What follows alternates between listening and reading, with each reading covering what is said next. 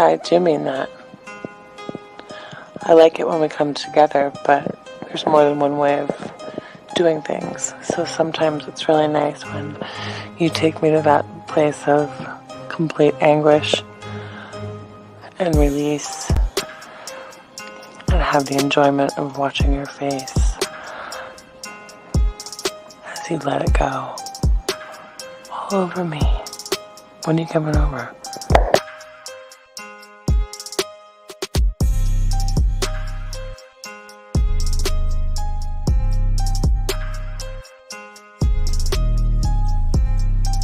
Hi gorgeous, it's your Sydney girl again. I have to say, listening to your last message got me so freaking wet that it's not funny. I listened to it over and over again a few times and I could just picture it all happening. And in regards to your volume of come, the more the better. Bring it on. And in regards to where I like it, I'd like it anywhere you want, whichever hole you prefer.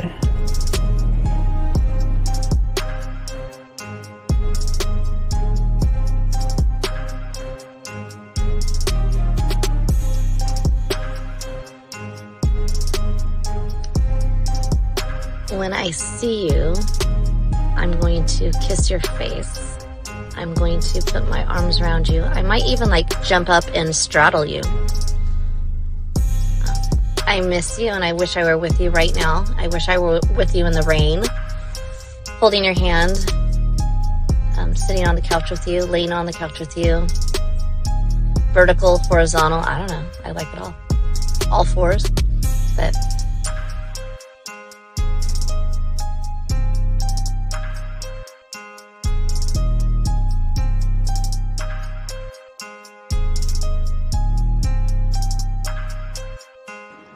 I mean, I can't really control it.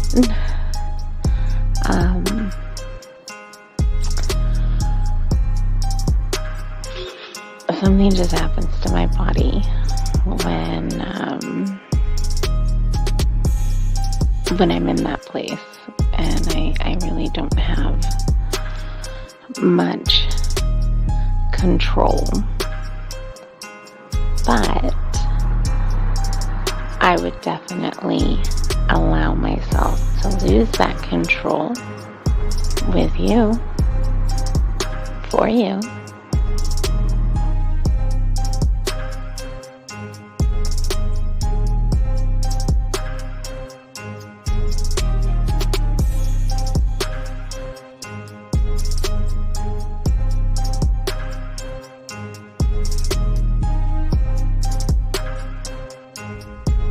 Good morning. This is your friend. No. This is your lover. And my day is starting. And I can hardly wait until we can be together again.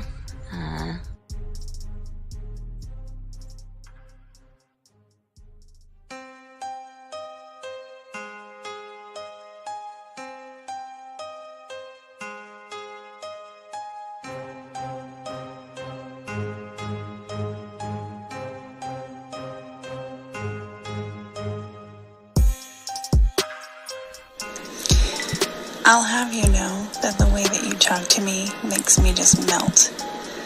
Like butter on a hot pan. Oh my God. I would definitely be running my nails up and down you. And I could keep them nice and pointy if that's what you like. And you would be assuming correctly. I was naked when I took that photo. And it is unfortunate indeed that there's no portal attached to these photos, because it's been a hot minute since I've had any attentions in that regard, and I feel neglected, and I feel like somebody should remedy that for me immediately.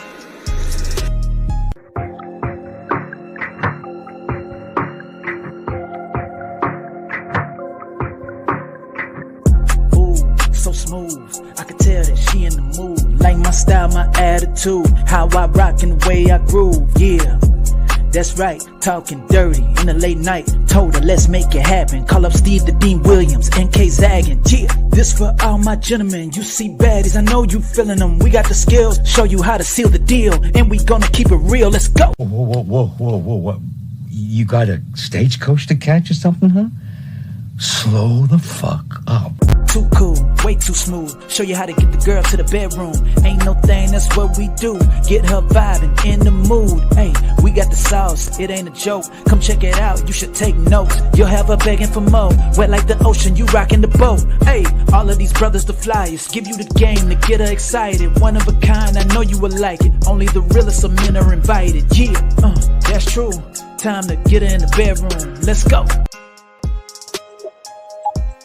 Yeah, Zach. Hold you in there for days as a paraphrase. The game to your mind, have your body stay straight. To my voice, like a swimming pool. That Susan, put your body in the mood. Intoxicating, lovely ladies. At the club while I do higher, hands to the sky. Wiggle that ass, rub those smooth thighs, hypnotize by this game in my eyes. Try this mind candy and have you paralyzed. What's going on, Zag, man? What's up, man? All right, cool. I'm doing better, man. Better now, All I man. know was Sunday, I couldn't put the earbud in my ear. Now you That got shit it. was hurting like a motherfucker. And now you But I'm better now. Yeah. I don't know if Antonio was watching Unique 79. I have not forgotten about you. You sent me some audio clips. I've already put them together. God, what's up with I just got to edit the joint that I did on your behalf, and I'm going to drop that. It's coming, bro. I have not forgotten about you. All right, Zach. All right. What else? You good? You ain't have no woman like take care of you or anything, y'all? No. I had my little one, so I couldn't. Oh, couldn't okay. have no randoms around them and shit. Yeah, he said random. Yeah. So I did. I did get some well wishes. But shout out to Renee P. She gave me some advice. With the cold compress, Renee. I just want to say I did that shit. That shit did help. I'm not gonna front. That shit did help. When you're not feeling good and they know you're not feeling good, they'll reach out to you and check up on you and shit. Like, what's wrong with my baby? What's wrong? Oh, are you okay? And something I guess guys aren't used to. They like to pamper you. I had that, and I had even one of the neighbor chicks. She was like, I've been, because when I get ready to leave, to walk to my car, her window, her blinds always open up, right? So she stopped me one evening and she said, "You've been walking around, look a little different. You're not yourself." And I'm like, "What the fuck you mean I'm not?" You know what I'm saying?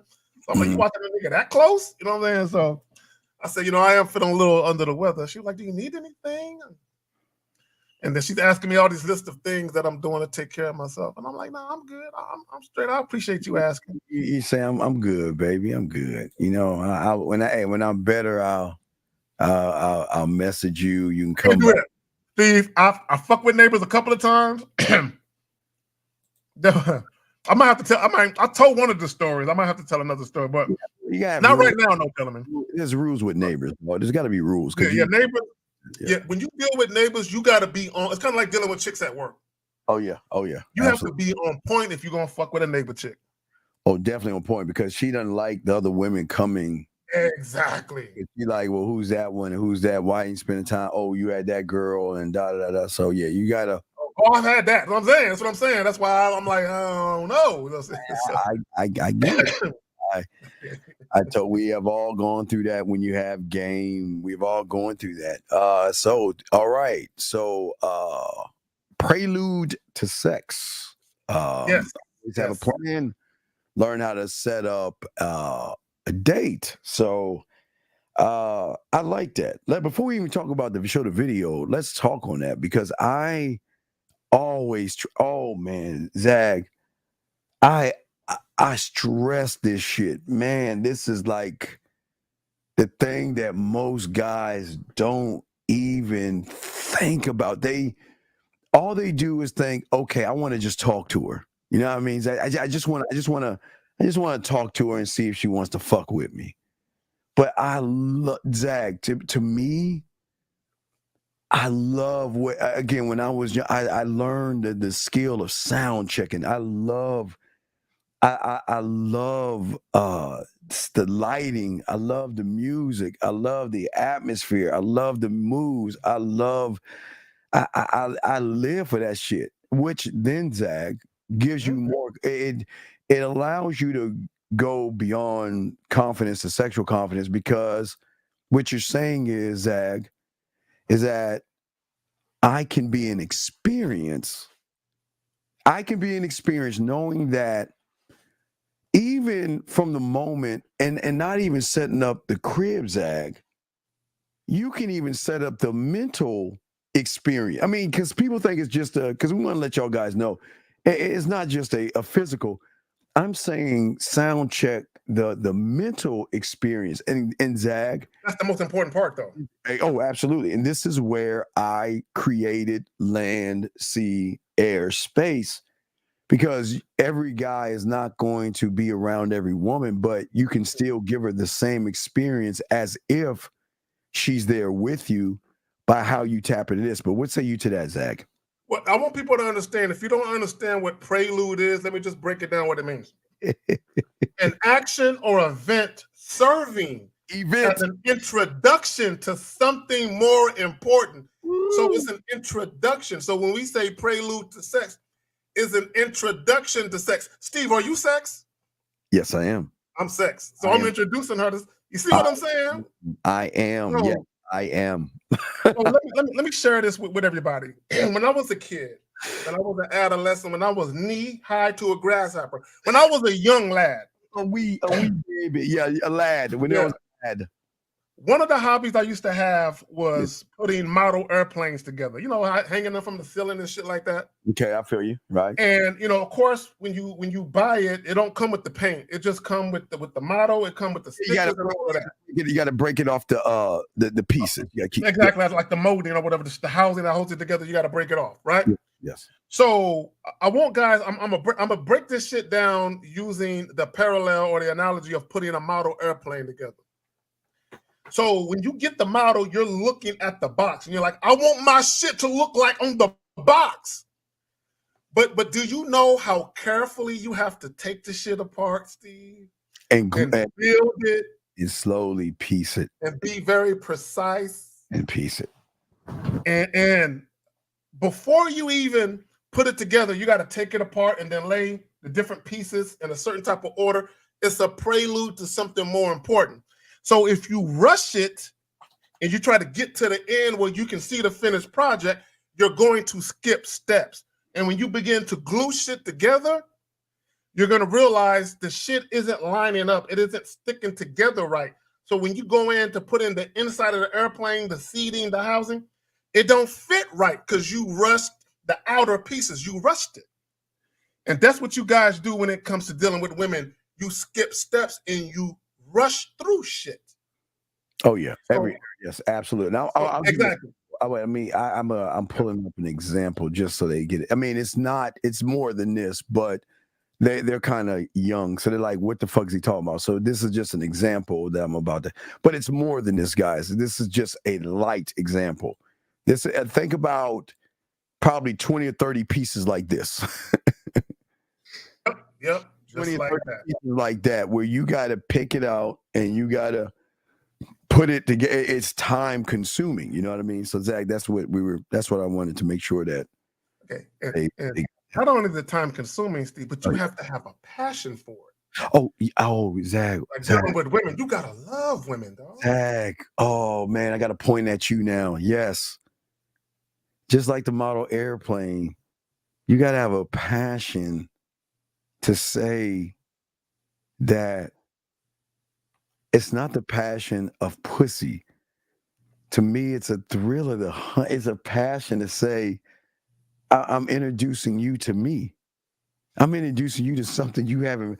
I'm introducing you to something totally different. Oh, that's a thrill right there, dog. The thrill. But again, the passion comes behind the prelude of what do you, again, I always say, Zach, before you walk out the house or before you walk out that door, how you have everything set up. And the setup has to not only be in the physical, but it also has to be in the mental. You got it, Zach. I didn't mean to interrupt you. Please go and continue. No. You're good. You're straight. So guys, we're about to get into a couple of videos, and one of the videos, shout out to our dog. We're not gonna say the name. We're just gonna let y'all watch the video and y'all can figure it out. Yes. So when we start to get into this, you're gonna see how everything is unfolding. You're gonna see the importance of having a plan.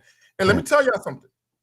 I need guys to understand setting up the date is like the bridging of two sides. Setting up the date, how you set it up is the bridging of two sides. Like the introduction to the woman is the beginning.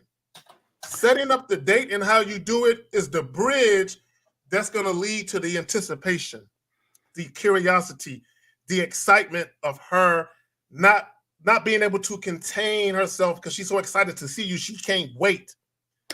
It's a bridge. But also, there's one more thing, the authenticity that comes along with her realizing that most motherfuckers don't even operate like this.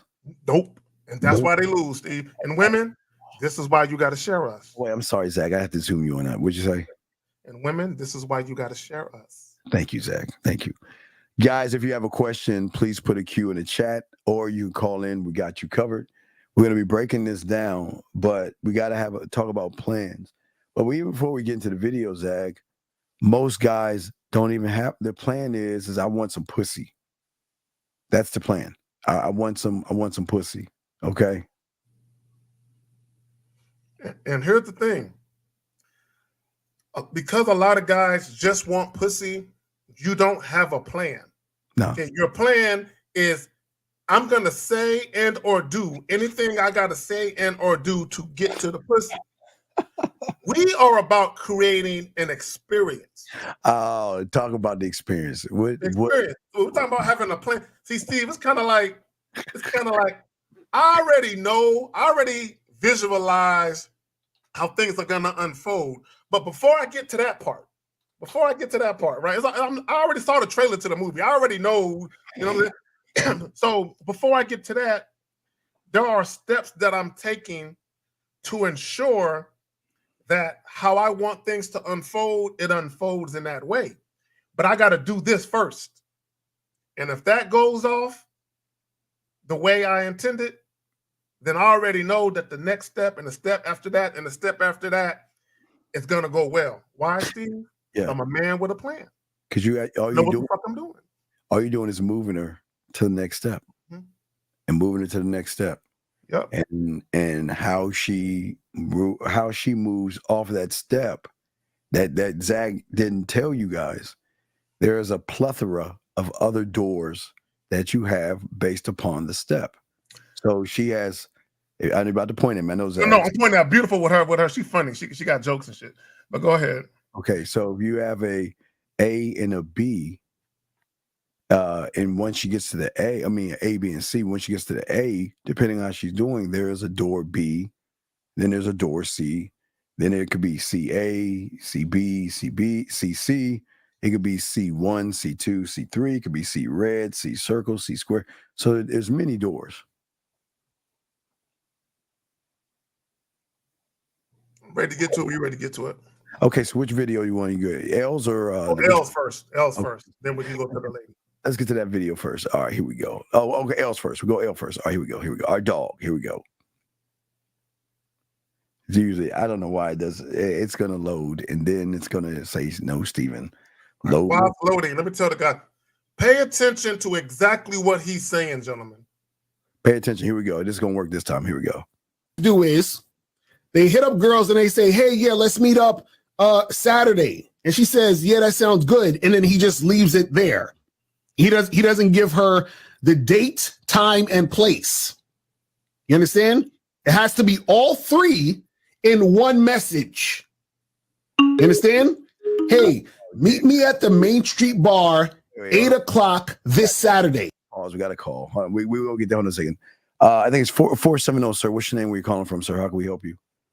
How you doing, sir? My name is Arthur. I'm 22, and I called about a couple of weeks back. It was when you guys were talking about knowing what you want from a woman, as far as like how you want to have a date and all that good stuff. And I had a question about, I didn't really truly know what I want, because I always, you know, I was actually looking for sex, and now you guys put me on game to change my point of view. And with that being said, it kind of correlates to this particular topic, in my opinion. You know, with trying to get to know her in like in a more intimate way and all that good stuff. How do I have to write out, you know, my plan that I want her to be? No. Zag, on whose terms, Zag? Your terms, caller. Okay, so your terms. Yes, so your problem is that you're making it about the woman versus making it about the man. Okay. And what I'm saying is, at the end of the day, I have a program in which I have to move by and operate on. Zag and I have two different operating systems. Our operating system is how we move in life around women and other guys, you know, just hanging out with guys, whatever. But with a woman, we have an understanding of, and it's very important, it's a trigger, time, okay?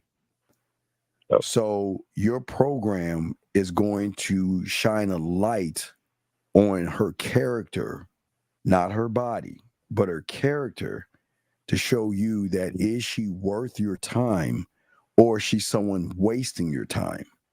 Zag, what say you on that, brother? No, and here's my thing. I just want to point out to guys, we're men. It's okay to desire sex. The problem is that guys place the desire for sex above any and everything else. So much so that guys just go in there with barrels half cocked, not knowing what they're doing. Earlier, I talked about an experience, and we talk about that all the time. Steve talks about that all the time. Being the experience, creating an experience. One of the reasons why guys have a hard time keeping women interested or holding a woman's attraction level is because there is no experience that a woman is looking forward to. There is no experience that she's had with the guy that's worth replicating and wanting to go back to and revisit. This is why a lot of guys, they can get sex, but they never hear from women again, because there's nothing about them that's redeeming. Right. So, Carl, let me ask you a question. What does intimate way mean to you? Can you say that one more time? What does intimate way mean to you? Meaning, to me, it's like anything but platonic. And that can be... No, that's not it. Come on. You just see, you guys are just, okay.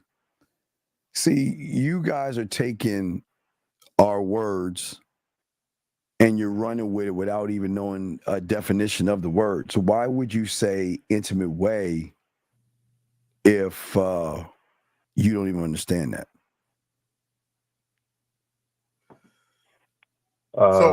So caller, hold on. I got you, Steve. I got him. See, look, let me tell y'all something.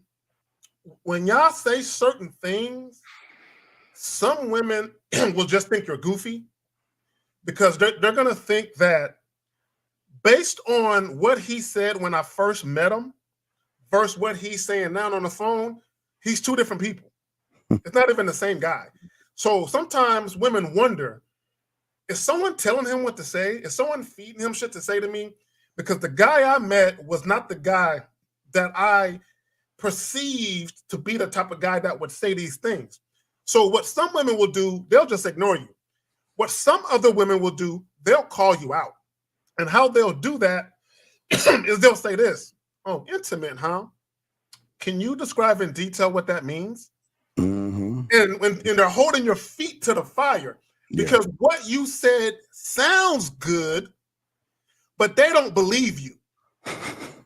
They don't believe you're that guy to say that.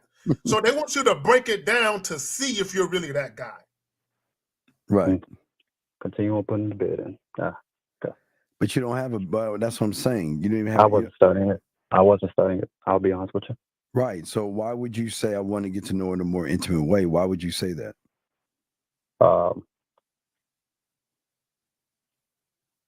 It's hard. It's kind of hard to answer that No, question no, because it's not. No, of what two. Wait, 1 + 1 is I 2. don't- It's not hard to answer. Why would you say that? There's no judgment. Because this no, is sir. where this is where y'all. It's not that This I is don't where want to this be is where judged. y'all. Is This that is I where don't y'all want to fuck just up. break the rule.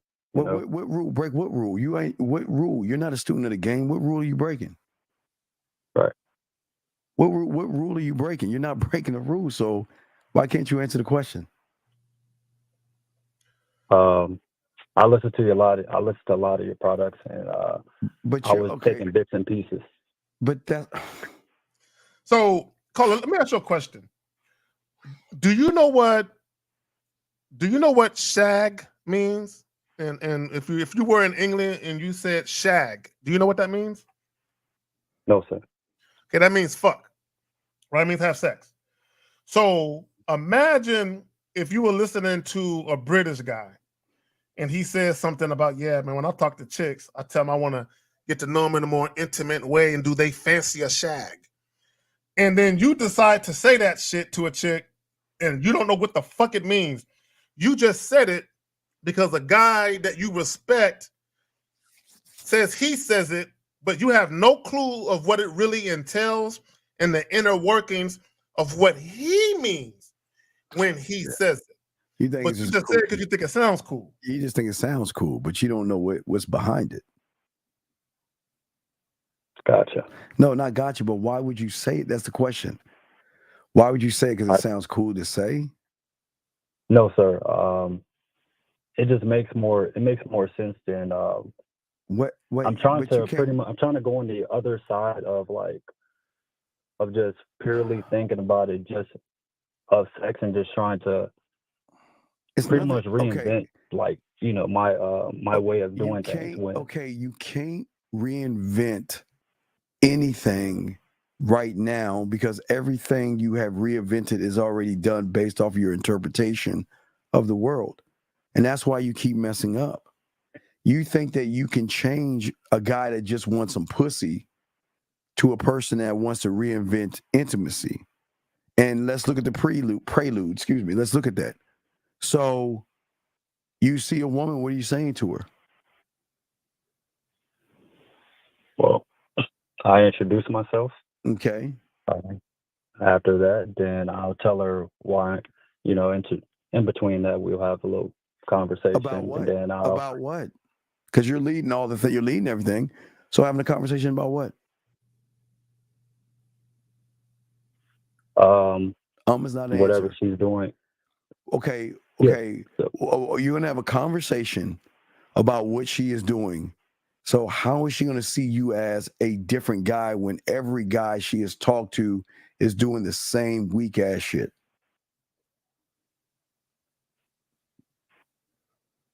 I don't know the answer to that. Well, here lies the problem. This is okay. Look, there's no knocking. We're just trying to help you. This is y'all's problem. You're just talking to talk.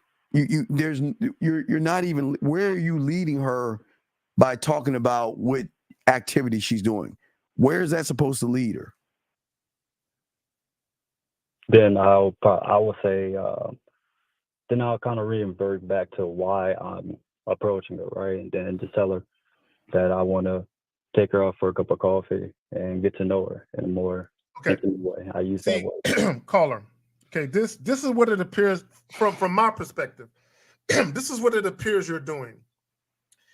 It appears you're just swapping out words with the same intent. Yeah. Meaning you still want to fuck. You're just looking for a better way to say it without making yourself look a certain way in a woman's eyes. Yeah. And I think this is why it may come off as very disingenuous or inauthentic. Yes. It's because here's the thing. I want guys to understand something. If you're dealing with a woman, and let's say you don't mind waiting, not because the woman wants to wait, but because you want to wait, you want to make her earn the dick, right? If you really felt that way, sincerely, that means if you met a woman and she wants to take you home and she's like, I want that dick tonight, you'd be like, baby girl, look, patience. Patience. Hey, if you play your cards right, you might get lucky and have this motherfucker one day, but not tonight. That's how you would be if you were really waiting for you. What a lot of guys do is they pretend like they're down to wait so they can seem like a different type of guy that they're really not. Right. And how you give yourself away is the moment something arises where sex comes up. Now she's looking at you like, I thought you wanted to get to know me in a more intimate way, because intimate to me means something non-sexual, right? Right. Now, Go ahead, Steve. You take no, call. Now we got this. Yes, is great. This is great dialogue, and we appreciate you. You're doing a great job. So don't feel like we're putting a lot of pressure. You're doing a great job. But I just want to show you where you're going wrong. Okay, you're on the date with her. Mm-hmm. She's sitting right in front of you. What are you saying to her?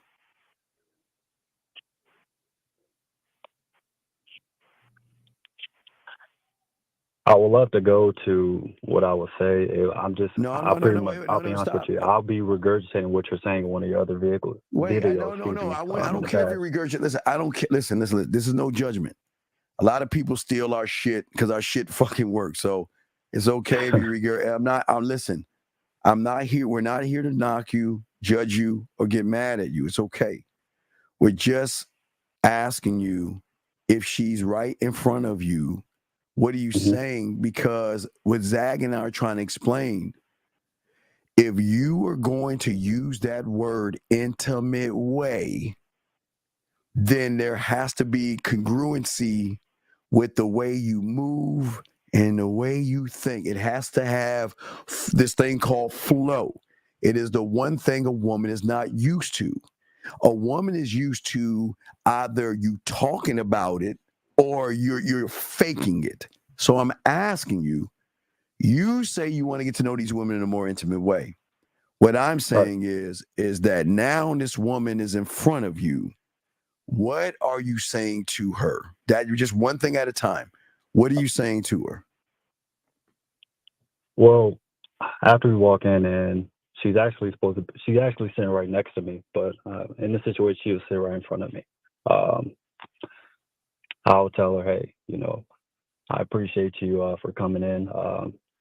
You had every opportunity to do whatever you have to do, but you took your time out to come in and enjoy this, spend your time with me right now, and I appreciate that. And I'll just go in and ask her, and what separates you from everybody else? Stop right there. Why would you ask that question? Because that's where I wanted to lead to my mission statement that I try to write down. Wait. Do you think Zag and I will ask a woman what separates her from everybody else? Or Zag and I show the woman what separates us from everybody else? See, I'm sorry, Zag, we got you, caller. Caller. See, I love that you said that. See, caller.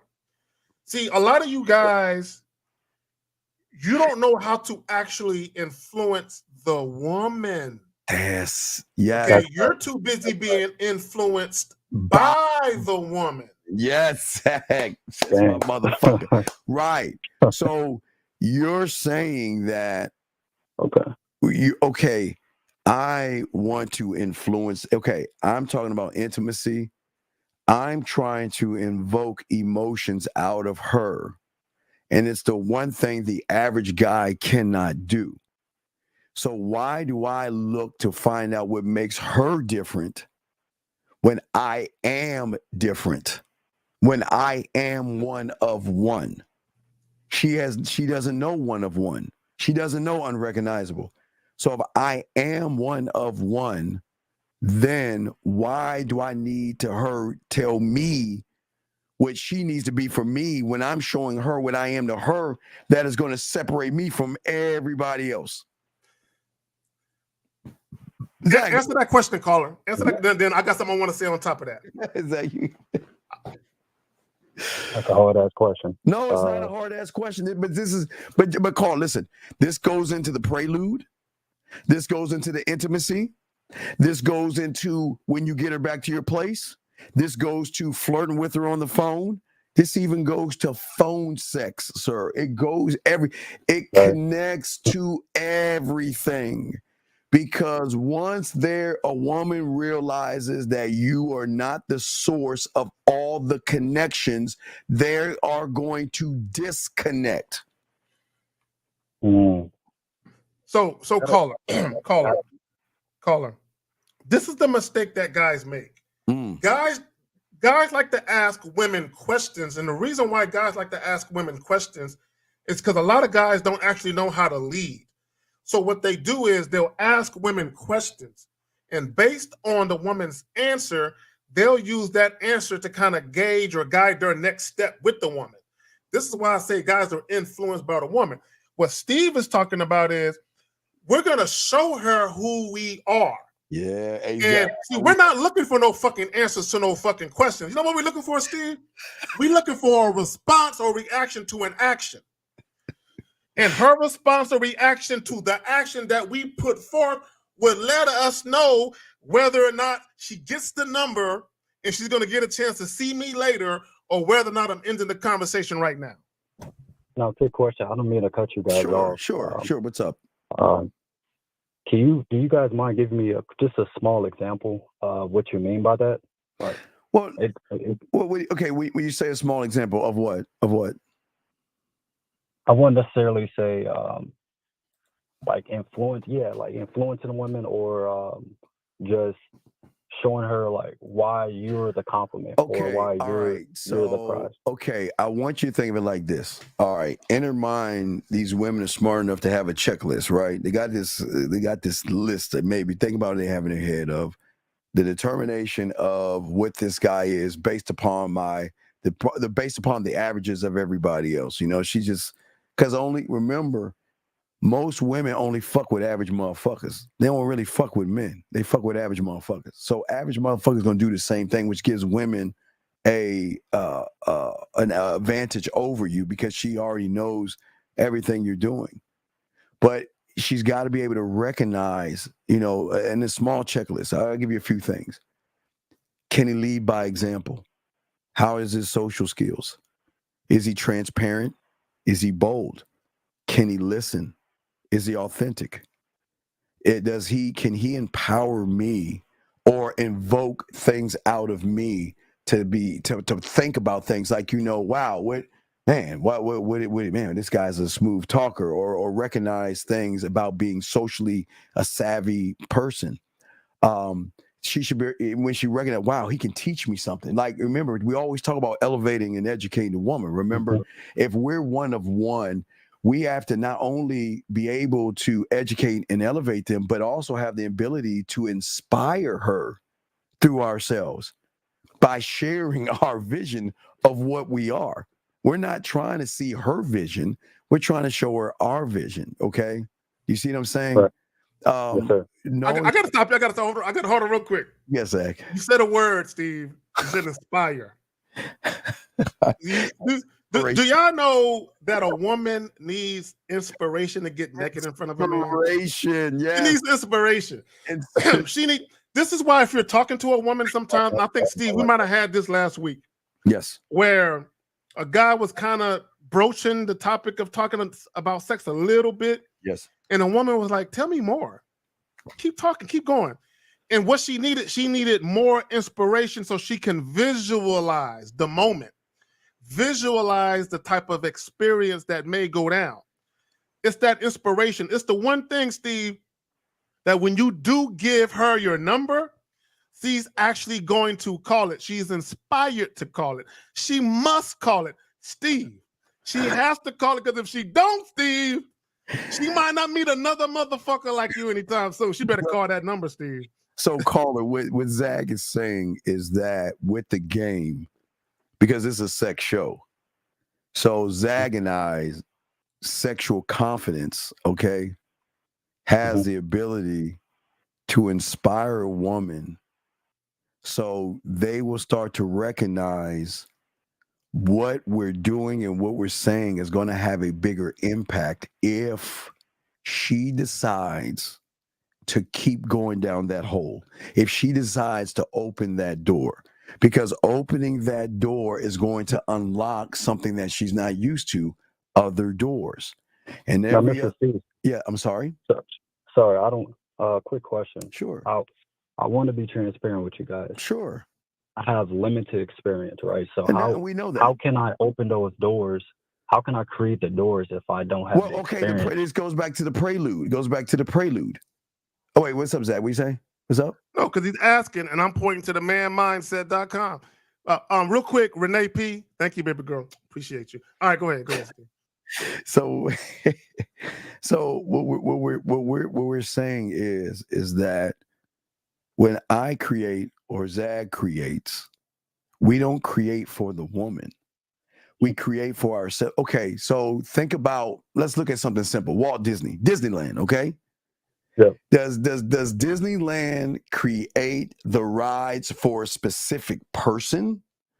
Or does it create the rides for whoever decides to pay to enjoy the ride? Whoever decides to pay to enjoy the ride. Right. Yep. So when we're creating a sexual amusement park, do we do it for the woman or do we do it for ourselves and then guide her to that? Okay, ourselves. Okay. Right. Right. So caller, I'm gonna piggyback off that, Steve, if you don't mind. Yes, sir. No, please. So caller, we already know the type of experience we want to experience. And because we're confident, knowledgeable, experienced men who've experienced this experience many times over, we already know there's going to be a lot of women that appreciate the experience that we are about to give them. So we're setting up this experience, and what he said about the customers who want to pay, right? So when Disney and some of these amusement parks create rides, they're kind of already in tune to the type of experience they want to give the people that's going to come to their park. So they know people are going to ride them rides. Now watch this, Zag. Now watch this, caller. I'm gonna piggyback on my dog, Zag. So what is the one thing that they do that draws them into going to the amusement park? The advertising and marketing by saying that if you come here, you're going to get an experience. So what Zag and I are actually saying is that we're not taking them to the amusement park. They want to go. Let me say it again. We're not manipulating them to go. We're not begging them to go. We're not deceiving them to go or tricking or lying to them. They're going to want to go because if the experience with you is this enjoyable, if my emotional, if you are pulling out emotions in me and we haven't even done anything and it's just how you were talking to me, then what is it going to be like if we go behind the next door of flirting, next door of starting to make it more sexual, the next door of showing, okay, I mean, every door is open in other doors, but it's the advertising. When it is the prelude, it is how am I, or Zag and I, how are we presenting ourselves? Do you see what I'm saying? How are we presenting ourselves to the woman? Not to fuck, but to give her the free will to decide that, you know what, I want to talk to you more. Because even in talking, caller, what have I created for you guys in talking? Land, sea, air, and space. So I have equipped you with 4 different ways to reach out to a woman that you haven't even thought about utilizing. Most of you guys were just utilizing the texting, but you don't even know the beauty of your voice and how that can ring bells in her mind and her emotions, or a video that can have a deeper connection, or even going live. All those things are communication, but it comes from the one source. So if the one source can do these things, why wouldn't you want to go to the amusement park, Zag? Caller, let me ask you a question. Has a woman ever told you that you have a sexy voice? Has any woman ever told you that? Yeah, my ex-girlfriend did. Okay. Now, let's say for the sake of argument, you're dating multiple women. Okay, listen. I need you to listen to what I'm saying. This is very, very important. Multiple. If you're dating multiple women, and let's say you're dating 3 or 4 women at the same time. Yes. And let's say they all told you, damn, you have a sexy fucking voice. Let me ask you a question. The answer is important. If you had a choice to send a text message or a voice text, which would you send? I will send a text message. Wait, stop. Wait. Okay, you didn't listen to that. Okay. See? Wait. Did you hear what he said? Yeah. Okay. I thought, like, are you talking about the mentality? You know, if I didn't know what I know now. Wait, listen.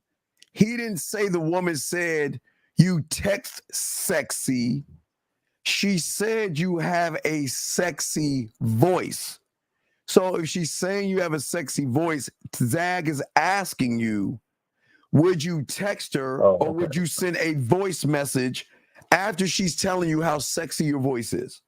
Yeah, voice message. I'm tripping. I'm sorry, you got it, please. So that goes with creating the experience. Once you understand how women view you, and once you understand your superpowers, if you will, why not use your superpowers to create that experience? Super sexual powers. Exactly. So if you got multiple women who have told you your voice is sexy, you should go out of your way to make sure they hear that motherfucker. Yes, because what are they going to do with that? If they think it is sexy, they're going to keep pressing play.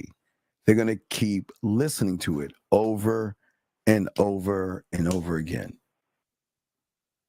And while everybody else is sending text messages, you have a slight advantage because you have moved it up to another level. But even moving up to another level is going to have a shift in the thinking because, okay, that's pretty impressive. Wow, he seems like he's real confident in his voice. All right. So then she's going to reply back. She's going to follow your lead. You send voice messages.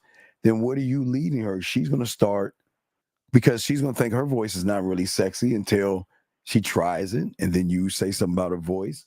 And then she's going to send voice messages. So now she's back on the same playing field. But from that point, you want to move to the videos, right? But while you're doing all this, Zag and I are telling you, this is the marketing because this is what she's saying. She's saying, okay, we just started this shit and he's doing different things. The fuck is that? Hey, Zag, the fuck is that amusement park going to be like? What is it going to be like in a flirtatious situation? What happens if I test it out, dip my toe in the water, and let me ask you a question: a woman messages you. You're like, "Hey, babe, what's going on?" And she says to you, I'm just not feeling it today. I don't know. I'm just feeling, just drowsy. I just feel really down today. What would you say to that woman? Well, I can utilize the voice message and tell her to, I'll probably just see if I can. Damn. What would you say to that woman? Because I know what I want to say, but I don't know how to say it. What is the one thing from what we're telling you that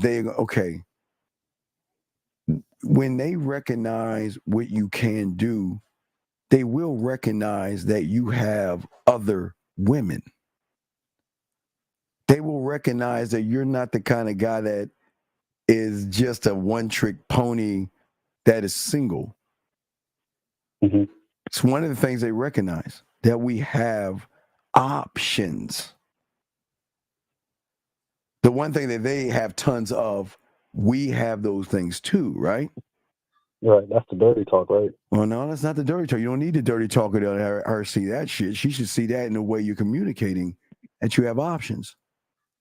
That there are other women getting, like Zach was saying, the other girlfriends are enjoying you. She's not the only one enjoying you. She's one of many that are enjoying you. That's what Zach was saying with the girlfriends. But if she's saying to you, okay, she says I don't know, she's just, all right, let's say, I'll give you one. She's got a headache. She texts you, oh, I'd like to talk to you, but I have a headache right now. What are you saying? Well, I'll send her voice messages and tell her, well, what I can do is I want you to imagine me coming over there, just chill, lay back, and, But you just met her. give me something. You just met her. See? Oh, I just met her? Just met her. Yeah, see that? See, you're trying to don't regurgitate my stuff. That's why I had to shift it up, because all you're going to do is try to regurgitate. You just met her, you know, for a little while, and she's saying she has a headache. What's the move?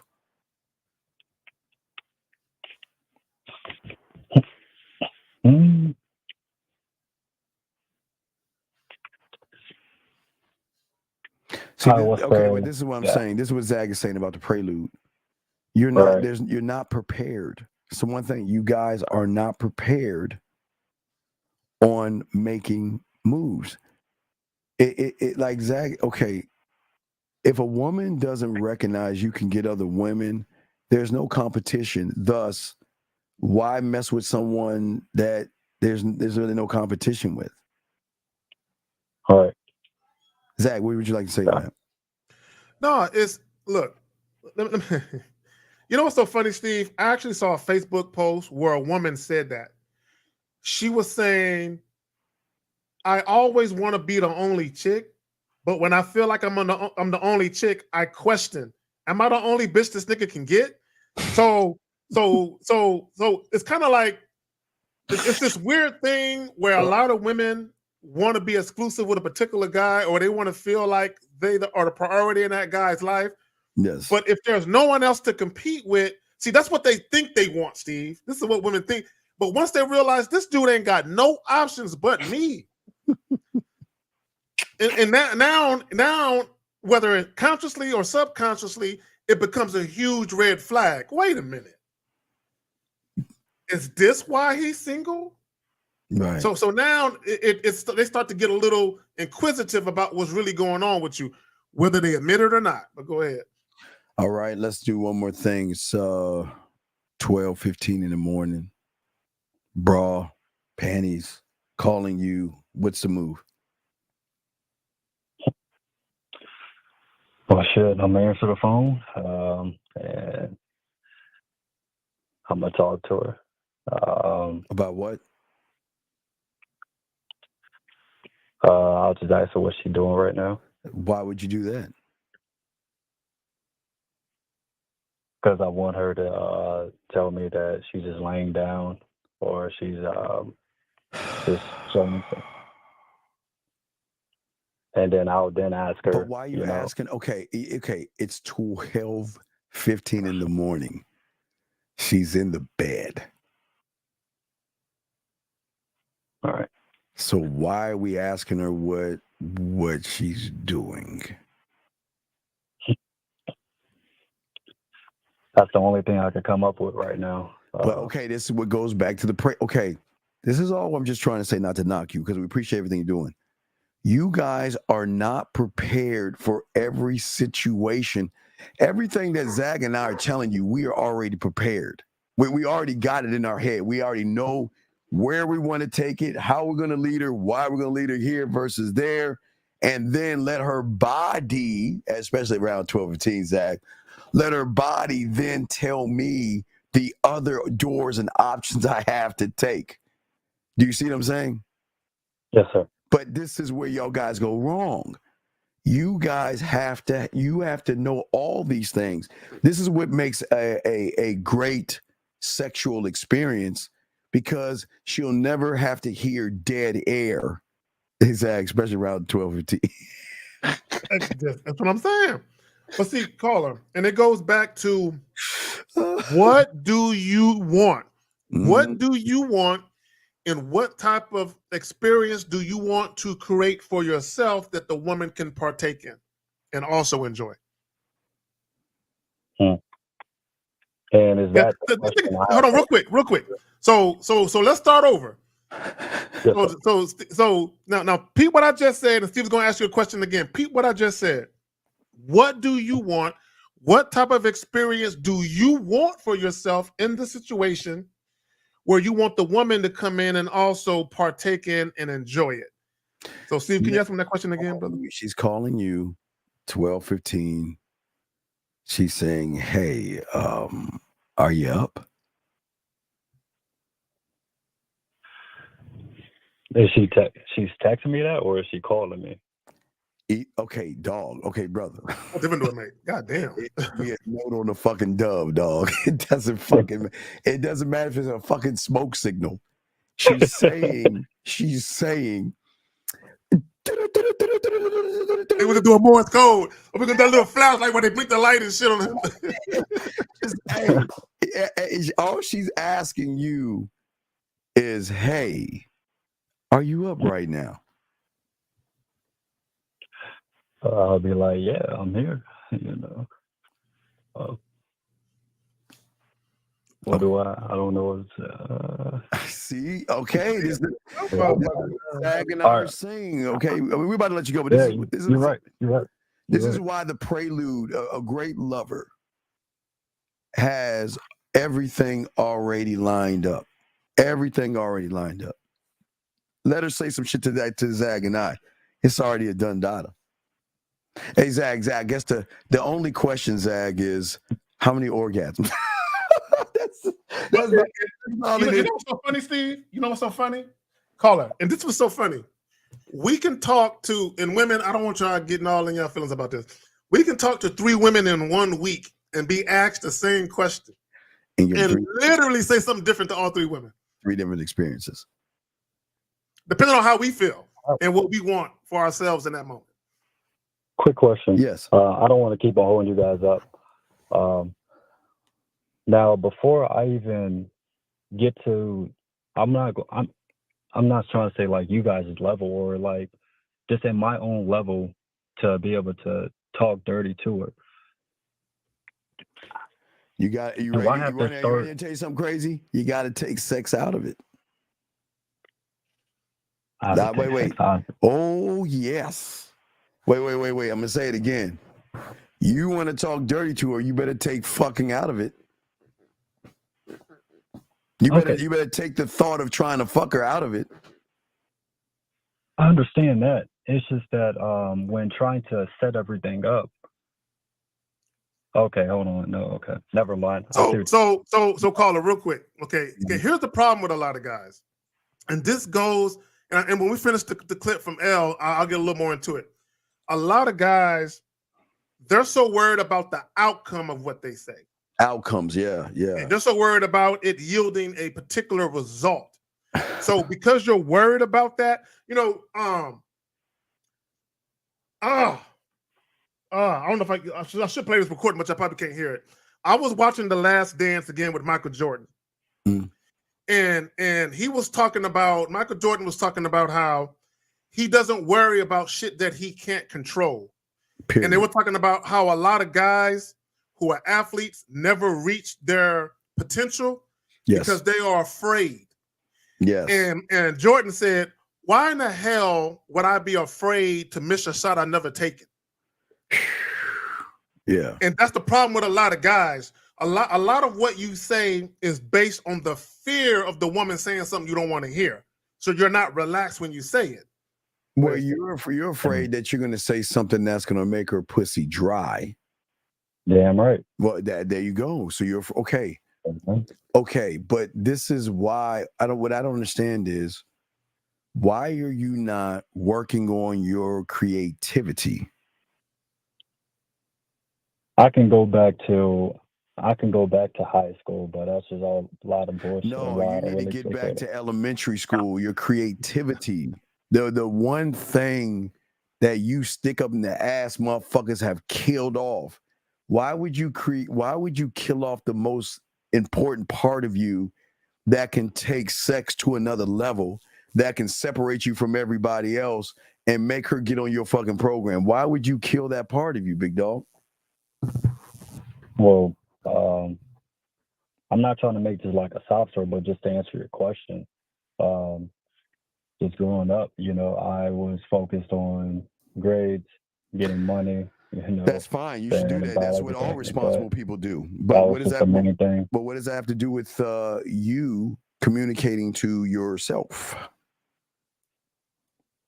I never really understand the importance of it until I honestly found you guys. Well, that's cool. You don't know what you don't know, and that's cool. But I'm saying, it's just that what happens is that, and I'll give Beautiful said it earlier, and I'll give her credit for this.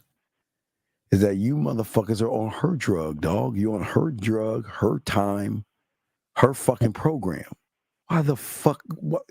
Why would you want to be like everybody else? Because getting her drug, being on her program, and following her fucking lead and shit is not going to lead you anywhere. No, it's not. Why would you? Why would you follow a fucking woman like everybody else?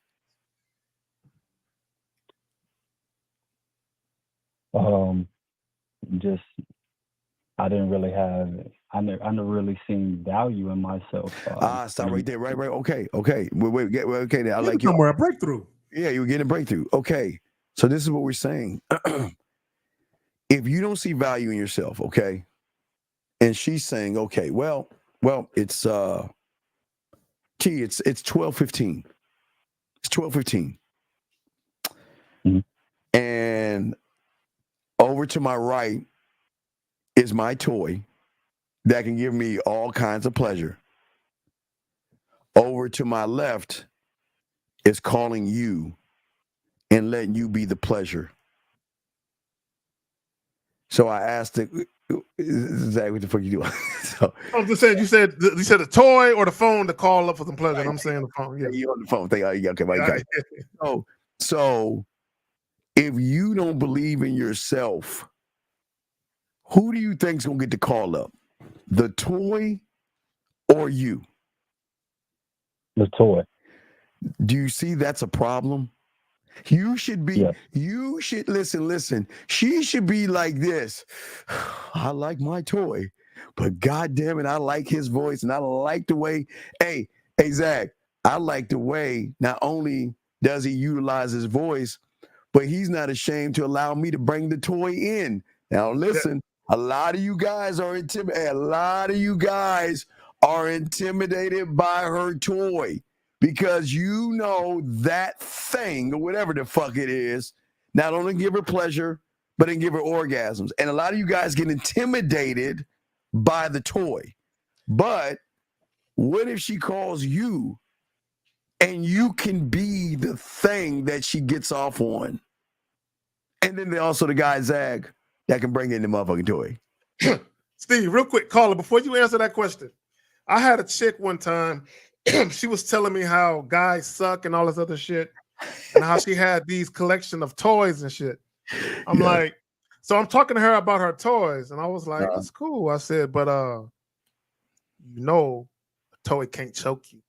She was like, and I was like, a toy can't smack your ass and tell you to take this dick, though. I said, a toy can't grab you by the back of your neck and pull your hair. And she said, motherfucker, you're right. So I said, do me a favor. Take a picture of your collection and send it to me right quick.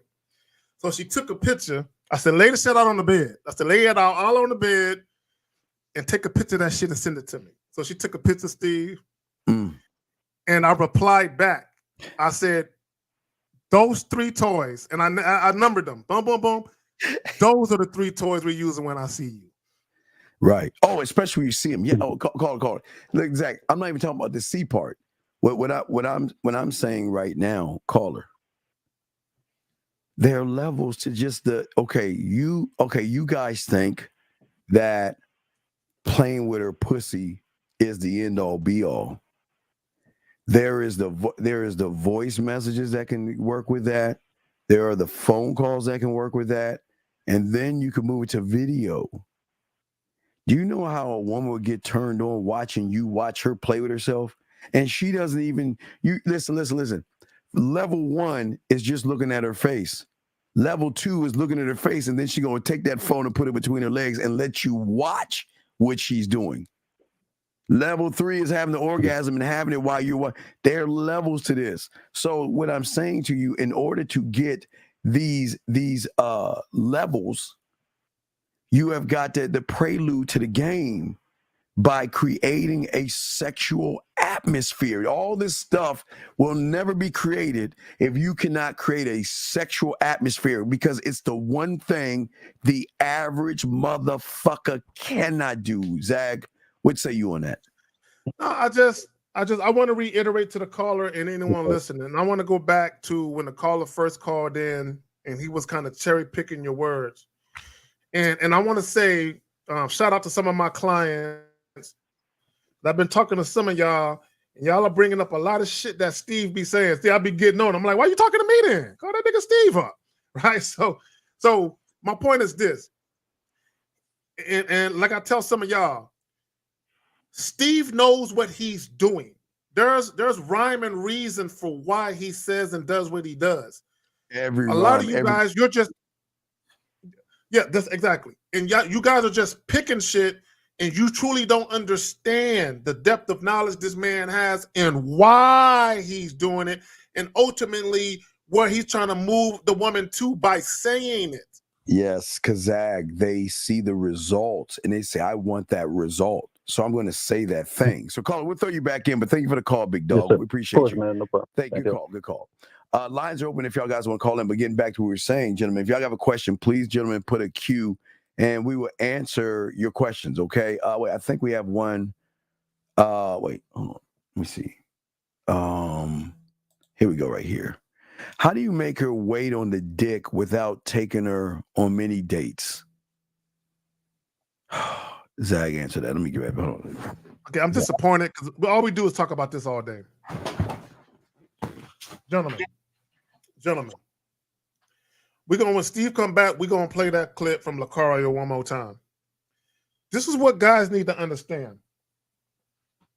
The very first conversation you have with the woman, okay, whether it's online, on a dating app, or face-to-face, whatever it is, the very first conversation you have, that's a tone setter, okay? It's a tone setter for the type of experience that woman can expect or she can begin to visualize. The problem with guys is the very first contact you make with a woman, or the very first conversation you make with a woman, or have with a woman rather, you'll come off one way. And then when you talk to her for a second time, you're somebody fucking different. Okay? When you're somebody different, women are automatically going to question, who is he? Is the real him the guy that's talking to me now, or the real him the guy that I talked to a week ago? And a lot of you guys got that problem because when you very first meet women, you're walking on eggshells. You're being very careful and cautious with what you say. And then by the second time you see her, all of a sudden your nuts done dropped and shit. Okay, you feel a little more bold or whatever. So you start saying certain things that ain't really you. So when he says, how do you make her wait on a D without taking her on many dates? This is what, so if you talking about make her wait on a D, why are you even built to make a woman wait for sex? Yeah, why are you built for that? Yeah. I don't understand why would you say that? Why would you say make her wait? But it's like you're trying to play a game. But I don't think you understand that what Zag and I are trying to teach you is that we don't play games. So we're not playing a make her suffer and just hold out on the dick because it's a cool thing to do. We just don't give our dick to everybody. That's why we make her fucking wait. We don't give ourselves to everybody. So it's not like thinking that, well, that's a cool thing to do, make her wait, because then no, man, y'all are missing the point about the game. Y'all are Y'all are giving your bodies away because y'all have no self-worth of what the fuck you have. She waits because we want to make sure she's got a fucking character behind things. You know what I mean? So let's get to the next question. Let's see here. Next question. We got another. Guys, put a Q if you have a question. Here's the next one. Is confidence built through experience or can be? Oh my God, man. No, look. I don't understand, man. I don't. Every guy. Steve wrote a book. Steve, let me ask you a question. Okay, Yes. Outside of writing poetry, that book you wrote. Yes. Was it the very first book you wrote? Yes. Yes. Gentlemen, confidence is the thing that makes you want to try something because you have the belief that you can succeed at it. You don't need to have been successful in the past to believe you can succeed now. Right. Yes. We're okay. We're not okay, gentlemen.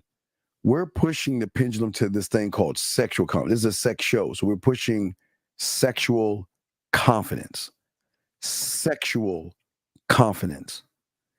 So you have to create it. You have to be able to not only create sexual confidence, you have to believe in yourself enough to not only create it, but express it and lead by it and lose her over it or have her come closer. It's just so many, it's so many things to it. So I don't understand what you mean by that, but if you have more, you got a question, go ahead, ask again, but we don't understand this. So here's another one right here. It says, Uncle Zag, I set up a date with a woman, gave her time and place to meet, 6 p.m. ice cream place. She did not reply back. If she does, okay, gentlemen. I don't know. There's this word called pride. Y'all might want to look it up. It's spelled Pride, pride. You might want to look up that word called pride. So if you text a woman a date, right? You tell her, hey, I want to do XYZ on this day at this time. And she doesn't respond. You know what? I saw a quote today on Facebook. There was like, no response is a response, and it's the most powerful response. So Jermaine Ocho, I'm going to repeat the post that I saw. No response is a response, and it's the most powerful response. Women do not ignore a text of men they want to get next to. Yeah, and if they do, okay, this is okay. All right, so let's look at this. This is ego. This is your bruised ego, and this is your self-importance, and this is the femininity that you have. Okay, listen. You did everything. Okay, you set up the time, the place, and all this other stuff. She didn't reply back. Next. That's it. But I'm going to tell you why it's never going to work for you. Because now you want to play feminine ass, bitch ass games. So now listen to what you're saying. Oh, I want to get you back for hurting my fucking feelings. I'm going to get you back for hurting my pussy. How dare you hurt my feelings? So when you reply back, okay, gentlemen, I'm going to tell y'all something. Hey, Zach, we need the women to leave for this one because they don't need to blow. I don't need to blow. So women, I'm going to need you to go out in the lobby, get yourself a little mimosa. Right here, you know what I'm saying? Get yourself a little mimosa. Go get your nails rebuffed. Yes, please. You know what I'm saying? Go out there and talk amongst yourselves, please. Now, with them out the door, let me explain something to you, J.O. And I'm going to say this because I don't want to blow up their motherfucking heads. Let me tell you, and I'm going to keep it a buck with you. These motherfucking women don't give a fuck what you think. And they don't give a fuck if you ignore them. And they don't give a fuck if you don't reply back to them. They don't give a fuck if you're playing games because they don't give a fuck about you. So you think that you're going to do you actually think that ignoring a woman is going to hurt her fucking feelings and she's going to be all poo? He didn't reply back to me and now I'm going to cry in a pillow. Man, you know these women are fucking ruthless. That you used the word I wanted to use. Ruthless. Steve, they are savages. Women are fucking like a school of fucking piranha on dudes. They don't care. They don't give a fuck, man. Dog. Listen. You're not the guy, J.O., and you know you're not the guy, but what you're saying. And we're saying that you're talking about an opponent that doesn't give a fuck about you at all. And listen, because you want to know why? Because you never gave a reason to give a fuck about you. You never did anything to make her think about you. You never did anything to make her miss you. You didn't do anything to make her want to hear back from you. But yet, you think that if she replies back, you're going to show her who's boss by ignoring her? Man, these motherfucking women ain't fucking with you, man, like that. Zag? Well, I'll put it like this. Fuck. Steve, she lives rent-free in his head. I bet you she ain't talking about him. Yes. I bet you since you text her, she didn't sample 2 or 3 new penises already. Since that last text you sent her, she's good, bro. She done moved on 2 or 3 times over. She's straight. Yeah. And Jermaine Ocho, we're not saying this to be mean, but sometimes you guys need a punch in the chest. Yeah. So you can understand when you're out here dealing with these women, don't get so caught up and being in your feelings by based on what the women are doing or not doing. If a woman isn't responding to you, you shouldn't get mad, upset. You shouldn't be frustrated by it. Like Steve said a little while ago, move on to the next shit. And this is how you do it. This is how I know you dudes ain't got bitches. Because if you had 2, 3, 4, 5 other chicks, you know what I'm saying, in rotation, she would be just a chick that, you know what I'm saying, hey, I'm going to give her an opportunity to get a roster spot. You know what I'm saying? That's exactly how you would look at her. But you're literally acting like she's the only woman you had that was showing you any little modicum of interest or anything. Come on, man. All right, Jay, I'm going to explain where you go wrong, where we don't. You've never built or sparked an attraction with the woman that opened the door to building sexual tension with the woman, that opened the door to sexual desire where she wants to hear from you. You never did that.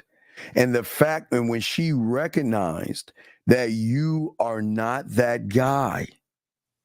And listen, and I'm not trying to be a dick here, but all she's going to kind of compare you is to that toy. That toy can give me pleasure. That toy can make me come.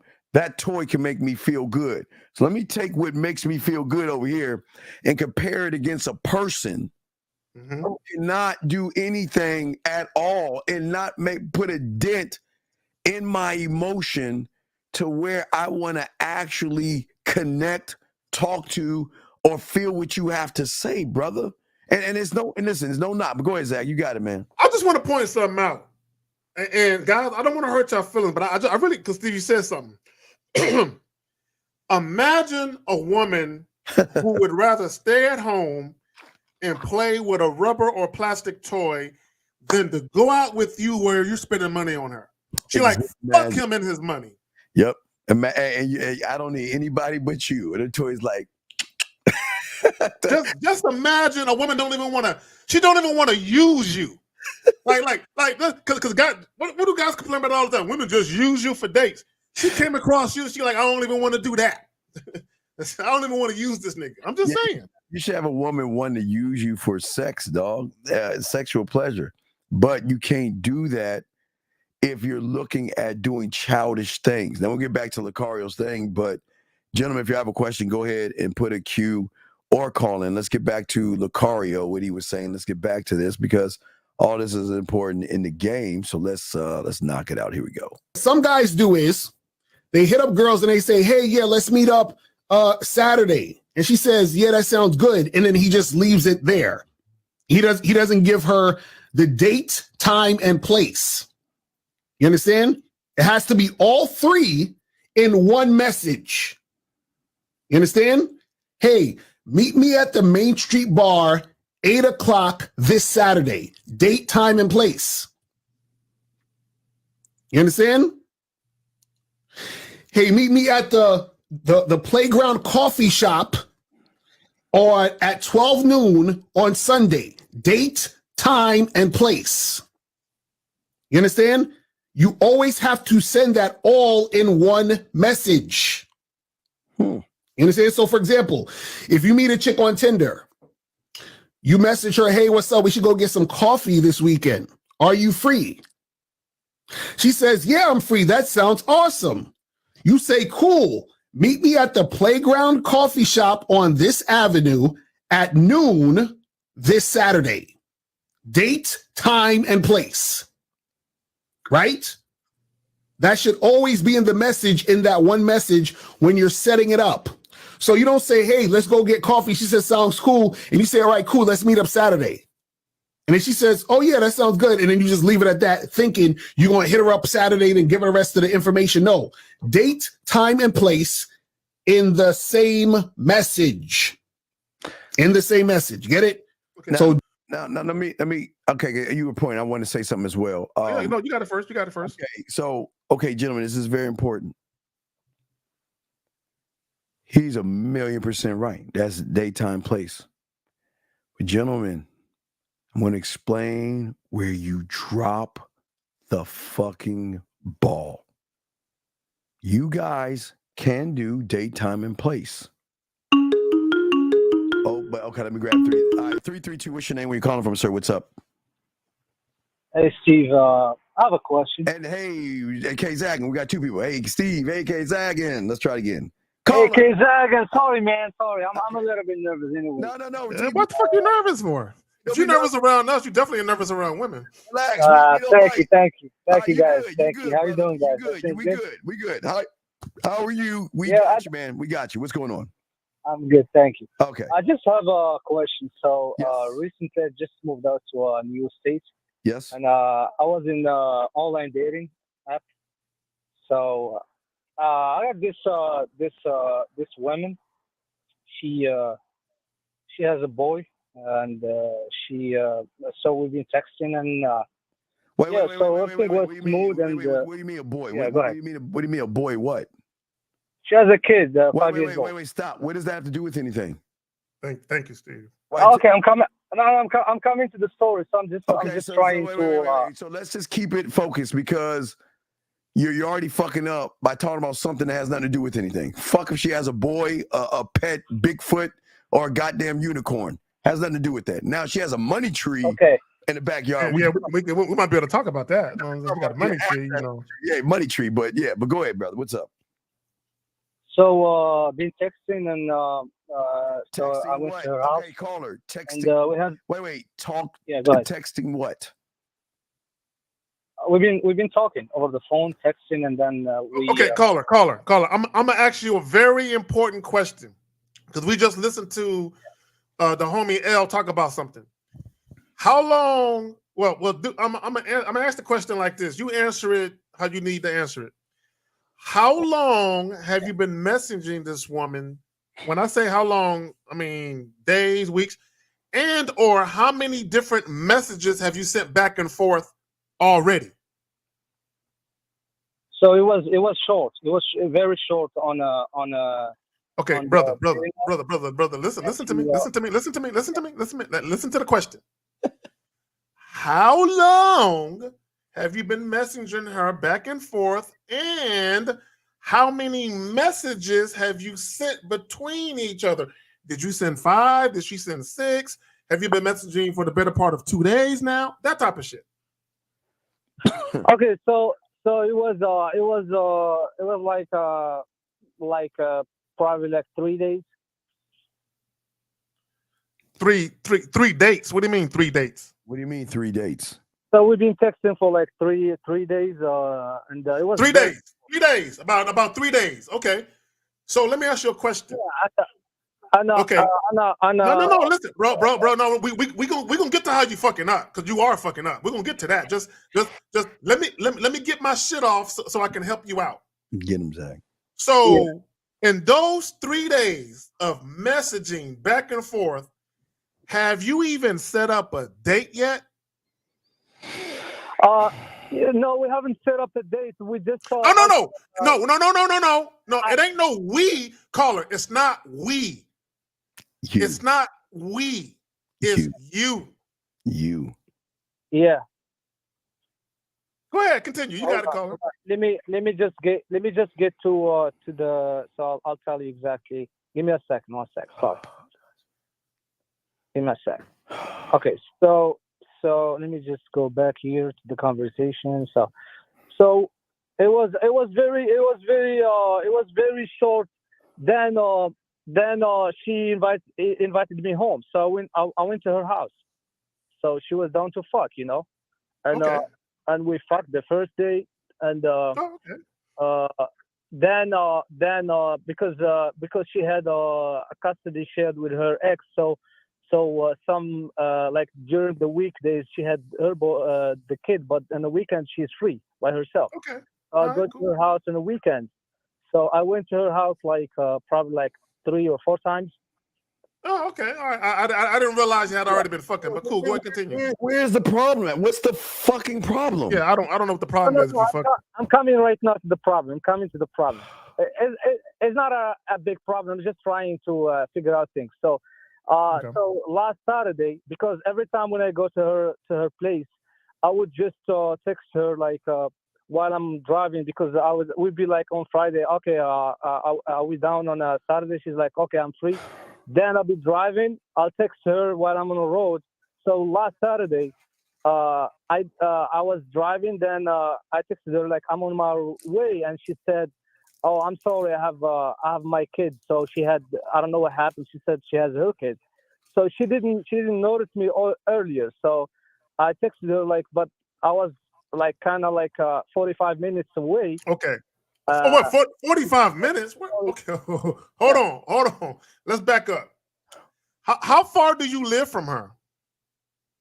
About like 2 hours and a half. Oh, hell no. Okay, that's one. Okay, wait. So you were driving and you drove half the way without even having discussions with her, and then you called her, and then she said she couldn't do it, or text her when you were 45 minutes away from seeing her. Am I correct? And she said she had her son. So okay, where's the problem at? Okay, so she said, "I'm sorry, I had a kid." She said, "Like we'll do it next week."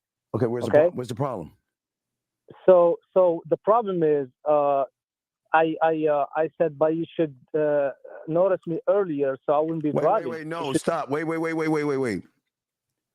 Tell me when she put a gun to your fucking head and told your ass to drive towards her without fucking communicating anything versus you automatically assuming that she was free. When did she put a gun in your head and tell you to make that journey without communicating to her? No, but we talked last night on Friday night. So see, hold on. I just want to understand. So basically, Friday night they set it up. Okay, Friday night you set it up, and Saturday you drove out there and you called her, and she told you that she had the kid, right? Yep. Okay, now it's not a problem. No. This is a powwow. Because I'm not mad that you have your child. But the next time you say you're going to do something and you don't do it, lose my number. There you go. Because, and it's the only reason I'm saying this. She agreed on Friday, and then something, like, things can happen, things can come up. But the moment she knew something was going to come up, she should have said something to you. Exactly. And the fact that she didn't say anything to you, what did you do?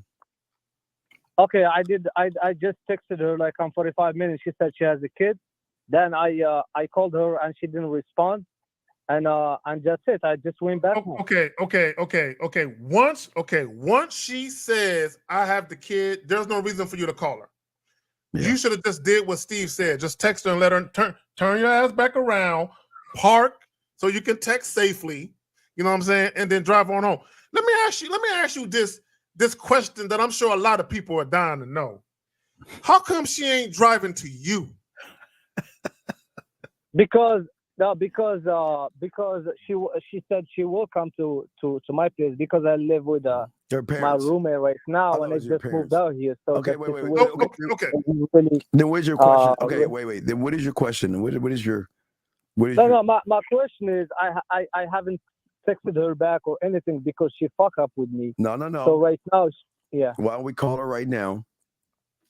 Why don't we call her live on the air right now and let her know that behavior will not be tolerated?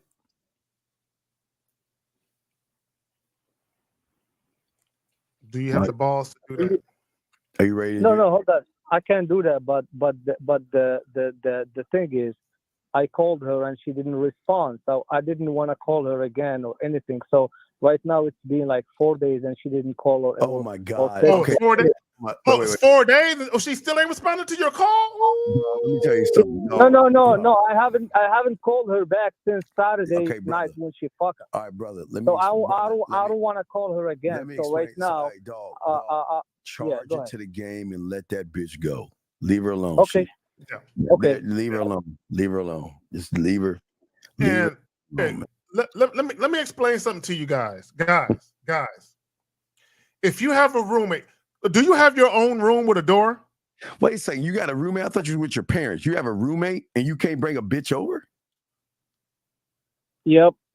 Man, get the fuck out of here, dog. Wait. Are y'all in this flat where you can see each other sleep or some shit? No. I have my own room. So then why can't you bring women over?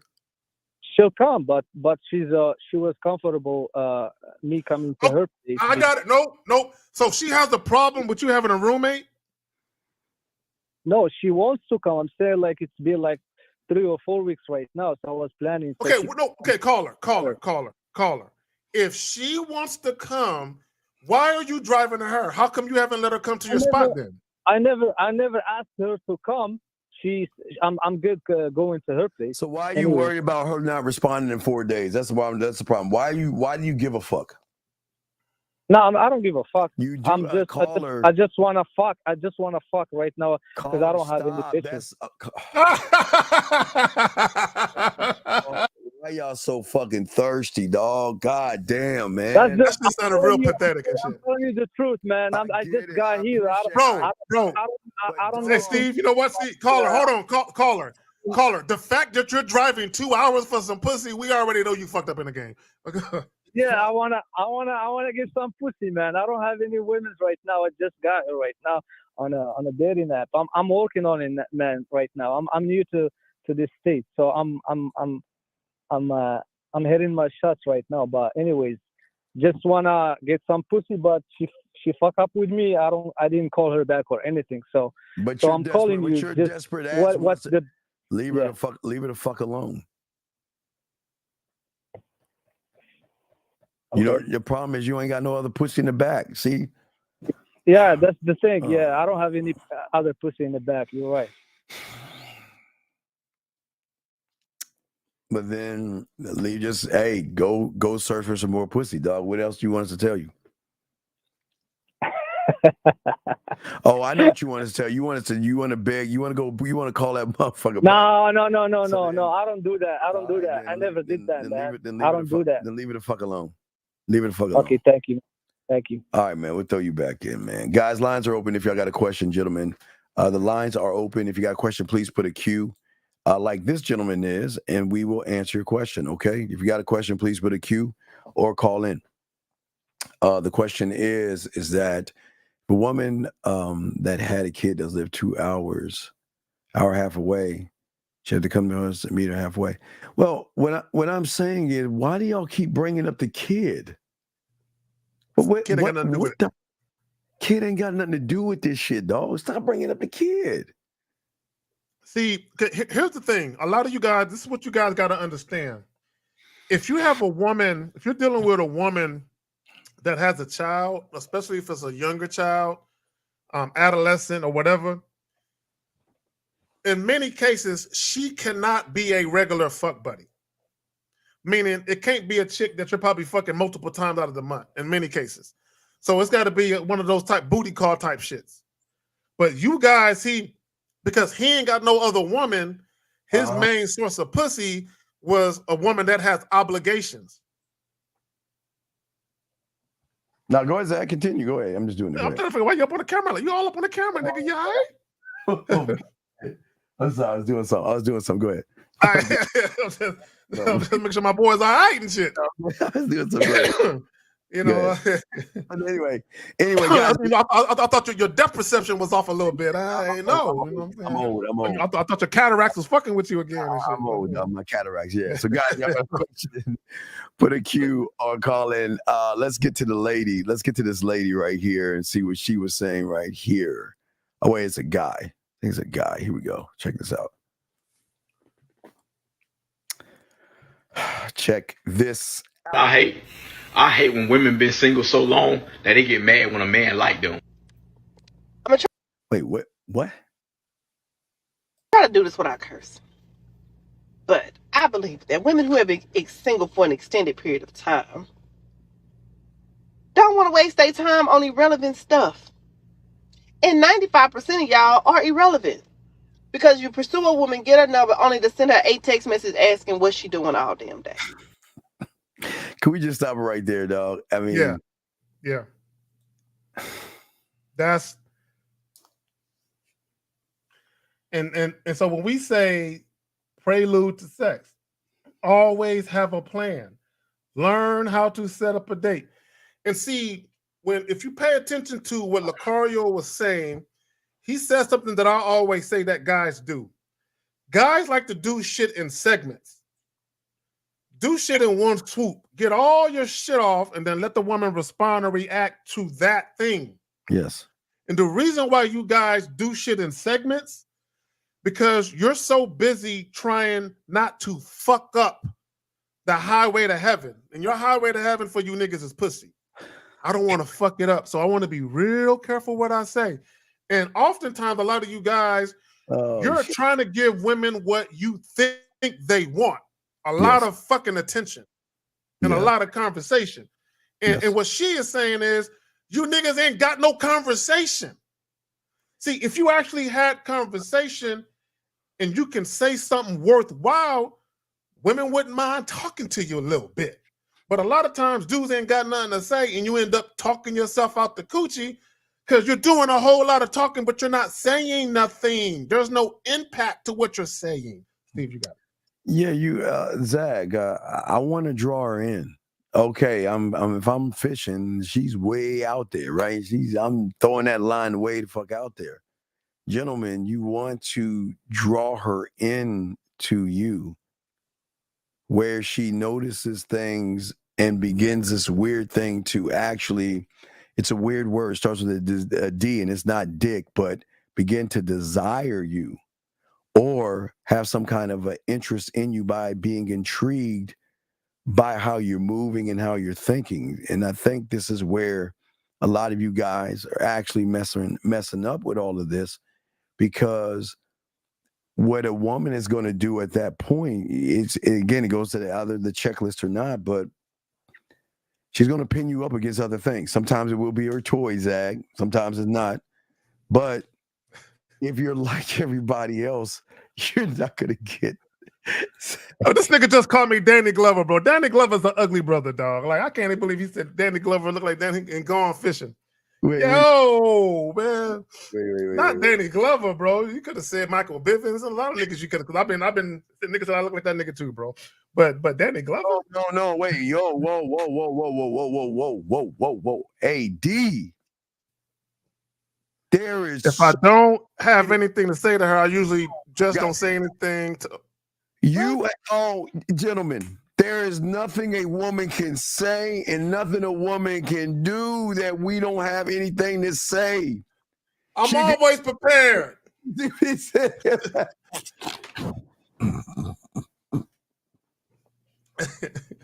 Hey, Boxing Plug Day, man. It's all love, bro. It's all love. It's all love. Can we please?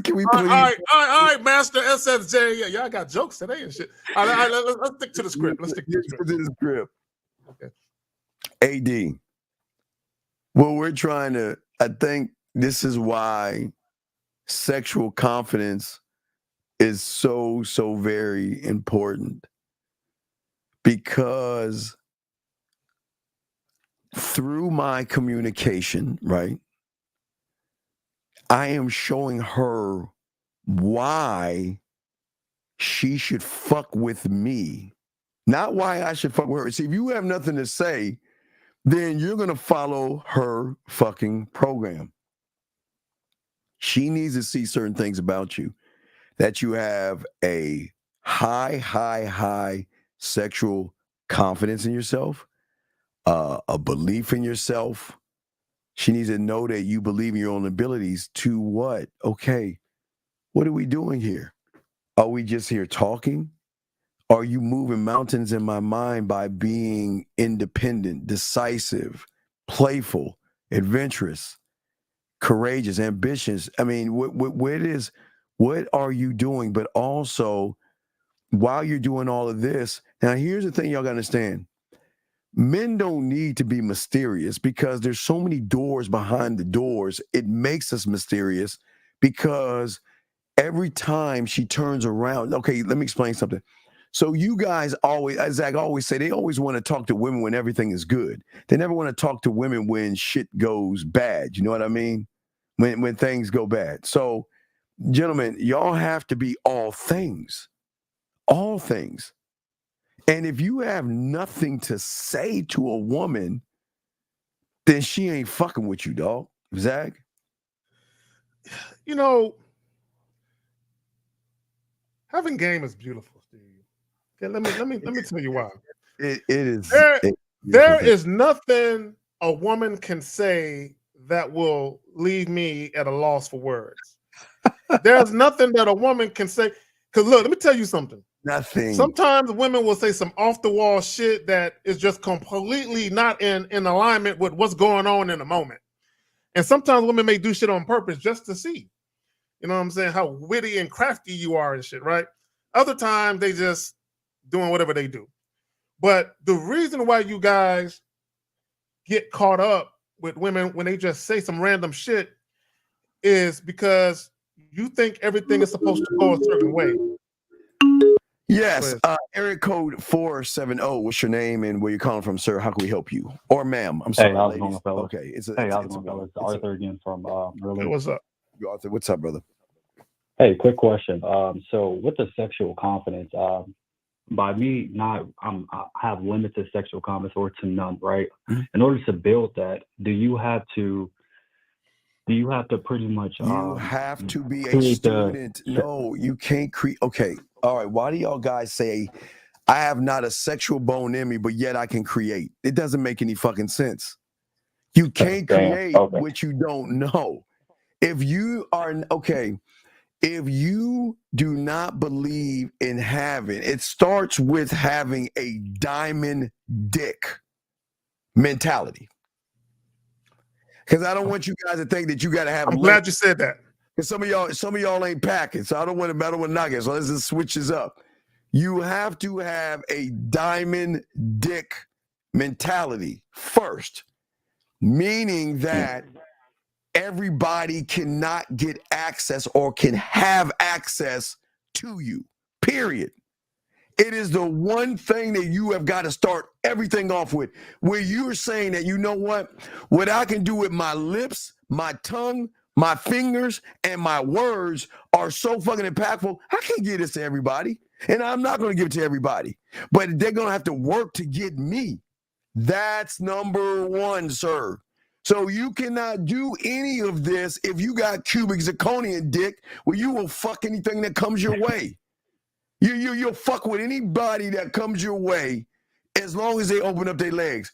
You guys have to have a diamond dick mentality, saying that if you are lucky enough, Zach, did I stutter on that? Did I stutter on that? No, you said it very clear. I mean, I heard it. I just want to make sure I was clear on that. If you are lucky enough, then I'm going to do things with you that you ain't never experienced before. I'm the opportunity. So you have got, that's the starting point. See, you guys think it's What do you think? What do you think a good lover is? A good lover is one that ain't even trying to fuck. A good lover doesn't have to fuck. You understand? Why? You understand? You don't have to penetrate her pussy to make her come. A great lover doesn't need to have the physical with someone to not make them not only come, but to feel connected and have a deep connection without even giving the dick. That's a great lover. Zach, you got it, brother. So caller, I'm gonna ask you a question, and I'm gonna give you the floor, caller. Real quick question: Would you rather hear a woman say, "I enjoy having sex with you," or "I enjoy my time with you"?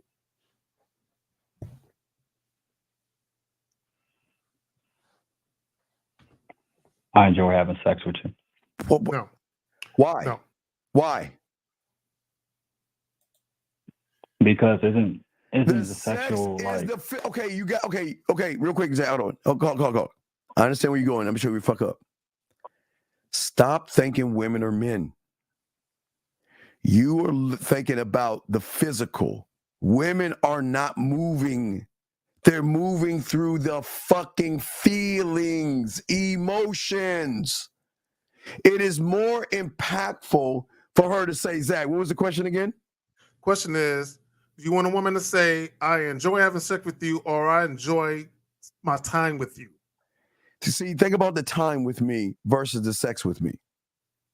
Two totally different things. So now, caller, the time includes the sex, but it's bigger than that.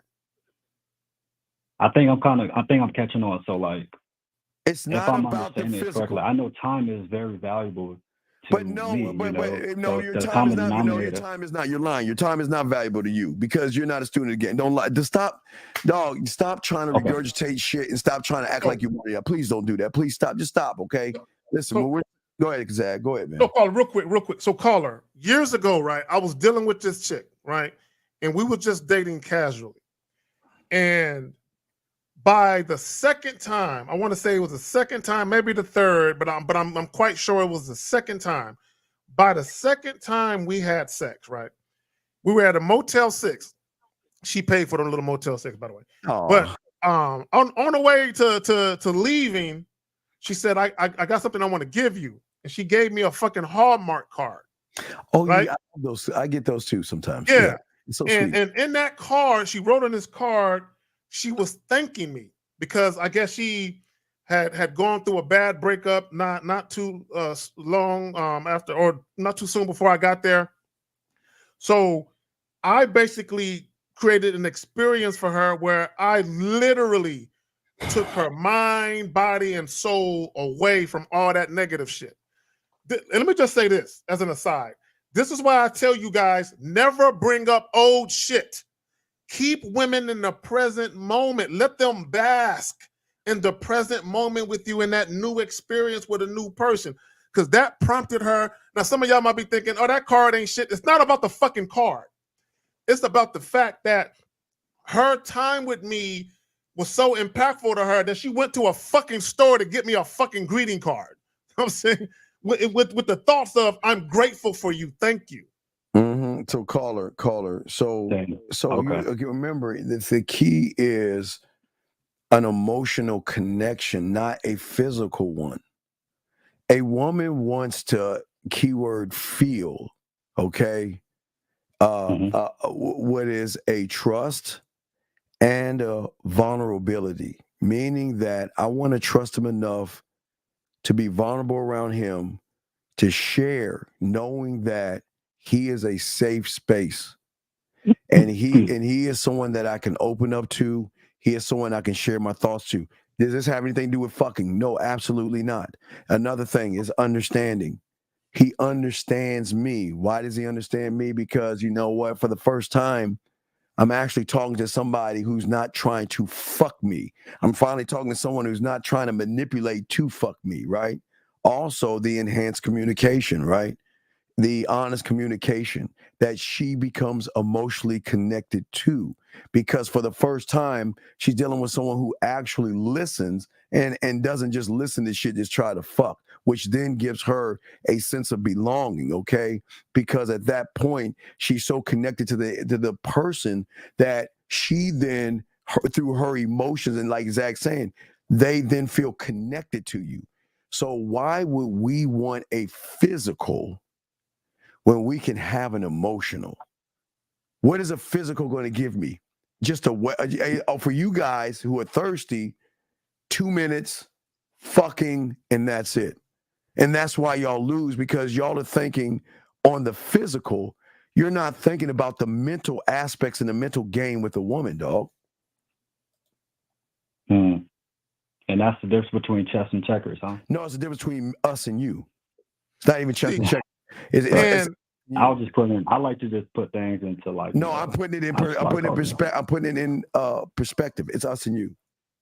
And let me say this, caller, and this is very important. This is why I asked you the difference between a woman saying I enjoy, fucking, versus I enjoy my time with you. I enjoy my time with you. Because although a woman thoroughly enjoys having sex with you, it should be to such an extent that she's excited to see you. Period. Right. Like, I can't wait to see him. Although she likes fucking you and she plans on doing that, she is still excited just to see you. Right. If she doesn't enjoy the time with you, what do you think happens when she gets rid of you? When she gets rid of you, she is done and off to the next town. There is nothing that is going to drive her back. Because you're like one of those fake beers that is a beer with no alcohol in it. So she can drink that as much as she wants and not get connected to you. Do you see what I'm saying? Does that make something? Yeah. Does it make sense? Go ahead, Zach. I'm sorry. Well, caller. Also, I want guys to understand, and that's the difference in a woman prioritizing you versus you're just another option, right? Because there's only so much fucking a woman can do, right? Yes. But although she plans on having sex with you because she enjoys it, she still enjoys you. She still enjoys talking to you, seeing you. She enjoys the aura. She enjoys basking in your physical presence. So she's excited to see you. So although you might not be taking her out on those extravagant dates and doing all that other shit that the other guys are doing, she just like, I like this guy. I like being around him.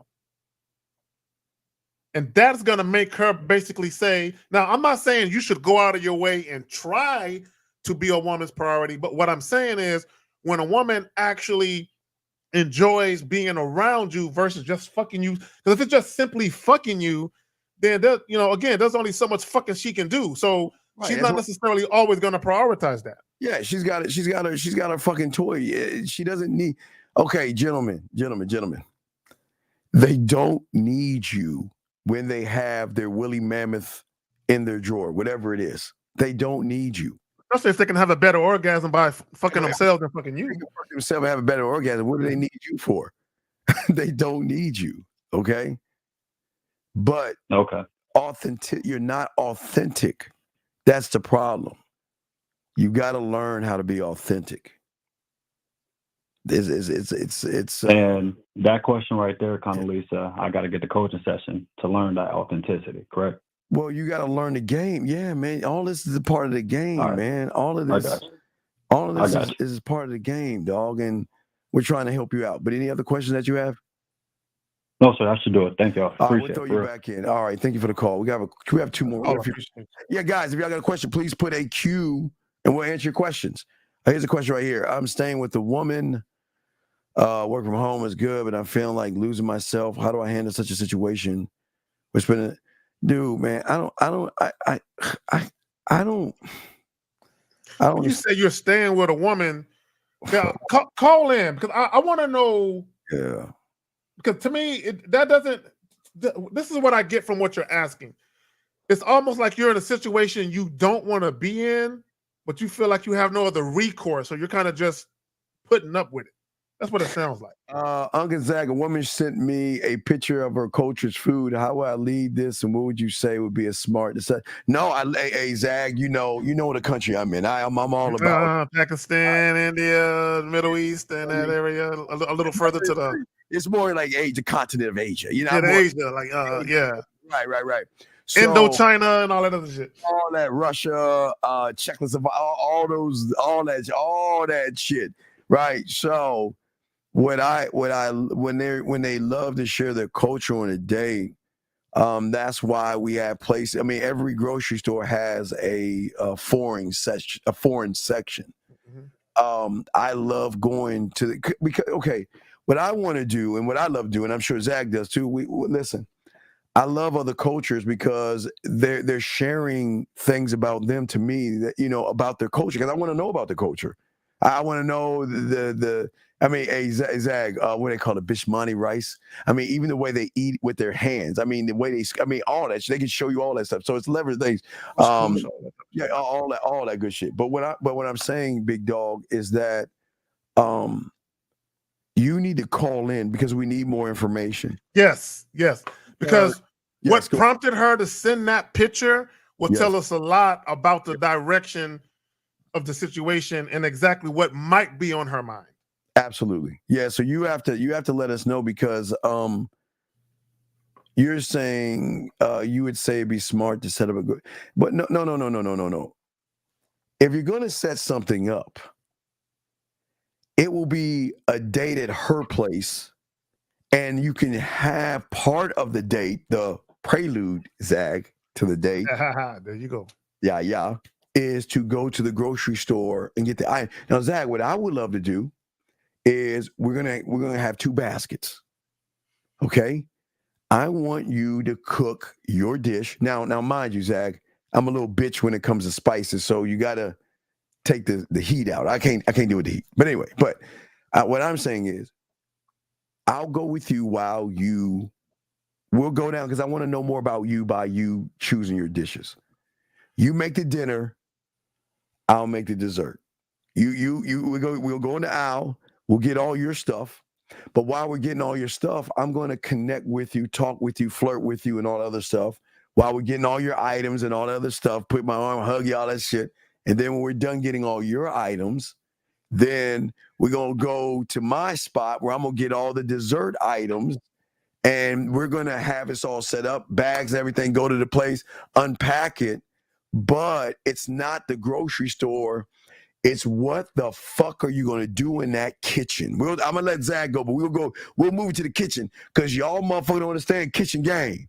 Y'all don't understand how important that motherfucking kitchen is. But Zach, what say you, brother? Now that I'm kind of dissecting this question a little bit more, I'm a little concerned. Okay. And this is what I mean by that. Because he's talking about, would it be smart to set up a grocery store date? So what that tells me is that he's influenced by what the woman is saying as to his date idea. So is the date idea coming from a genuine, authentic place, or is he allowing what the woman says to kind of influence his decision to set up that type of date? The problem with that is, if that's the case, it appears to be such, is that he's not going to know how to set it up right, because it's not a plan of his own design. It's something that he's going to throw together to try and have or manufacture this connection with the woman. Right, real quick, SSJ. Guys, I've been watching Ninja Kanam. I told 50 about that. That was called Ninja Kumai, I think it is. He's talking about on Netflix? Yeah, did you know it's down? I think so. Have you seen it? Ninja? No, not the Ninja one. Not the Ninja Family. No, there's one called Ninja Family. I'm watching the Ninja Family one, but no, there's one called Ninja Kumai or some shit. Motherfucker! I told you anyway. But anyway, no. I would tell all you guys out there. Right there. He put it. Will Mott put it in there. He put it in the chat. I would tell all you guys out there. House of Ninjas. There you go. House of Ninjas. Not. There you go. That's what it's called. House of Ninjas. I would tell you to watch Hannibal on the Hannibal with on the Hannibal, not Hannibal Lecter, the Hannibal with I love that actor, man. He's a great fucking actor. Hannibal that came with Lawrence Fishburne in it. Lawrence for that Hannibal. What I'm saying is that the way he styled his dishes and the elegance to the patience of the design was so sexual that it made the food taste even that much better. So I see what you're saying with the Hannibal thing, but let's see here. Let us wait. Let me see here, because we got something from. But no, we're just saying. I think that he is. I don't know if he's setting up the date, but the kitchen is so important to me. I mean, the prepping together and creating together. No, I'm not talking about the wait. Okay, y'all gotta listen. I didn't say what the fucker was doing. I'm saying you don't understand how cold this game was. The motherfucker, when he created a meal, he created art. He created beauty. He created the mental palette to go up based upon what the eyes were seeing on the presentation of how he laid everything the fuck out. And that's the game we're talking about. Because if y'all guys can make desserts and dishes this way, is going to up the mental palette of what they see on the table versus a TV dinner looking type thing that looks like some shit you just put together. But Zag, that in and of itself can be an aphrodisiac. Oh, it can be a definite aphrodisiac. Look, yes, absolutely. Let me tell y'all something. Let me tell y'all something. Sex is everywhere. Everywhere. Like sex is. This is why lighting, fragrances, whether it's your personal fragrance or fragrance in your home, all that shit matters. Candles and things like that. All these things play a part if you actually want to create an experience. If you're actually that detail oriented, but gentlemen, if you ain't that dude, you ain't that dude, right? Because some people just don't have that type of attention to detail. But all these things create a mood. They create an ambiance, yes, and all that type of shit, right? Go ahead. No, but Zach, it also shows what kind of a great lover. Okay, gentlemen, that's what I'm saying. It's sex before sex. It's sex prelude to sex. All of this shit. It is showing the time and the creativity that you have, that you will take to create something, not only of your hands, but of your mind, to create a setting that is going to up the mental and emotional palette that she had. Guys, we're not talking about her taste. We're talking about her taste. But Zach, we say we got a video to show you and stuff. So let's do the video. We good. Let's do the video. Guys, if you have a question, please put a Q. Or you could call in and we will be happy to answer any questions that you have. Let's go ahead and see what this lady has. This is from Man of unparalleled substance means you're 100%, 150% irreplaceable. If we got to stop right there. Oh my God. Oh wait, Zach, you want to play the whole thing through and go back? Let's play it all the way through. I've never seen this before. I've never seen this one. So we're going to play it all the way through and go back to it. If your reliability is consistent and your wisdom is solid, she won't just hesitate. She'll reevaluate her whole damn game plan. It's not just that you're a rarity. You're that driving force in her life that elevates it from ordinary to extraordinary. Losing you won't be an option for her. She won't look at you as just a guy she's dating. You're the man who adds depth, stability, and meaning to her life. Hammer that reality into her consciousness. Make her realize the magnitude of the absence that would be felt if you were to exit her life. Dang, wait, stop. Whoa. Boxing, you hit it, dog. Boxing, you have made up. We are going to go with this again. Gentlemen, this is what Zag and I are talking about with this prelude. When you're this guy, this is bending the reality and breaking the algorithm. Let's go back, Zag. And let's look at what the fuck she's saying. I love this shit. Being a man of unparalleled substance means you're 100%, 150% irreplaceable. Zach. Can we examine that? Can we examine that irreplaceable? Because I don't want guys to get it twisted. Talk on it, Zach. So I need you guys to understand, because she said a very important word, substance. So a lot of guys think, oh, if I can fuck her good, she ain't going nowhere. That's not necessarily true, right? True. Because I want guys to stay with me. A woman can meet a guy who can provide her a very pleasurable sexual experience physically, but she could meet another guy who might not be as good as that guy sexually, but he's good enough.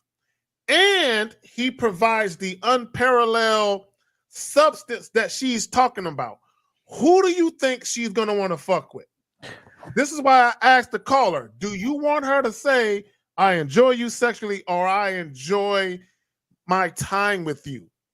Okay, Joe. When a woman enjoys her time with you and she can't wait to see you, this is a woman who is literally becoming intoxicated, addicted to you. Gentlemen, this is why I talk about one thought, one mind, one way, being one of one, the unrecognizable.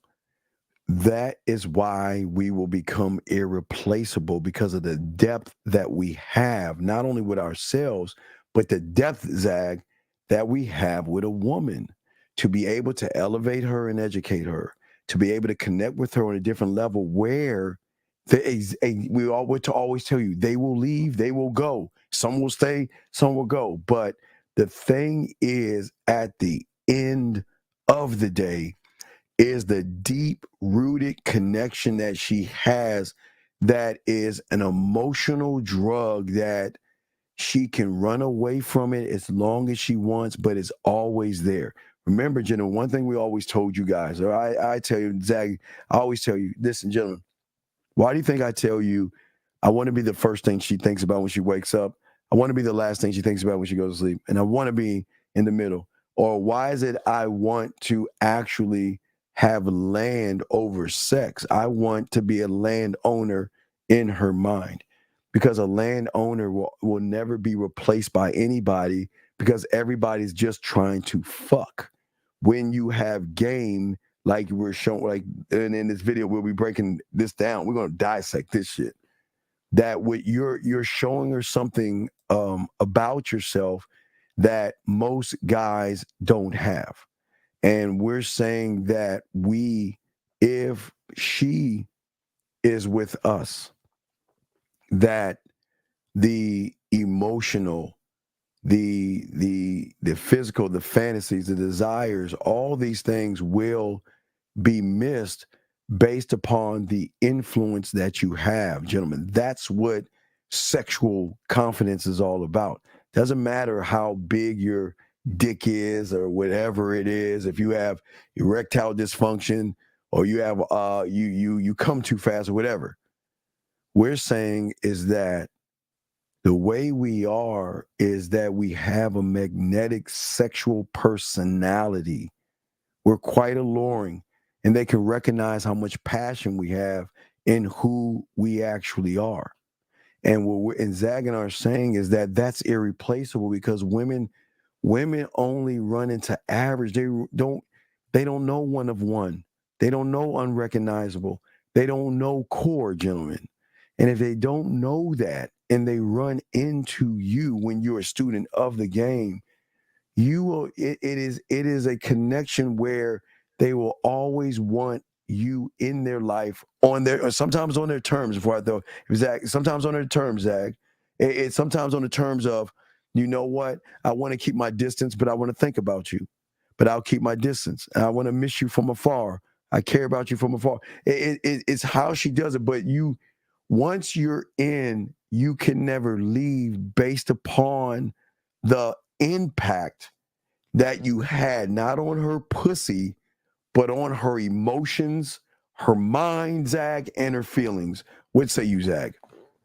No, and I want guys to understand this. Look, gentlemen, okay, let me just say this to guys.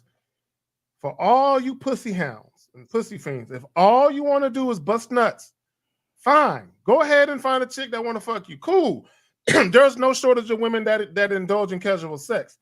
The problem that a lot of guys are having, though, is women don't stick around. Okay, and the reason why women don't stick around is because fucking you is like fucking any other dick. You're a dime a dozen.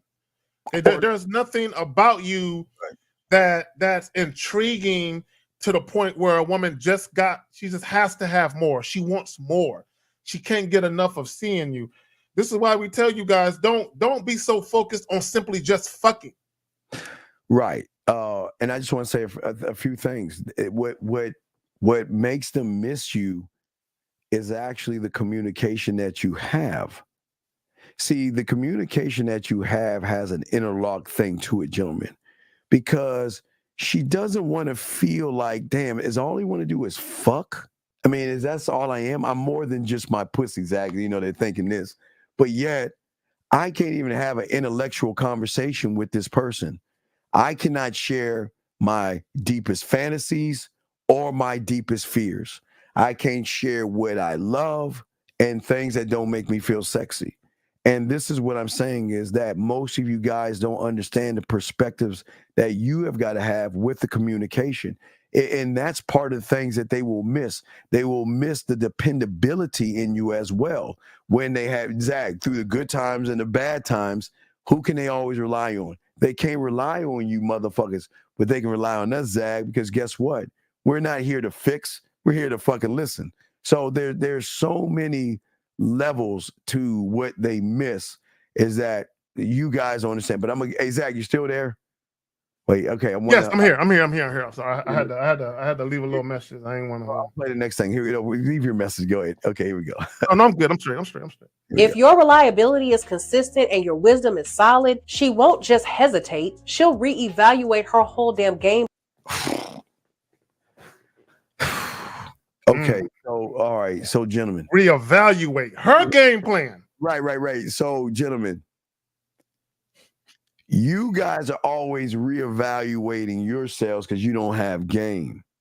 But when a woman is actually connected to you, she will reevaluate a lot of things. Now, remember, this is what's so important, though, okay?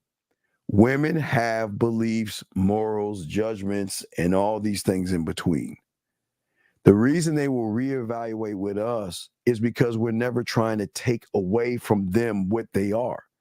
We're not saying that you have to be this way to be with me. But the one thing y'all understand is we say we accept you for who you are. You guys don't do that. You accept them for how wide they open their legs to you. We accept them for what they are. And that's something, Zach, that what reevaluates is, listen, you know what?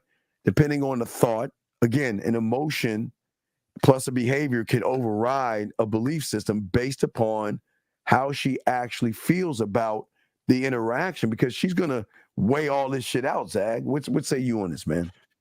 Yeah, because look, and here's the thing, and I've said this before, and I know guys don't like to hear this, but women, when dealing with a guy, there's more things they have to consider than guys.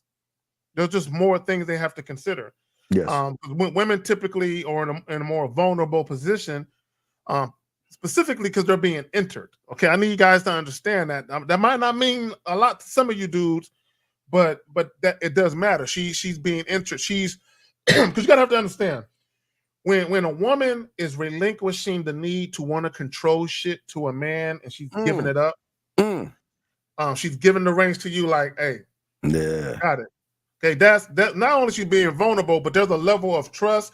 It might not be 100% trust, but there's a level of trust where she believes you got it. You're gonna take the interaction in a desired direction where both of you can mutually benefit.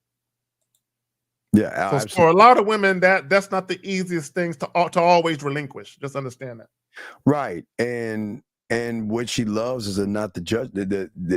Okay, gentlemen, y'all are always judging women. That's another problem in a whole different show. But what happens when you meet someone that doesn't judge her and accepts her for what she is, not trying to even change her, and lets her be what she wants to be? It's hard. It's hard to replace. Hey, Steve. Yeah. If a woman meets a guy where she can completely 100% be herself and she's encouraged, honored, and cherished for it, she'll always love that nigga. Yeah. Oh, absolutely. I would love that nigga. Okay, now it doesn't guarantee y'all be together forever, but that'll be the guy that she might double back to from time to time. That's why I always tell all the guys out there to have more understanding. Y'all need to watch the Bridges of Madison County. Y'all understand the impact a man can have on a woman. It could be a great, great, great, great impact. All right, here we go. Let's hear what she has to say. Plan. It's not just that you're a rarity. You're that driving force in her life that elevates it from ordinary to extraordinary. Zag. Hey, I like to say appealing to a woman's feminine sensibilities, right? Because I'm like, girl, look, society is hard on you. They always judging you. You can't be who you want to be. You want to express your sexuality. They won't let you without judging you. Your parents for all these years held you back. Yes. You know what I'm saying? You've been sexually repressed. You've been holding it all in. Yes. But girl, yes, you can be extraordinary and let it all out. Around me. With me. Keyword with me. With me. Keyword is with me. All right, so here's the next thing. I love what she's saying. Here we go. Losing you won't be an option for her. She won't look at you as just a guy she's dating. You're the man who adds depth, stability, and meaning to her life. Stability. Do y'all want to know what stability means? Okay, hold on, guys.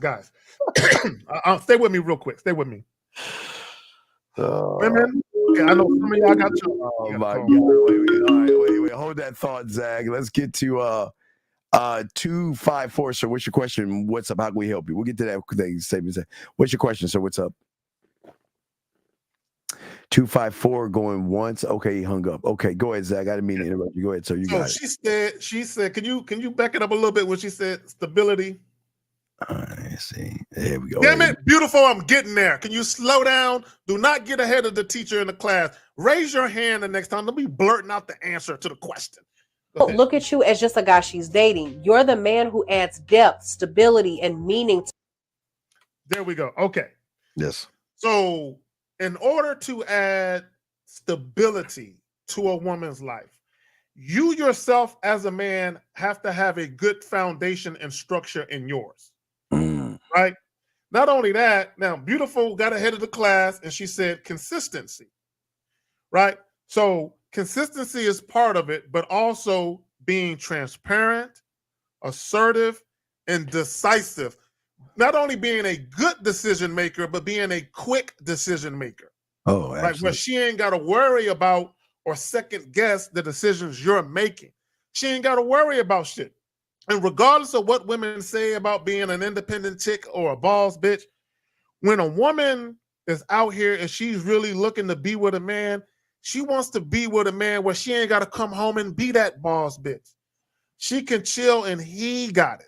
He is driving the fucking car and she can sit in the passenger seat with no shoes and socks on and put her fucking feet on the dashboard. And relax. Yeah, relax. We're soothing and relaxing. Very soothing and relaxing. Yes. So here we go. All right, let's keep going. Here we go. To her life. Hammer that reality into her consciousness. Make her realize the magnitude of the absence that would be felt if you were to exit her life. Now, right there. Okay, gentlemen. Impact. Okay, as I told you guys before, most of you guys cannot impact a woman sexually. You can't impact somebody that you're afraid of.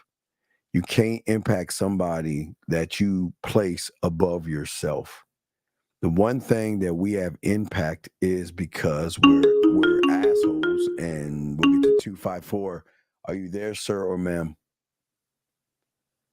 254 going once, 254 going twice. All right, okay. So, like I was saying before, is that what she's saying, gentlemen, is that there is an impact to a motherfucker like Clint that can just say no to a woman. There's impact to a motherfucker that says, I don't need you.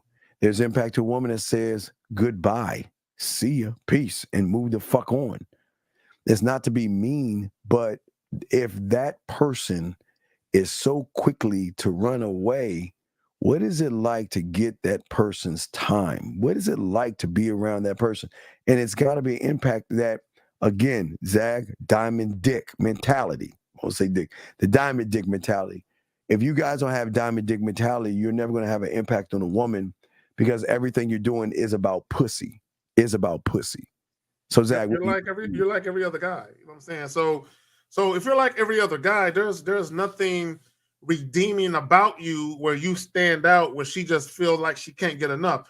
And let me just say this, when she says, make her realize the magnitude of the absence that would be felt if you were to leave.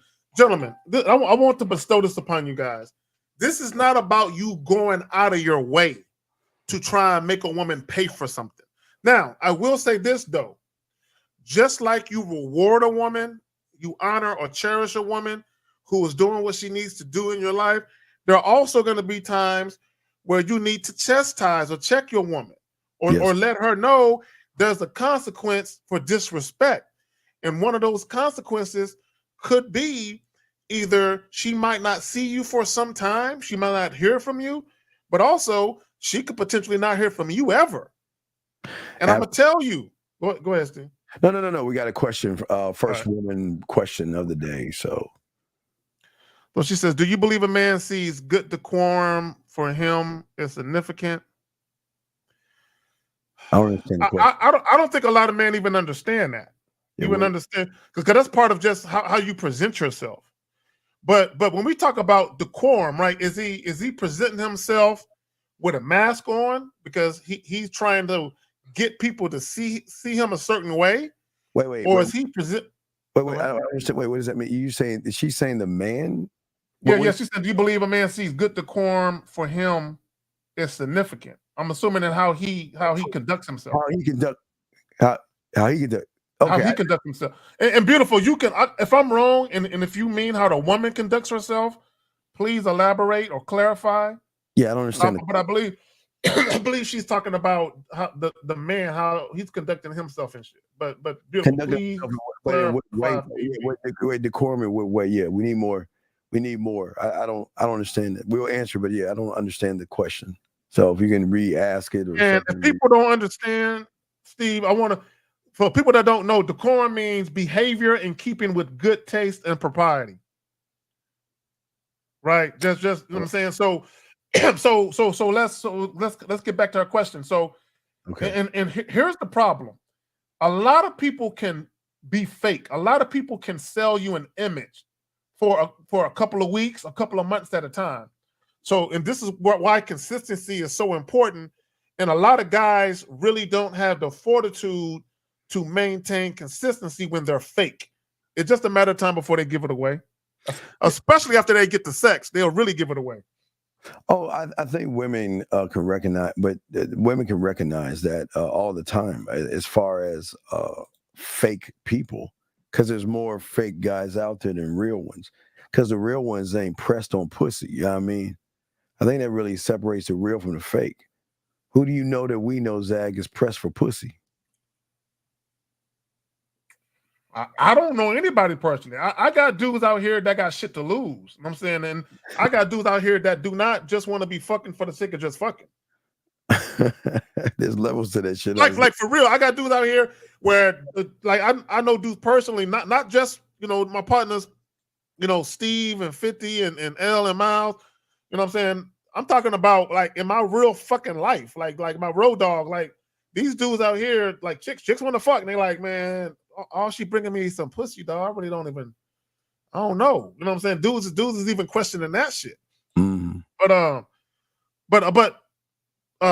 who said it? Giovanni said sometimes decorum needs to be put to the side. Yes, sometimes when a dude needs to be real, and you need to put aside a woman's feelings and not be concerned with her hitting you with the waterworks. Sometimes you need to let her know some real shit. Here's another question, Zach.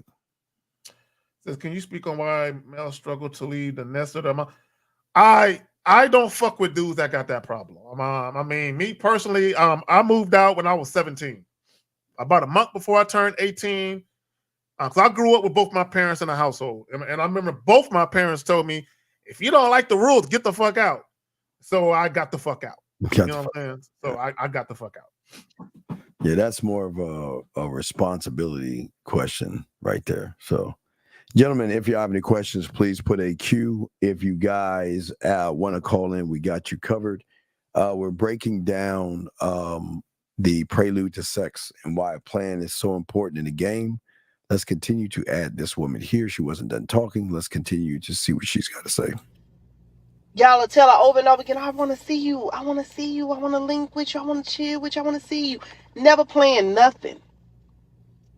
Don't plan nothing. She's not having any meaningful conversation. She's not spending any type of quality time. Y'all really ain't getting to know each other. Y'all just kicking the shit through texting. Who want to do that? Sir, I could be watching the Golden Girls. Like, what do you want? Nothing. Exactly. Get off my phone. I know y'all finna call me a simp. It's fine. It's what it is. But fellas, I need y'all to understand this, because maybe some of y'all don't. A woman who has been single for a long period of time, she values her time. Okay, stop right there. Stop right there. This guys, this is important because in a world where you have a lot of women who seek a lot of validation and attention, you do have women out here who are grown ass mature women who got shit to lose and shit to do, and they don't want to waste their time with boys. This is why you can offer a date to a woman and be willing to spend money and she'll still turn your shit down because she thinks fucking with you is a monumental waste of her time. So regardless of what y'all think about women, there are some women out here who do not want to go out on a date with a guy they ain't feeling. No, not at all. So exactly. So although you're offering shit, they're like, I don't want to deal with a guy I'm not really feeling. If I don't really like him like that or look at him like a guy I'm interested in, I don't want to waste my time fucking with him. I'm gonna be fucking bored because he don't know how to talk. He don't know how to carry a conversation. He don't know what he's doing. It took him fucking 5 fucking texting back and forth conversations for him to finally set up a fucking date. And even then, he just want to get on the phone and talk about nothing. And see, here's the thing. A lot of you guys, y'all listen to Steve, what Steve says about what he does on the phone with chicks. And y'all think Steve talks just to be talking. No. There's method to his madness. Fuck, There's any conversation you have with a woman should be impactful. Exactly. I wholeheartedly agree. Why would I waste my time just like talking about nothing like Seinfeld or some shit? So here's a question right here from Ish. We have another question behind that. Here you go. When you're talking to a woman, you say you're always leading them. But what do you do when they follow your lead? How do you keep leading when eventually there's nowhere to okay. Ish. The thing that we want to lead with is lead with the doors behind the doors behind the doors. There's an endless, gentlemen, if you're infinite, you can lead women through doors behind doors behind doors behind doors. So why Ish, this is what's wrong with a lot of you guys. Y'all don't have games. Y'all think there's a ceiling over everything. Women, you gotta understand, women are just with average. They're not used to being with men to actually drive them beyond the points they need to be driven by. So we're going to move to the next question. Got a few questions. Guys, lines are open. We have questions. Zach, can you go deeper into not judging women? And the bridges in Madison County. But okay, let's go deeper in not okay, gentlemen, listen. When you meet a woman, gentlemen, you don't sit around and place a judgment based off of your interpretation of that woman. And that's all you guys do is you judge women on everything. If she's not fucking you, she's a bitch, a whore, and a slut. And if she is fucking you, most of you guys think she ain't shit. Most of you guys look at women, you're beautiful, lovely, sexy. All you do is going around judging women. Never judge a woman. Always see how she moves, then make judgments on how she is on your program. It's all about your program.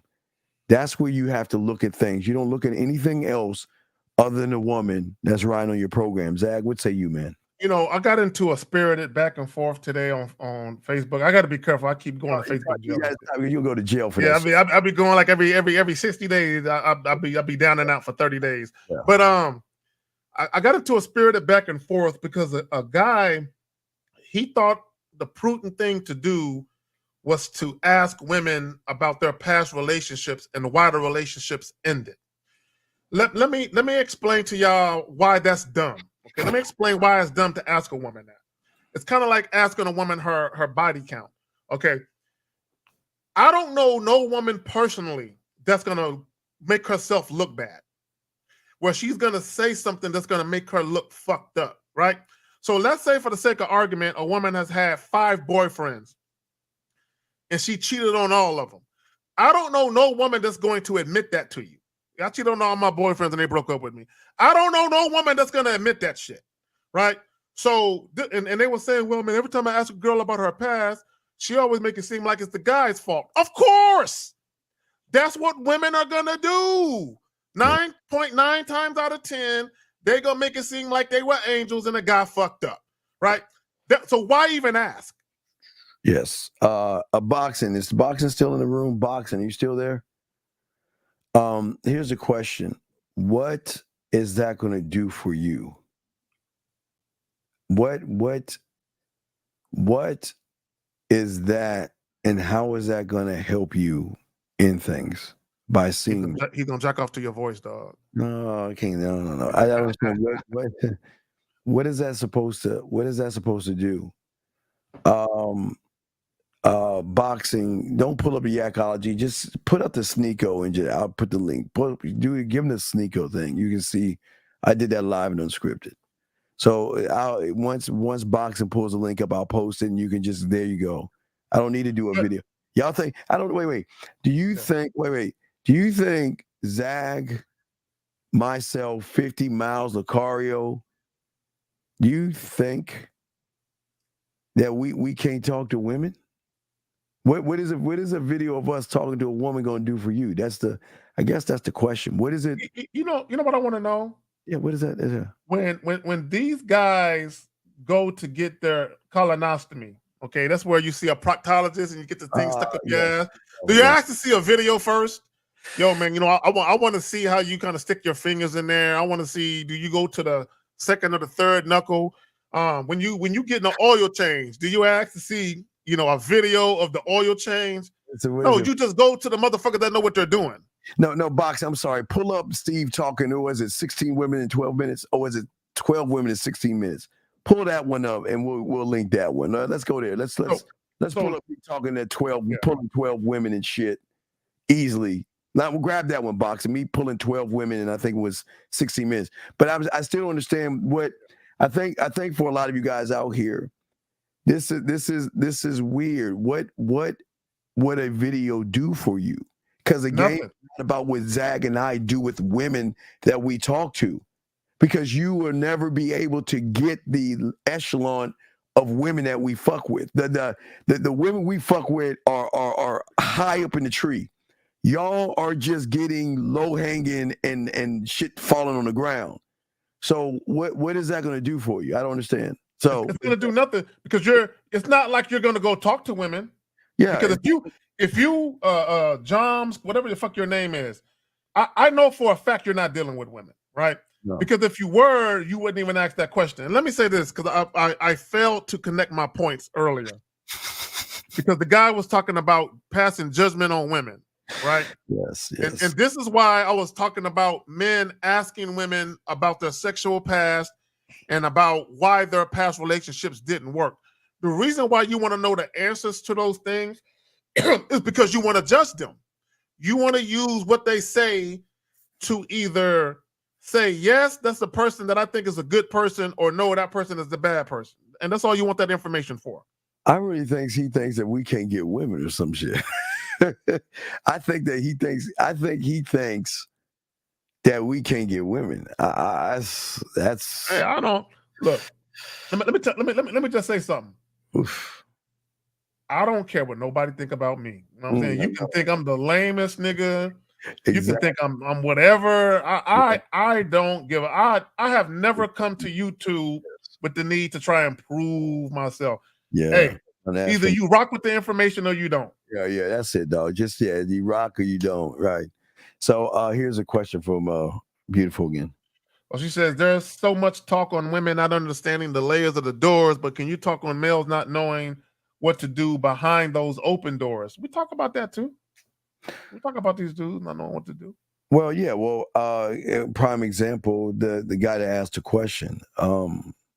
So males can't open doors, and that's why they create females. And modern men can't open doors. That's why they create modern women. So it's just that's just well, a lot of these guys, beautiful, and any other woman still listening. A lot of these guys, and shout out to Miles Cunningham with the masculine identity.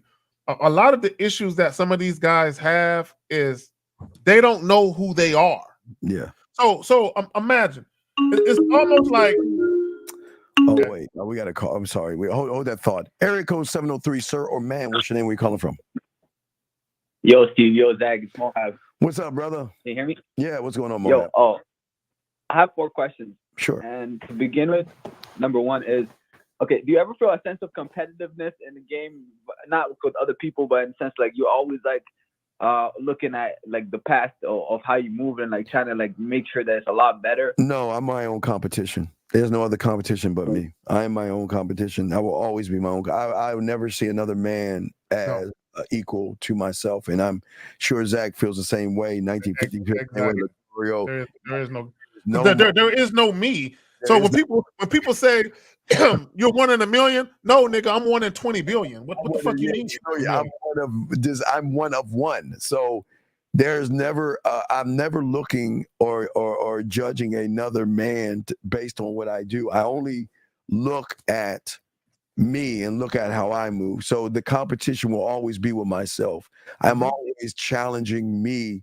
I'm always improving me. And I'm always working on myself. So I will always be my own competition. Zach, would say you? No, I don't. Now here's the thing. I want guys to understand. Two things can be true at the same time. Meaning, as men, I'm talking about men here. I'm not talking about males. Us men, we don't look at other men as competition. That's number 1. Now, number 2, the other side of the coin is this. When you deal with women, they will compare you to other men. They will compare you, but you shouldn't concern yourself with why and what they're comparing. Never. Because if you're that dude, you should feel like ain't no fucking comparison, right? So you shouldn't even worry about it. Okay, Mohab, there will never. Okay, Mohab, listen to me, and then this is how deep it is. There will never, ever be another you. Ever. Ever. So if I know that and Zag knows that, then where is my competition at? Who competes with me? And again, you got to stand on this shit. We are the only one of our kind. That's why we move the way we move. And that's why we can leave women and say no and replace them and go to another town and don't even think about them motherfuckers, dog. Because we don't give, because we are the prize. We will always see ourselves as that. No matter what the world may see, like Zach said, that's none of my business. Hey, the world can think and feel and judge and do whatever it wants to do. Ain't none of my business, because it ain't me. It has nothing to do with me whatsoever. Nothing to do with me whatsoever. Period. All right, what's up, man? Right. Also, okay, on top of that, in terms of competition with yourself, and Steve, you said earlier the Disney thing where you create the sexual amusement part, everything. Yeah, exactly. And it never really hit me that that's your brand. You're creating your brand, and the women just step into it. You goddamn right, it's my brand. And Zach has his brand. Yeah. We're saying that. Listen. All I'm doing is one thing. Zach and I are doing one thing. And Lucario, Miles, and Fifth. This is all we're doing. All we're doing is presenting ourselves and letting you decide. And what you fucking do is none of our goddamn business. Either you're going to want to go down this hole and get pleasure and all this good shit, or take your ass on and find somebody else. We don't give a fuck. We are opportunity, because Zag and I create sexual opportunities, unlike even the question Beautiful was asking. Average motherfuckers can't open doors because their door is, I'm one thing, not one way, I'm one thing. Zag and I are a multitude of things depending on what situation or what feeling we want to invoke out of the woman. We can add things to change that up, add flavor to that to change that up. The way we talk to her, the way we look at her, the way we touch her. Nobody does that shit. And that's why we are really aliens on this actual planet. Zach, what say you, man? No, I just want guys to understand when we talk about the shit that we talk about, there's always complexities to it and simplicities to it and nuances to it. And all of us, myself, Fifth, Steve, Miles, L, Ty, and there's some other dudes here and there that we fuck with. We do a good job of breaking down those things, the different nuances, complexities, and simplicities in a situation. The problem is guys are so worried about shit outside of them. Yeah. Things that have no meaning. Yeah, meaning it has nothing to do with you. You know what I'm saying? No. Like literally, like caller. Even if I'm talking to a woman and she seems like she's interested, and I give her my number and she never calls it, like ever. Ever. It's none of my business why. Don't even think about it. But when we do these shows, guys will call in. I gave a girl my number. Can you tell me what I did wrong? Why she didn't call me? Why do you care? Why do you care? Keyword. Why do you care? Y'all care. Y'all care too fucking much. And you know what? They kind of hate that about us, but they kind of like that about us. They love the fact that we don't care because that's what makes us the assholes, the jerks, and the uncaring. Because when someone that doesn't care shows a little bit of care, they're mush at that point because they earned it. They don't just get it. So what's your next question, brother? Also, okay, so speaking on that too, okay, do you ever like revise your interactions? Because I know you guys don't ever revise the interactions, especially when I know Steve, you always say, I only look at the interactions when I won, not when I lost. But I mean, in order to become more flirtatious, more seductive, and more smooth, do you look back and be like, I could have said that rather than no, because it's not about the woman. Wait. Why do you keep everything you're saying? It seems like you're trying to make it about her. Brother, when I create kisses, do you think that a woman helped me with clockwork, helped me write my violin, guitar strings, five play, master the bedroom? You think a woman did that for me? No. What do you think in-house? That's what Zach. See, Zach, the thing that makes us so unique is everything comes in-house. That's why we always say, I am 100% authentic, 100% natural. Everything that I create, from the Sexoween to the Easter game that no one creates, land, sea, air. I talk about one of one, unrecognizable. I'm just saying for me, it all is in-house. Why? Because if anybody uses my term, people are going to recognize it comes from me. I want to get to know you in a more intimate way. That comes from me. See what I'm saying? I created not for a woman, but I can use it to please and pleasure women sexually with it if I so choose to. Zag, I know you. And the words of the Al Bundy show, if you build it, they will come. Exactly. And I build. And you build it. So caller, back when I was younger, right? I used to be into like drafting. And if you don't know what drafting is if you're trying to build a building, you do like if you ever look for like an apartment and you see the floor plans, they draft that. They kind of draw it out, and then the architecture, they come in there and build from that draft, right? So when I talk about you are the architecture of your life, you are the architecture of your dating life. You're I say architecture. You are the architect, right? Okay, you are the architect. So that means I drafted my own blueprints. I drafted it. I drew it out, and then I proceeded to build the shit that I drew out in my motherfucking mind. This is how I want my shit to be. Not only that, but I'm the one who procured all of the fucking equipment, the fucking wood, the granite, the copper piping, all of that shit. You know what I'm saying? The carpeting, the plywood floor, whatever the fuck is in my motherfucking shit. I drew it out. I drafted the blueprints. I procured all the fucking shit that I needed, all the equipment, all the shit, and then I built it, right? So to Steve's point, did a woman help me build that? No. Fuck but what I did was I used my experiences, my knowledge, and then I took my wisdom. See, the wisdom is the application of knowledge and experience. And this is why a lot of guys fail to learn. See, every guy has experiences. The problem with the average guy is they never attain knowledge from those experiences. This is why they keep doing the same shit and fucking up, because they never ever attain or gain knowledge. Once you get knowledge from the experiences, okay, the wisdom is you knowing, now that I have the knowledge, okay, let me apply this knowledge and let me move different where it's more proficient and efficient for me. Right. So I will always have, again, something new. I mean, what I've created, the drug lab, right? Right? Okay, so I will always be to a woman the cause and the cure. I will always be the cause of her heartache. I will always be the cause of her pleasure. I'll always be the cause of how she feels, but I also will be the cure of it as well. You see what I'm saying? And Zag in his own way as well, because of how we have positioned ourselves to make everything about us. We don't make this shit about women.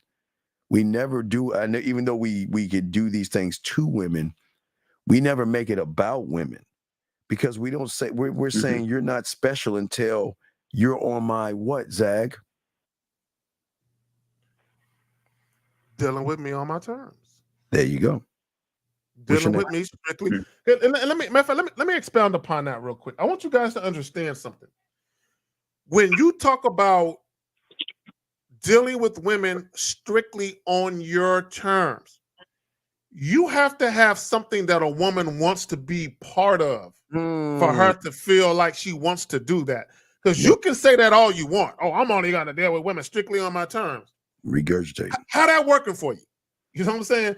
Yeah. Because if you don't have anything that a woman wants to be part of, you are not in a position to really say that.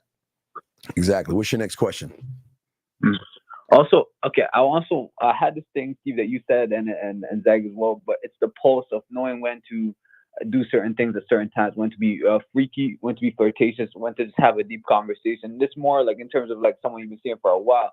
So I just wanted to get to your perspective on how to really have a feel for the pulse and what move to pull out when. Okay, let me ask you a question. If you're putting a car together, if you're rebuilding a transmission, is there a particular order that you have to go in to put that transmission back together correctly? Honestly, I don't know about cars. I'm not 100% sure. Okay, brother. Okay, so this is the point I'm trying to make. You should already know the type of experience you want to create.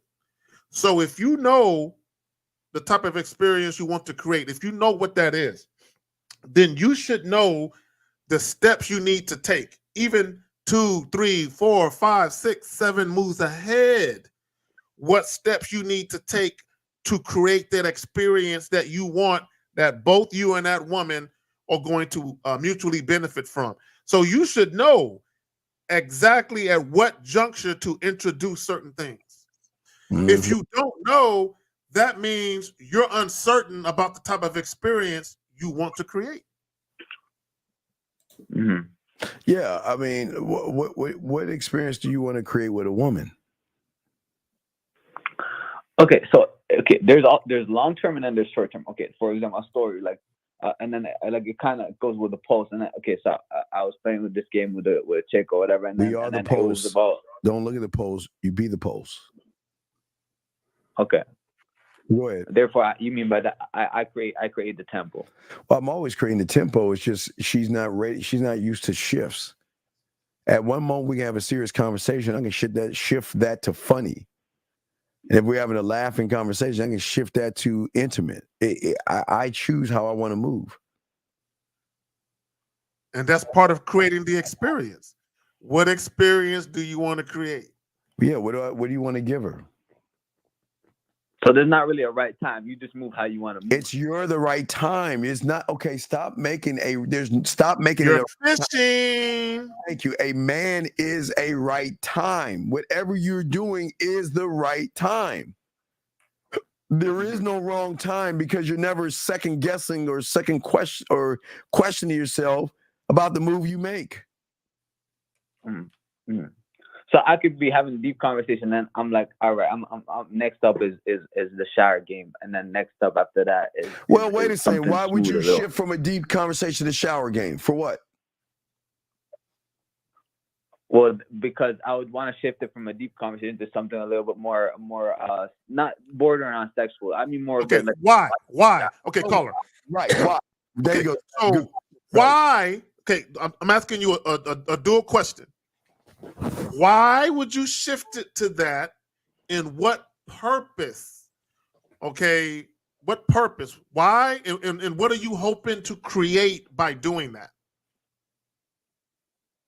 The reason in that moment, okay, so I goes from a deep conversation where we're hitting on like a more intellectual level, right? And then I would also want to get it on a more intimate side to have her not necessarily come yet, but more like more have her like in anticipation of sex or just showing me her body. But you're doing it for the wrong okay, you're gonna fail because you're doing it for the fucking woman. You're not doing it for yourself. See, this is where y'all go wrong. Everything y'all do for them, you fail. We do it for ourselves because we want to do it. Why are you doing? You sounds like you're doing it for her. You're not doing it for yourself. That's why you're fucking up because you see you're doing what the guy a few calls before.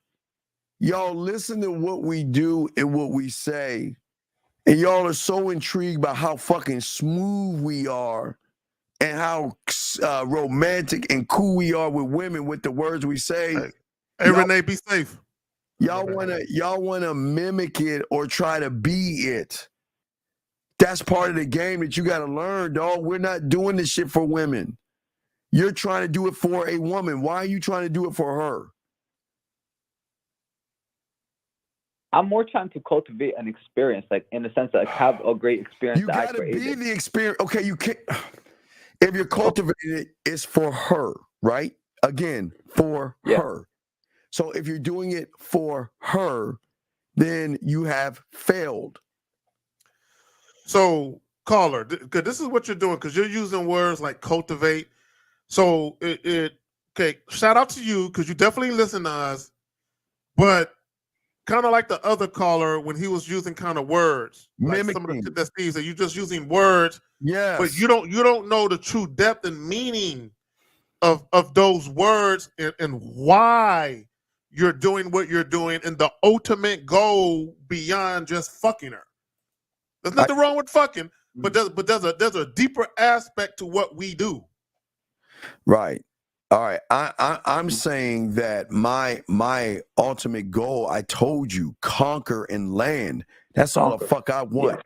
I want to be a landowner. That's all I want. That's all I fucking want. And all I've done and all I will continue to do is put myself in the position to get land. Has nothing to do with her. I said me. Or what I'm going to do. And she's going to be receptive of that because she has never met a motherfucker who's not trying to just manipulate her out her pussy. I throw off everything because unlike the majority of y'all guys, all you want to do is fuck. Now wait, before we even answer your question, you're going to have to call in because we think you're kind of trolling. So you need to call in, whatever your fucking name is. But anyway, but do you have any other questions, Moab? Steve, okay. Can you just okay? So the shower game, one of them is putting the phone and watching her in the shower and just enjoying it that way, and the other one is close the lights because if I was there, can you just explain it one more time? But please? for what? Okay, explain it for what? Well, for what? What's the purpose? Reason is because I want to do something in the shower to master bedroom in the shower. Oh God! See, I'm gonna let you get them. Okay, this is what you guys do, and I'm starting to see this is what you guys do.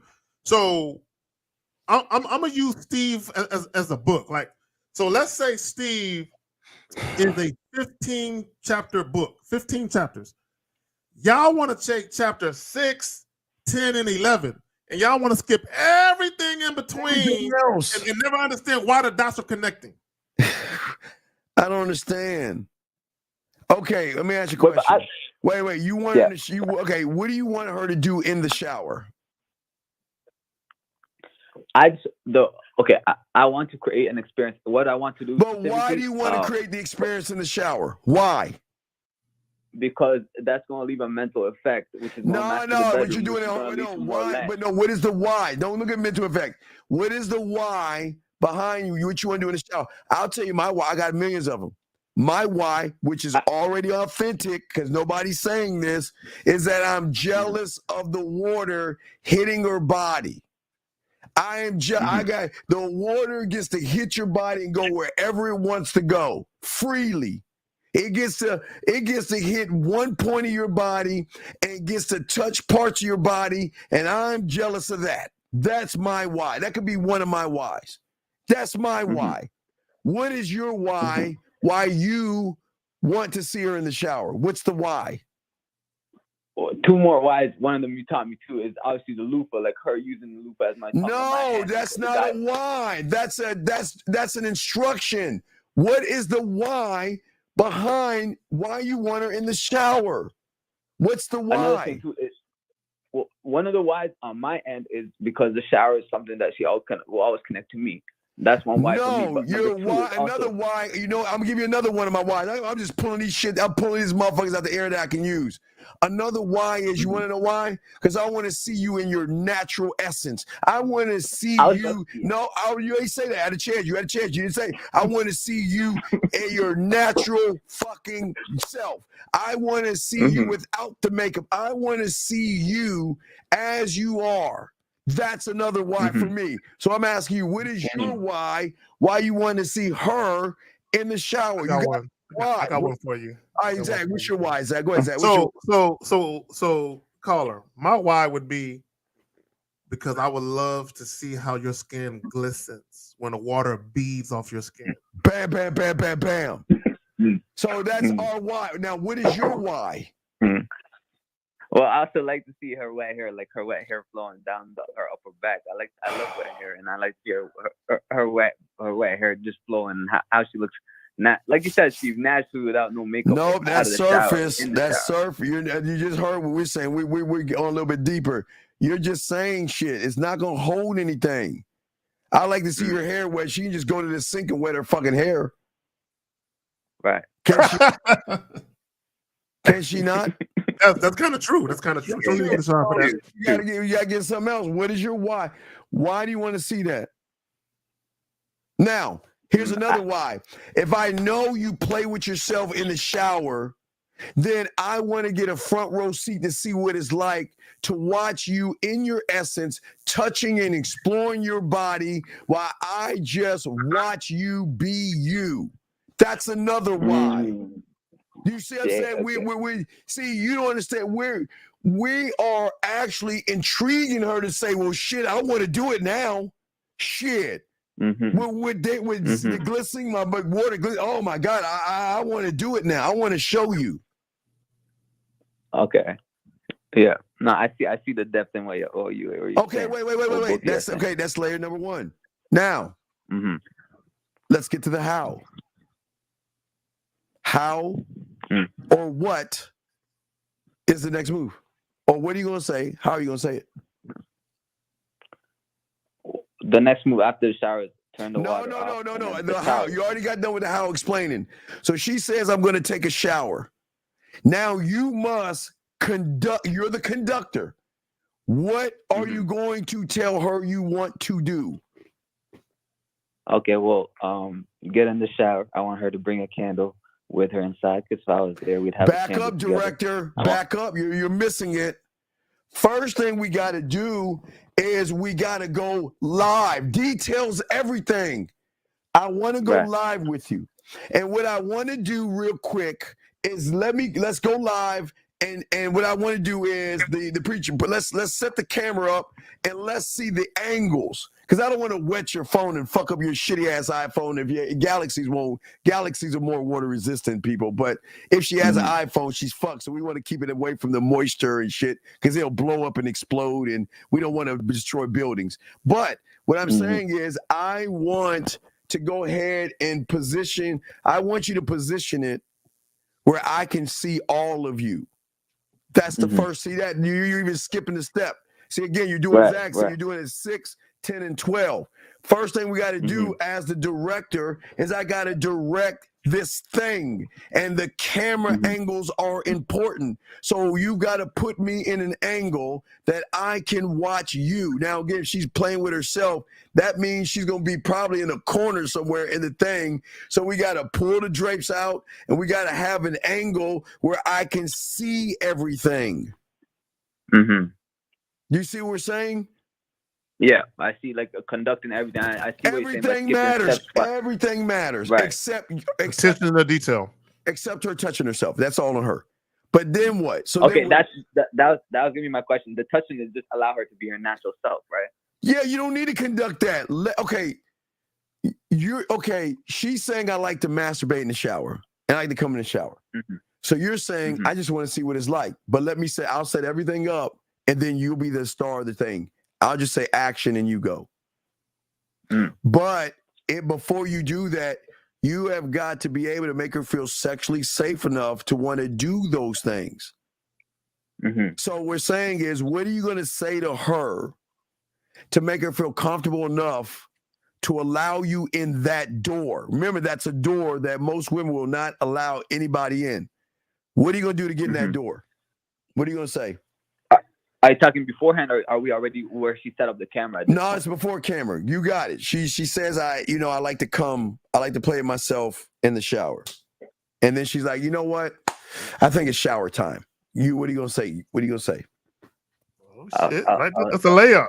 Well, if you like to play with yourself in the shower, one thing that I would love to do, in fact, I have a confession I'd like to make, a sexual confession, if you want to hear about it. Why do you she says? She said, yeah.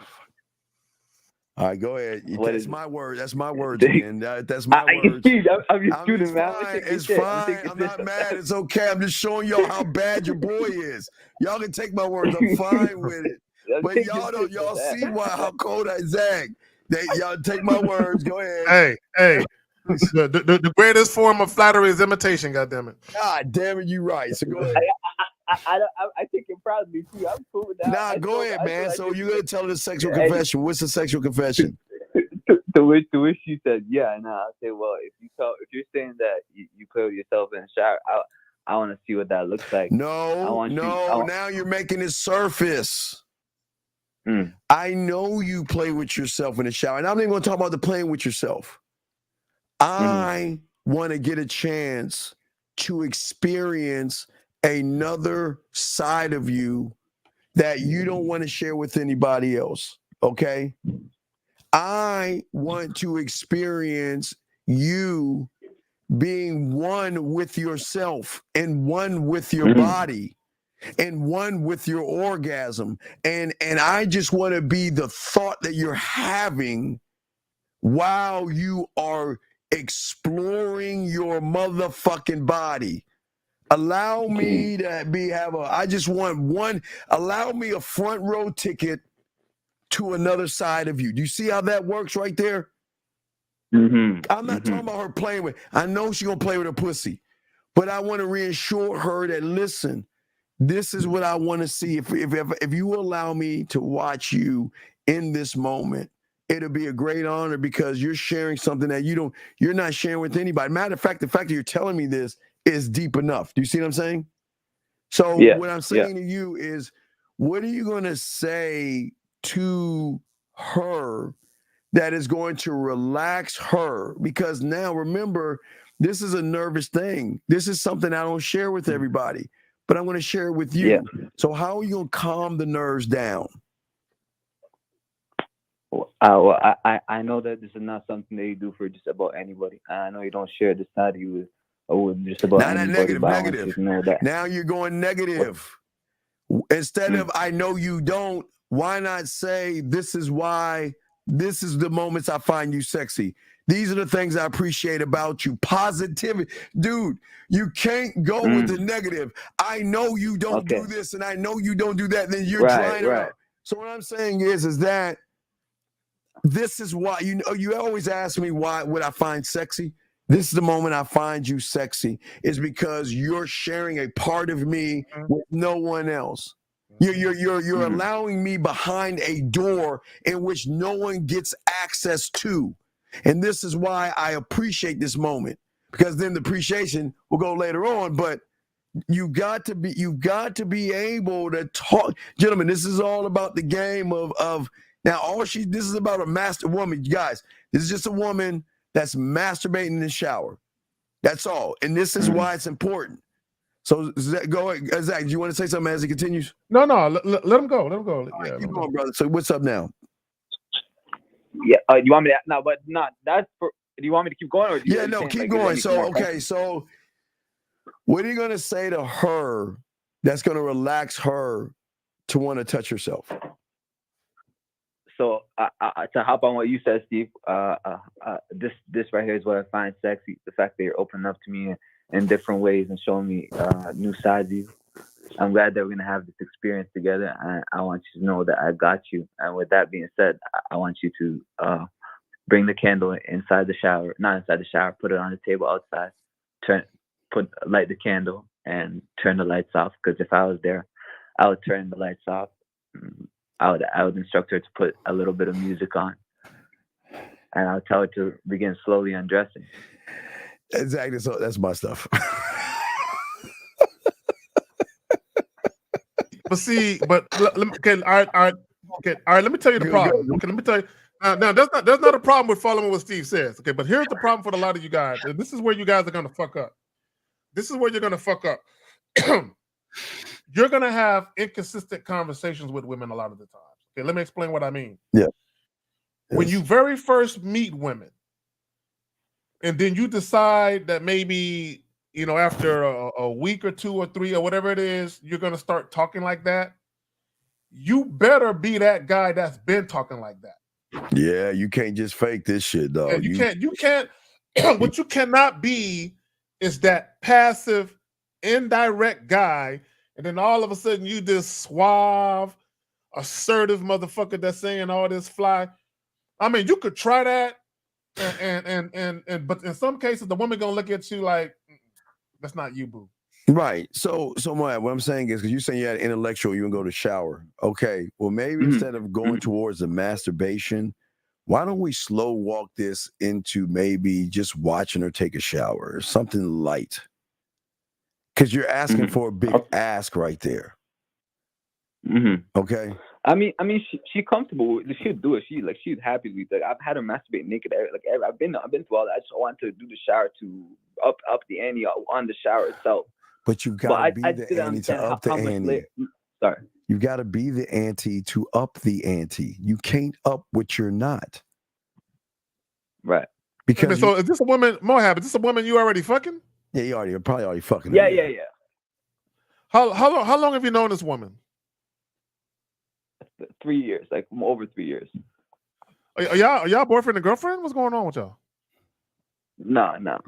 So why don't you just ask for what you want? Just cut to the chase then. If y'all listen, you know what? I got something fun. Let's go live on video. Yeah, it should be easy to pull it off if that's the case. You've been fucking for that long.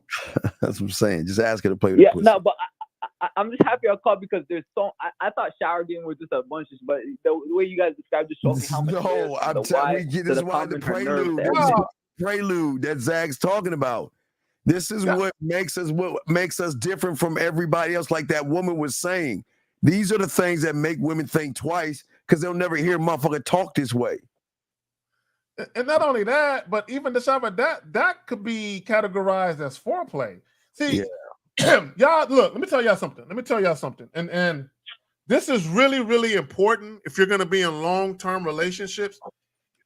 Y'all better have a bunch of shit in your fucking tool belt. Not only the shit you actually do sexually, but how you speak to your woman and the shit that you do after sex, before sex, or maybe you ain't even trying to fuck. You're just giving her something to nibble on. You're just giving her some appetizer to chew on before she get the dick later on in a week or something. Y'all better have some shit, because if you a lot of these long-term relationships, the reason why shit fizzle out is because the sex gets boring, the sex gets mundane. Yeah. All right, Moab. Do you have any other questions? We got to answer this one from Beautiful. You got any other questions? No, thanks so much. All right, thank you, Moab. You got a question? Go ahead and ask. We got you, brother. Great question. Great call. Great call. All right, we have a question right here, Zag. Do you think a man can be with only one woman if he wants, even if for you two it's normalized for y'all to share women and go against your usual ways? I'll answer it first. Yes, there have been times in my life I've been with just one woman, just her for an extended period of time. But that was a choice, though. That was a choice. But for me, see, this is what I want women to understand, right? When you're dealing with a guy who is used to having variety and options, it's not that he can't be with one woman. He might be able to be with you for months at a time, even a couple years at a time, and not fuck nobody else. But there's going to be other times where he feel like, you know what? I haven't had lasagna in a while. You know, I've been eating a lot of hamburgers. I want some lasagna. Go ahead, fam. Zach, no. I think that a person, this guys, get your crayons out. I think that it is up to the guy what he wants to do. But if he wants to be with more than one woman, he has to let the woman know where she stands and where she's at, and let her know that, listen, I have somebody. I want you to be a part of my life, and let you through free will decide what you want to do. But Zag, that you and I both know, when we have multiple women, every woman feels like they're the only woman when we're with them. We make them feel like they lose. That's all that really matters, Steve. It's like when we're together, you're the only one who exists. They love that. They love how we're very attentive motherfuckers to them. So what I would say in this one is that if you are not the kind of woman that can be around a man who has women, then you got to go down and be with guys who can't get women to get exactly what you want and have more control over that. Well, and here's my thing. This is what I would say to Beautiful and to any other woman. Some of you women, what you don't realize is that you're going to have a lot of guys who pretend to give you what you want. Oh, yeah. Versus and first being honest. And what they're going to do is they're going to give you that obligated sexual exclusivity or monogamy, and they're going to end up cheating on you. But they're going to do it because the way you present it, they feel like the only way I can have her is to try and promise her or prove to her she's the only one. And a lot of women don't understand that they set themselves up for failure by trying to obligate a man to that exclusivity type shit. Yeah, it can happen, but it's just going to happen when it happens. A man's not going to put on January 4th at 12 o'clock, I'm gonna make you my only woman type shit. That shit don't happen like that. Well, because Steve, if guys were honest, if every woman right now that's in a relationship or a marriage told their husbands or boyfriends, hey, baby, I love you. If you want to fuck other women, you can. I'm not going nowhere. Do you know how many guys will start fucking? Or at least out in the open? Yeah, I feel you on that shit. All right, guys. A lot of these guys are full of shit. Yeah, and ladies, if you have more other questions, go ahead and ask. Guys, we got y'all on questions as well. Let's see here. Why are women born with game and men don't? Because y'all make everything about pussy. They don't make their lives about dick. Y'all make everything about pussy. That's why they have more game, because y'all thirsty as fuck. And hey, listen, I told you, if you want to know a woman's count, ask her toy and finger count, because she really doesn't need you if she can be a self. If she can, only thing she can probably get for you is a baby, but everything else she can get herself. If she wants to please herself, she can do that. If she wants to come, she can do that. If she wants to touch herself, she can do that. If she wants to date herself or feed her, she can do that. She doesn't need a man or need a male. They don't need males. They need men. Zach, what say you on this? Well, I want to. Two things. Number one, women adapt better to reality than men do. Women are more adaptive, right? The problem with guys is guys don't want to adapt to reality and what's really going on with women. Oh, yeah. Right? Now, Beautiful is having a little problem with the adaptation part of it, though, right? Because I see what she's saying. What is she saying? She said, that last thing she said, the 1009 joint. That's none of my business. I'm not sharing a period, point blank. Yeah. See. Women. Look, I love y'all, but I'm gonna tell you something that I told men, and I made videos on my old YouTube channel before YouTube took it away. A lot of you people, you're sharing whether you like it or not. Okay, I hate to be the bearer of bad news. Here's the thing, beautiful. Even if a man told you he wasn't fucking nobody but you can't prove that. So you can take his word for it, but when you say I'm not sharing, period, you can't really say that because you never really know. But go ahead, man. Let her fantasize whatever the fuck she wants to fantasize. All right. So when doing the sex only vetting process, shall a girl become worthy of the additional non-sexual time to orchestrate an emotional impact? What is non-sexual? Okay, guys, why can't you just spend time with a bitch and not make it about nonsense? What does this even mean? Okay, so I guess what he's talking about is just a fuck buddy. Okay. So this is what you guys have to understand.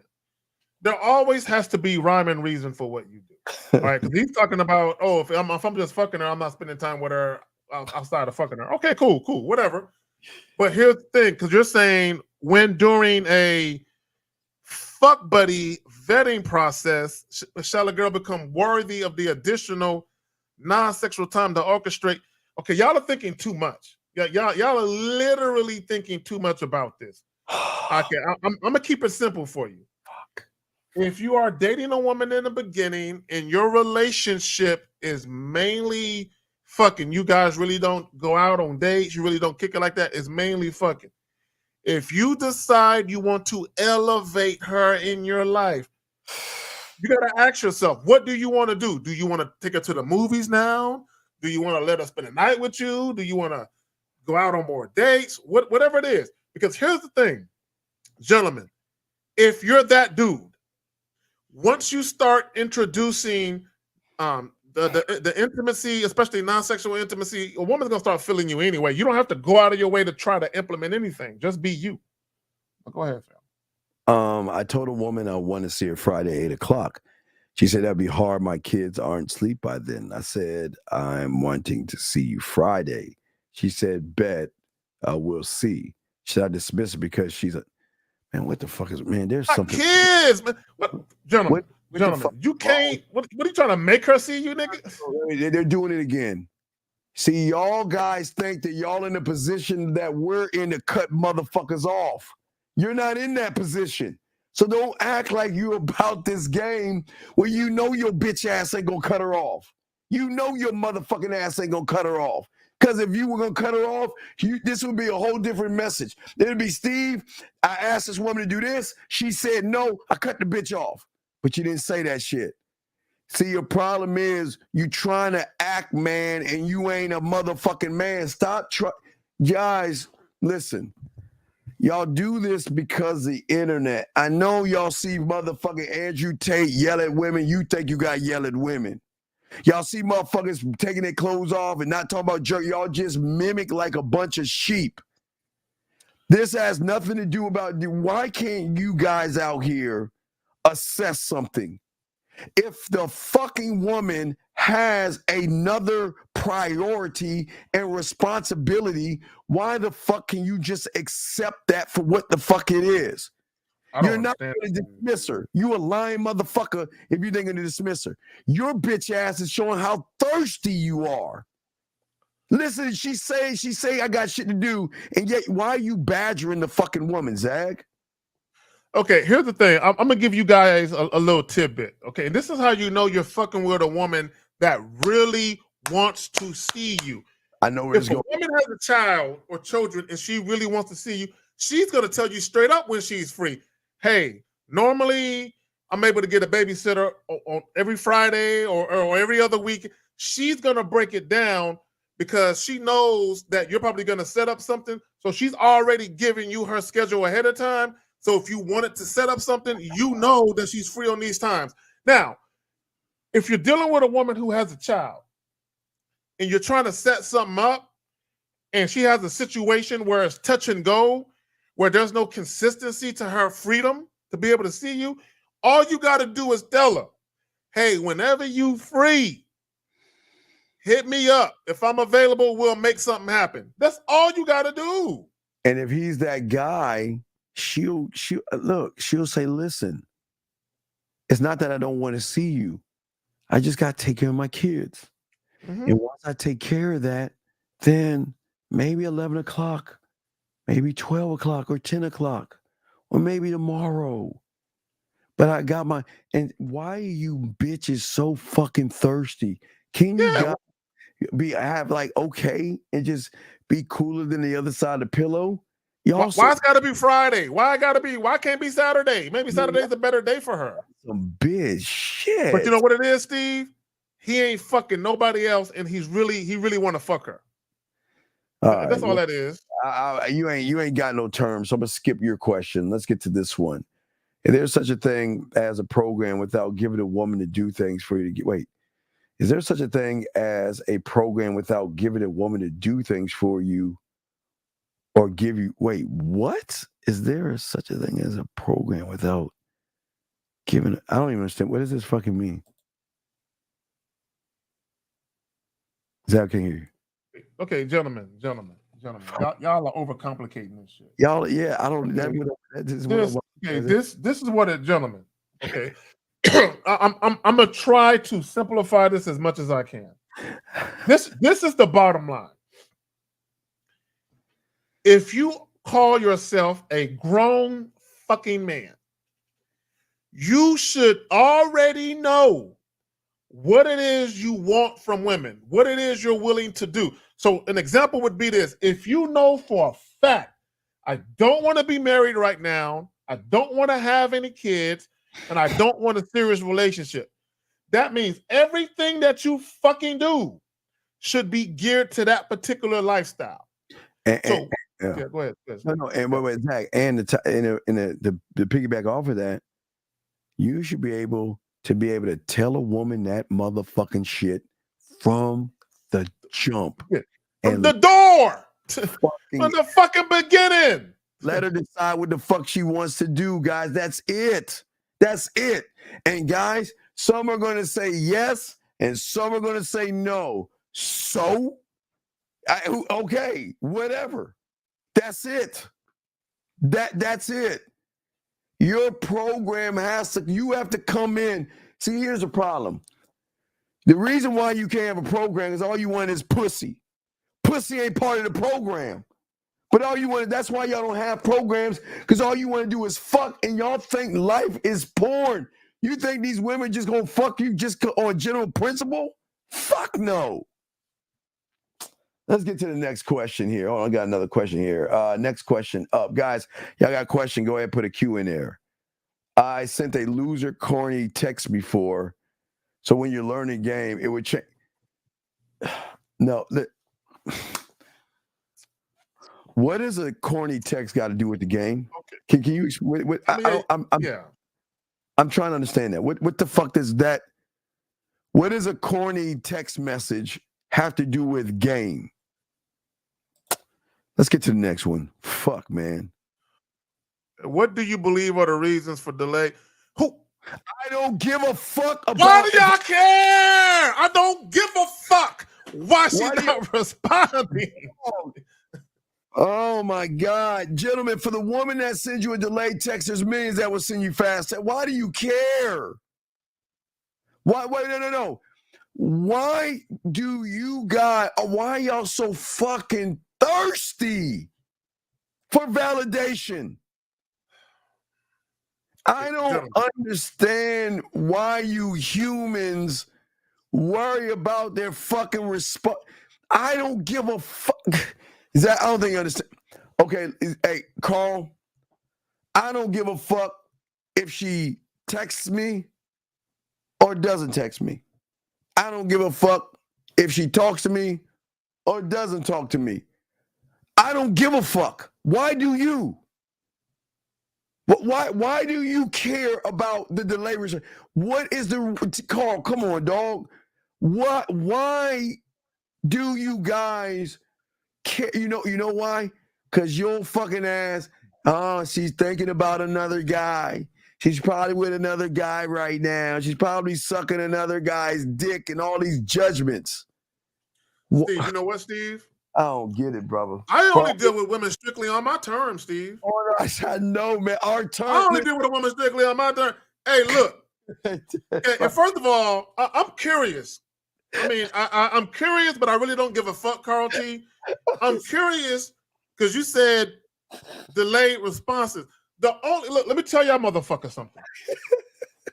If you want to take a woman out on a date, that should be what you're first sending her. That. The first text or two should be you talking about taking her out. Let her respond to that. Carl T, that's not your problem. You probably asked her where she's from. So how many brothers and sisters do you have? And you're still waiting for her to tell you how many siblings she got. Carl T, this is important, dog. We got to get to the bottom of this because we're trying to help you. What is so fucking special about a woman that you were doing this all fucking day? Oh, she didn't text me. Oh, wait, 5 minutes. She texted me. Oh, she didn't text me. 10 minutes go by. Oh, my God, she didn't text me. Oh, wait a second. Oh, she still ain't text me. You know what? I'm going to, Zach, I'm gonna put my phone down. I'm going to go to the mall, give me some mall food, and come back. Oh, she texted me. They get home. Oh, she didn't text me. Carl, why? Why? I don't, Carl. You know why she didn't text you, Carl? Why they don't text you?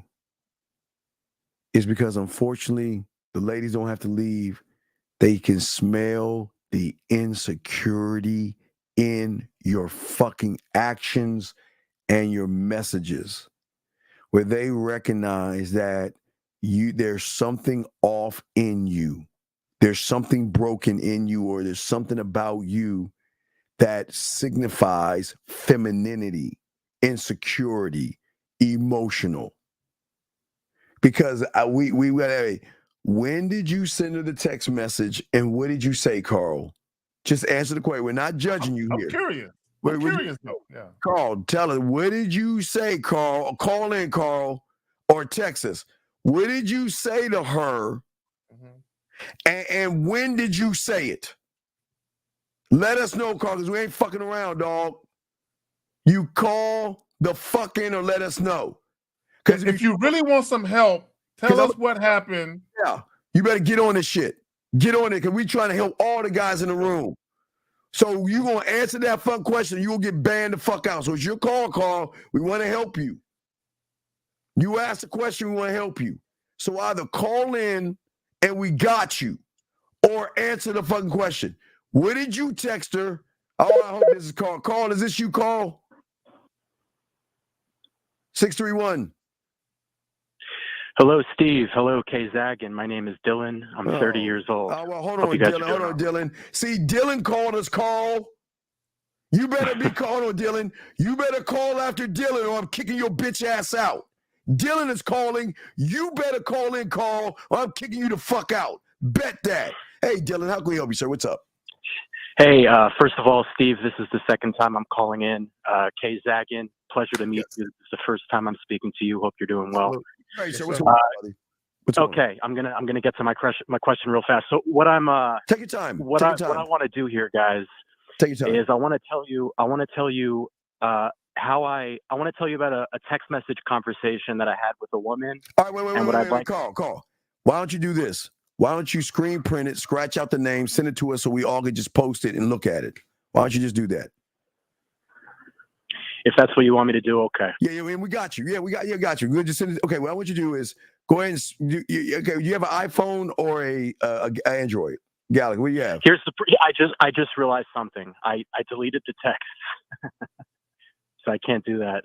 I don't think you did. I think you're lying. But what is a text message? Because there's no way you'll be able to remember that text message. I think you're lying to us. But go ahead and just read it. Just go ahead and read it. I'm gonna bypass what you're saying. I think you're bullshitting. But go ahead. What is the text message? Okay. Steve, I wouldn't lie to you, but here's stop. the story. I don't want to hear that shit. You just asked you, then all of a sudden you're about to read the text to us, but now you deleted it. So I hate I was liars. just simply going to relate to you back what I said, back. what she said, and then what I was hoping we could do is maybe you could tell me where I could. What did you say? Yo, what did you say? Okay, so I met this woman Friday night when I was out. We had sex Friday night. And then Saturday night, I went out again by myself. Didn't see her. By the time I got home around 12:30 after midnight, as I was going to bed, I got a text message from her, and she goes, "Hey, what are you up to tonight?" So let me ask you a question. After you fucked, did you speak to her? No. Why? It's a good question. Dog, okay, listen, you're not 6 years old and spilt your milk. I'm just asking you a simple question. This is why you're a bad lover. I don't understand you guys. Why do y'all guys fuck women and just leave them like hanging like that without any understanding of what the fuck we gonna be or do and shit? Why would you leave her hanging like that? So let me ask you a question. So after y'all fucked, did you tell her, hey? Nothing. Number one, you always tell her, hey, give me a call or text me and let me know you made it home safe. That's one thing. You always do that. Her place, or she was at yours? I went to her place. Okay, you went to her place. He was at her place. Okay. So before you left her place, what you could have said. Now, did you enjoy yourself? Yes, I did. Okay. So why did you talk to her after? Why did you set something up then after that? Exactly. Before you left, set something up. I was very much planning to set something up again, but I needed to recover, to be honest with you. Sir, wait, listen. Okay. Let me say this. Let me say this, Steve. Day to recover? Oh, I'm sorry. Go ahead, Zach. Okay, let me say this, gentlemen. This makes. I need you guys to understand something. A lot of times when women have sex with you quickly, and you don't communicate with them, they're gonna feel like you think that they're a hoe or a slut.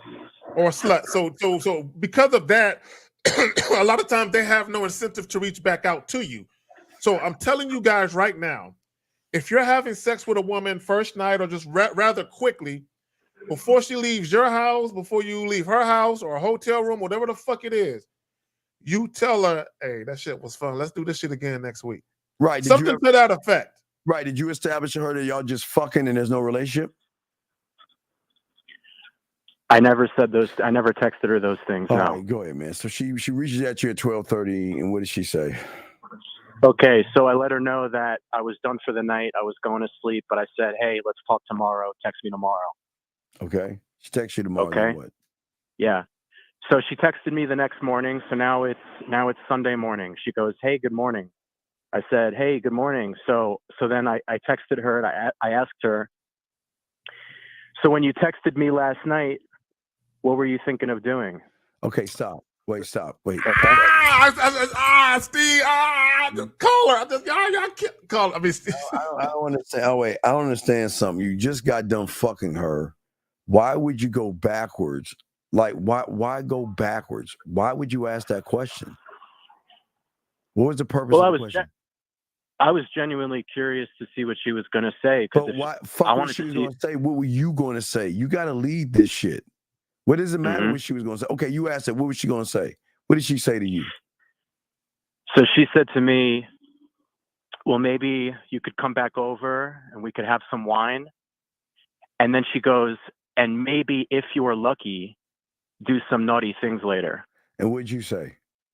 So then this is the part where I want to get both of your opinions on how I could have handled myself better. Okay. Yeah. Let's go. Let's go.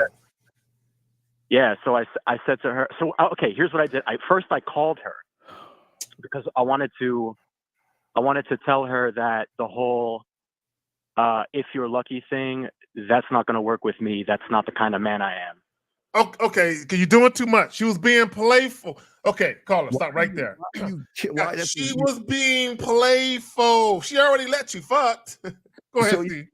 why are you so serious? Why are you taking this so seriously?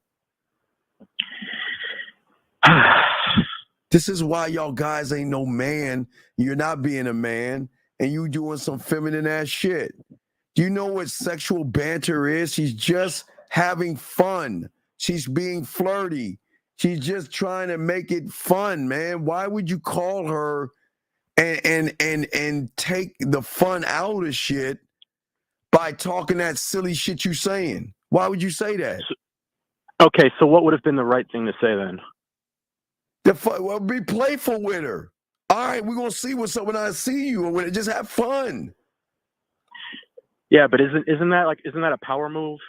What she's doing? Caller. What do you mean power? What is she saying that's a power move? First off, wait, let's pause real quick. How much red pill shit have you been watching, dog? Because you've been watching a lot. No. Isn't she dangling a carrot in front of me? Okay, you already fucked her. There's no. No, wait, this is red pill rhetoric right here. How much red pill have you fucking listened to?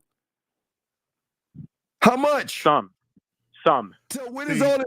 We don't talk about that bitch ass power shit. This isn't a power move. But guess what? You lost power by acting feminine. You lost power. If there's any power lost, you lost it because you were acting more like a fucking woman than a man. Because you're listening to those red pill motherfuckers that's not even getting pussy. They're not even.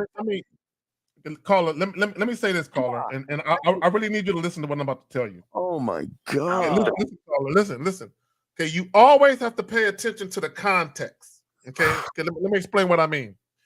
She was being playful, bro. She invited you back over for some wine because she enjoyed your company, right? So what she's trying to do with the introduction of the wine is create an experience out of the evening.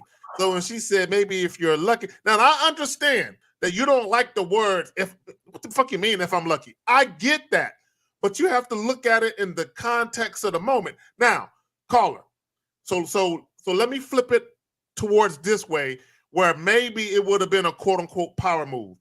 So let's say you're offering a date, and you offer to take her out for drinks, and she says, so do you really think taking me out for drinks is going to get you lucky to get some pussy? Now, she said some shit like that now is completely different. But in the context she said it in, she was playful. She was being playful. Go ahead. Or she says, you go over a place, y'all have wine, you try to fuck around with it. She said, no, I'm not going to do it now because I want a relationship. Something like that. That would be considered a power move. So then what did she say to what you said, sir? Okay, so she texted me back. I tried calling her. She didn't pick up. So she texted me back, and she goes, what is that supposed to mean? After I texted. Fuck that up, D. Interference in the bedroom, motherfuckers went straight down. So dried up the pussy. You dried up the pussy, bro. Titanic just hit the fucking iceberg. So then what? What'd you say then? Well, yeah, we're not talking anymore. So I wait, understand why? that But why aren't you talking anymore? So what did you say next after that? I said, well, give me a call and I'll explain what I meant. So what would you? Did she let you call? Did she call you? So she didn't call me back, and she wrote something like, glad we got this sorted out then. And then I sent her a text, and I noticed that I was blocked. Yeah, you fucked that off. Okay, so wait. I know that. What is your question? You guys already answered my question because I just wanted to see how could I handle that better. Okay, you have got to get that red pill thinking out of your fucking system. Bro. It's what fucked you up. Somebody you were listening to was telling you some jargon and some red pill bullshit, and you believed the silly shit that they fucking said, and took a situation where a woman was just want to have a little sexual banter and fun with you and not make it serious, because if you think about it, what do you think she was thinking all day? Does he like me? Is he interested in me? Is he going to call me back? Well, shit, I don't want to call him because I don't want to seem desperate, but I enjoyed his company and his time. So I'm going to reach out and push my pride aside, reach out to him, stretch out and say, let's get some wine and make it funny without me seeming too serious. And then you took all of that and took your red-pilled rhetoric ass thinking and got defensive off of something that you should have never got defensive over with. What the fuck? Steve, can you isolate me real quick? Yes, sir. Beautiful. This is why you got to share. Go ahead, dog. I just want to point that out. Info. Yes, he fumbled. Caller, you actually had a beautiful situation brewing. Okay, meaning you had a woman that was not only sexually attracted to you, but there seemed to be some sexual compatibility because she invited you back over to her spot. Yes, and she invited you for wine. So, and it's funny because I asked one of the callers earlier, do you want a woman to say, "Oh, I enjoy fucking you," or "I enjoy your company"? She enjoyed your company, which is why she wanted you to come over for the wine. And when she said, maybe if you're lucky, we can do some naughty things, she's basically enticing you with pussy. She's basically saying, I want to fuck you. She's like, fuck without saying it. Without saying it. I want to fuck you without saying I want to fuck you, caller. Steve and Zagan, guys, I really want to say thank you for your responses. Can I just play devil's advocate for just 1 second? Please go ahead. Okay, all right, go ahead. Please do. Okay, don't you guys always say that dick is a gift? Well, okay. I'm not surprised. Wait. Hold on. I got you. I'm trying to say? No. I got you. Dick is a gift to the men have game. Your desperate ass you don't love yourself, and you don't have a diamond dick mentality. You would hold on, listen. You're gonna fuck anything that comes your way, and you just prove that by fucking a bitch you know nothing about. You fucked her because it was the only thing coming your way. That's why. So you can't be devil's advocate and take what we're saying, because we tell you we don't fuck a bitch just because she wants to fuck us. We don't give our dick away just because she wants to be with us. So we're saying our dicks are gifts because we're men. You're coming from a red pill feministic place, trying to be masculine. You got someone threw some pussy at you. You didn't even vet the bitch enough to even see if she's worth your dick. You fucked her, and now you think you were doing something, but then you went to red pill again, yelled at her, lost the dick. So what does what you're doing have to do with what we're doing, sir? Okay, there's a bunch of things that you said I don't agree with, but listen. No, wait, no. Tell us what you don't agree on. Isn't this me standing on my square? No. Tell us what you don't agree on. Let's talk about this. What don't you agree on? Because it's amazing how motherfuckers who don't have game want to question those who have game when you don't like the answer you get. So what don't you agree on? Tell us what you don't agree on. Did you not fuck that bitch the first night you met her? Yes or no? Yes. And what did you know about that bitch to even have her worthy of your goddamn dick? What did she say or do to show you she was worthy of your dick?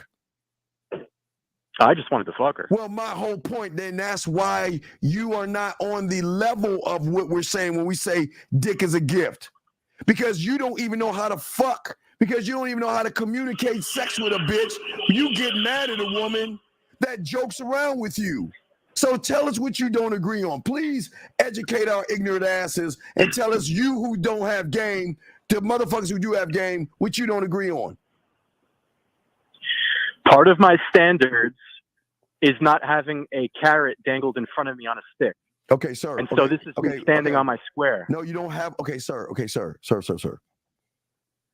You came from the Red Pill, a feminine organization. I never said I came from the Red Pill. I just said I've seen some Red Pill content. Let me ask you a question. If you turn on your YouTube and saw YouTube on sucking a dick, would you watch it? Yes or no? Hell no. Okay. Why? Tell us why. Give me the why. Tell me why. Because that is gay. No, because it has nothing to do with you. It doesn't resonate with you. Am I correct? Correct. So when you press that button to play that red pill bullshit, it resonated with you, brother. That's what the fuck we're trying to see. That's what you're trying to fight. You can't fight this game. It resonated with you. So you watch that shit because whatever those bitch asses were telling you, it resonated to a point where a bitch is playing with you, and then you think she's being serious and challenging you. That's how I know you watch pill. And caller, that's what you're not getting. Is she was being playful. She wasn't dangling anything. Because this is how you could have flipped it. This is how you could if because I think you were worried about the semantics, the fact that she said if you get lucky. Right? Now I don't now caller, hold on real quick. I don't like that word either, right?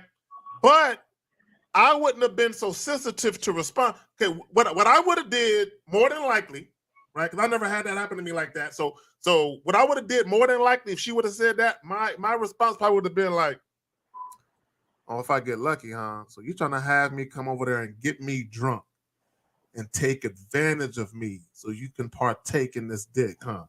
I would have flipped it back. If dick is a gift, as you said, then why would you give your dick up so easily? Is not the answer. I'm just asking you a simple question because you want to disagree with a lot of things. So we're going to dissect your disagreements. So you said, do you want to play devil's advocate? You just said dick is being a gift. And we always tell you that because every woman is not, she is not going to get our dick or our time unless she is worthy of that shit. That's what separates men from everybody else. So I don't understand what are you being devil's advocate for, because your dick isn't a gift, big dog. You give it freely away. You freely give it away because of the desperation and need to get some pussy. And that's cool. I'm not knocking you for it, but you got to come to grips with that realism, dog. I'm just keeping it a buck with you. So, Steve, I just want to clarify something. So you and Kay Zagan, you guys do not advocate for having sex with a woman on the first night that you meet her. Hey, okay, let me speak for myself. If you guys want to do that, you can do what you want to do. But again, okay, this is the question you need to ask yourself. What do you want? If all you want is a nut, do you? Because here's the thing, Colin. Here's the thing. Okay, then cool. Do you? But let me ask you a question. Outside of this young lady, are you currently dealing with any other women? Yes. Okay. So you have other women that you're actually having sex with?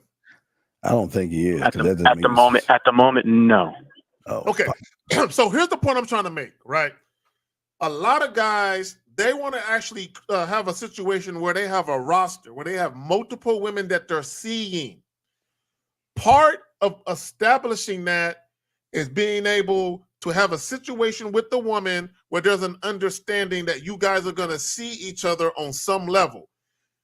You had that was starting to go in your direction. Although, because a lot of women, when they fuck you the first night, oftentimes those situations go by the wayside because the women, they feel like sluts anyway, or they feel like you're a fuck boy. But the fact that she invited you back over for some wine and saying, if you get, see, you got caught up with the if you get lucky shit. And I get it. I don't like that shit either. But I wouldn't have responded the way you did because I would have understood she's just playing. Well, let's back this up. You met her at the club and the bar. What did you say to her to even move to the house? What did you say to her? Steve, you're not going to like it. I know it's not about like, I already know what you're going to say. I already know you're going to do. You ask a bunch of boring ass questions to show that you're not good in bed. We already know that. So it's not about me liking it. It's not like or not. I'm just showing you that what you guys don't understand is if you are weak in the game and have no mouthpiece, have no standard, you ain't got anything gamed up about you, you're food. That's all. And you got to be careful because if a bitch is going to give you pussy and you ain't got no game, who else is she fucking? Who else is she giving that? You guys think that a woman that's gonna fuck you ain't fucking unprotected, fucking motherfuckers sucking and doing all this shit. You just be your health. I'm just talking about your health. because you got to look at the thing at a bigger perspective. If I don't have no game and I don't have no mouthpiece and I ain't got shit to do but ask a bunch of silly, weak-ass, boring questions, and she gives me pussy, you know, that sometimes that's a dangerous red flag that you've got to look at. Because if she's giving you pussy, who else is she giving that pussy to? And how many of those motherfuckers she's giving pussy to?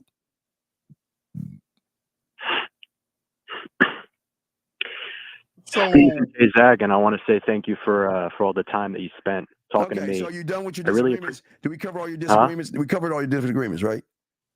Yeah, we're okay. We're good. Yeah, it's no knock. Yo, man, listen, this is not us knocking you. You just on a real ass show with real motherfuckers. We ain't red pill. You want some real motherfuckers that get pussy and shit. Yeah. So Hey, Steve, both of you, Steven and K-Zag, and I'm learning a lot from both of you. I'm really enjoying the show, and I hope you guys have a great rest of your night. Okay. Thank you, sir. We appreciate the call. We'll throw you back in. Thank you, sir. Appreciate it, gentlemen. Listen, gentlemen, no one's saying not to fuck. But the power in a man is to control his motherfucking urges and his dick and make a woman earn this shit. Y'all don't make women earn a goddamn thing.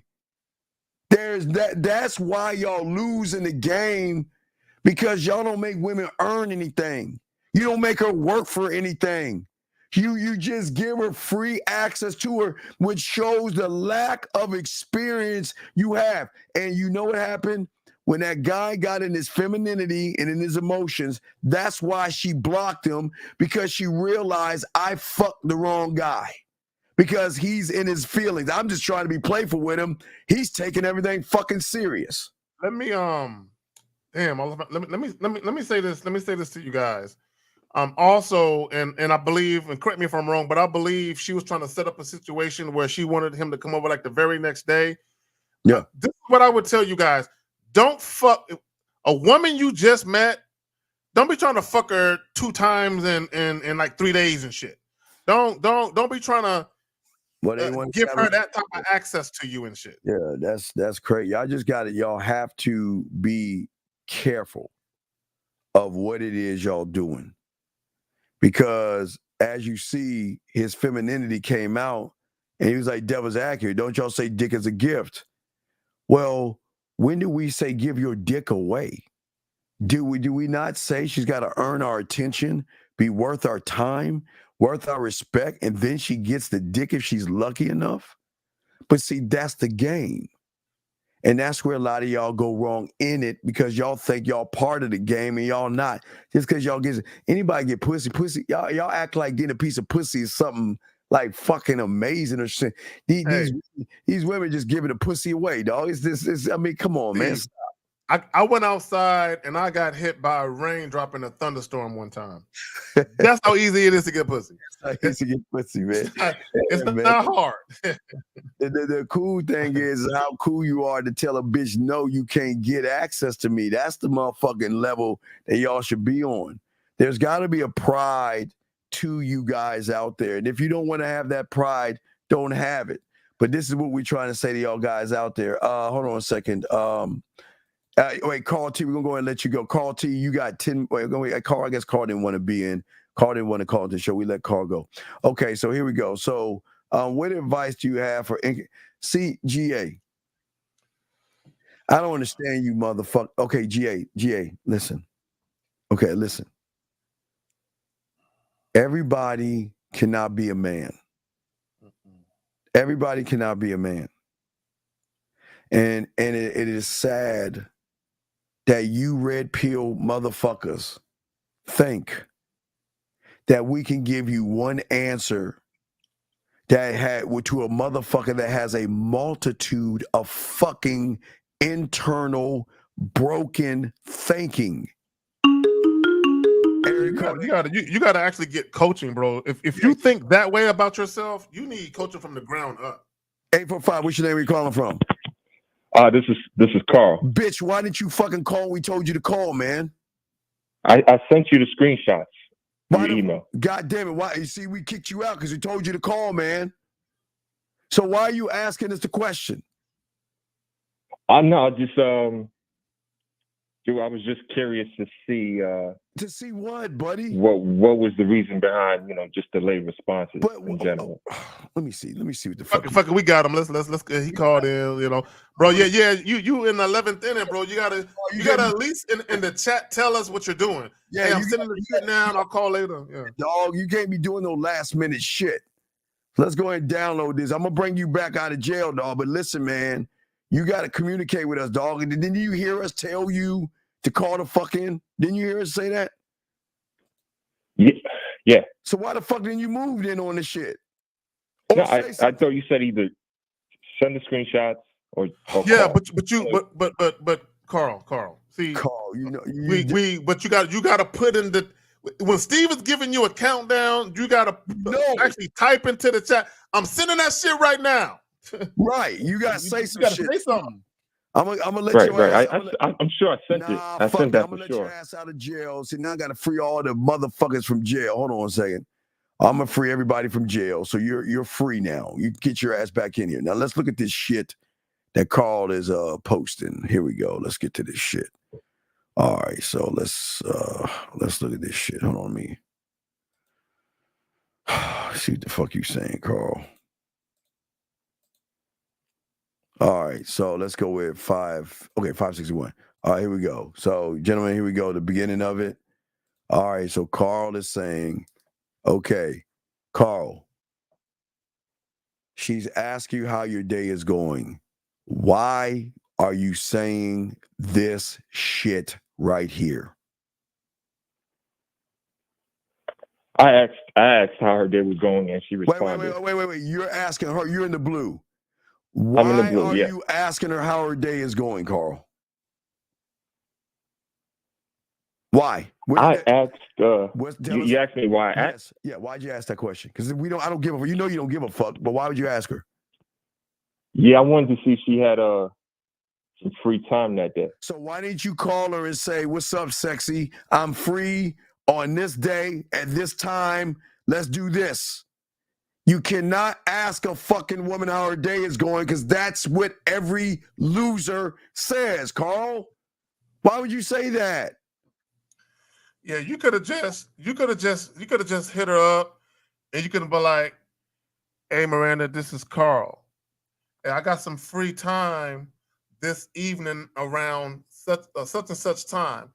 If you're available, why don't you come over and I will allow you to sample some of my signature hot chocolate." And then you could have sent the picture. Yeah. And I can't tell you how my day is going until you confirm you coming over to my place and having some of my Carl T's hot chocolate. Have you never had oh my God, you're telling me you never had my hot chocolate before? But what did you say? My day is going well. I just finished making signature hot chocolate. And now I'm just relaxing. Carl, why are you saying this? Why the fuck are you saying that, Carl? Carl, talk to us. Why?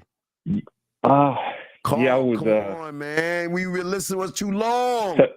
You do the pineapple show all the time. Why are you saying this shit? This ain't gonna get you no pussy. Why are you saying this? And then she says, "Oh, yum, I wish I had some of that right now." So instead of inviting her over, you send her a picture. Why did you send her, Carl? Why did you send her a fucking picture? That's what I noticed.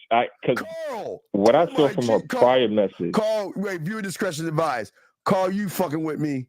Carl, why in the fuck are you Carl? Bro, you sent her all of this shit after? It's amazing. You got to try one. The name of my drink is called, but you're not inviting her over. You just went to the movies or you're on your way. What are you?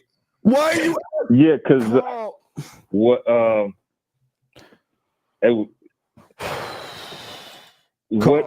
when I saw her initial text, I thought that she was on her way to the movies. Carl, Carl. Carl. Let's go back to initial text. You asked her about her day. She said, "I just went Went is past tense. Am I correct? I'm not. My English ain't great. Is went past tense? So I just went with my cousin to the movies. I went. Isn't went past tense, Zach? Am I correct on that, please? Yes. Yes. It's already happened in the past. Like she saw the movie already. Went. So how can you assume when she said I went to the movies? So let me talk to him, Steve. So Carl, when you mentioned them, can you go back to where he mentioned the movies again? So what you're showing her is you have no listening skills because she just told you, and now you're asking again after you already asked her a question about it. Okay, Carl. Hey, yeah, and I asked because I wanted a little bit. But Carl, I wanted some more. Wait a minute. No, You talking about meeting up at a local gym? Carl. Wait, no, let's look at the third one. Hold on, Carl. Because you know, like you could say, I'm going to the movies. I just stepped out my. Carl. Yeah. I went to the movies. Is that present or past?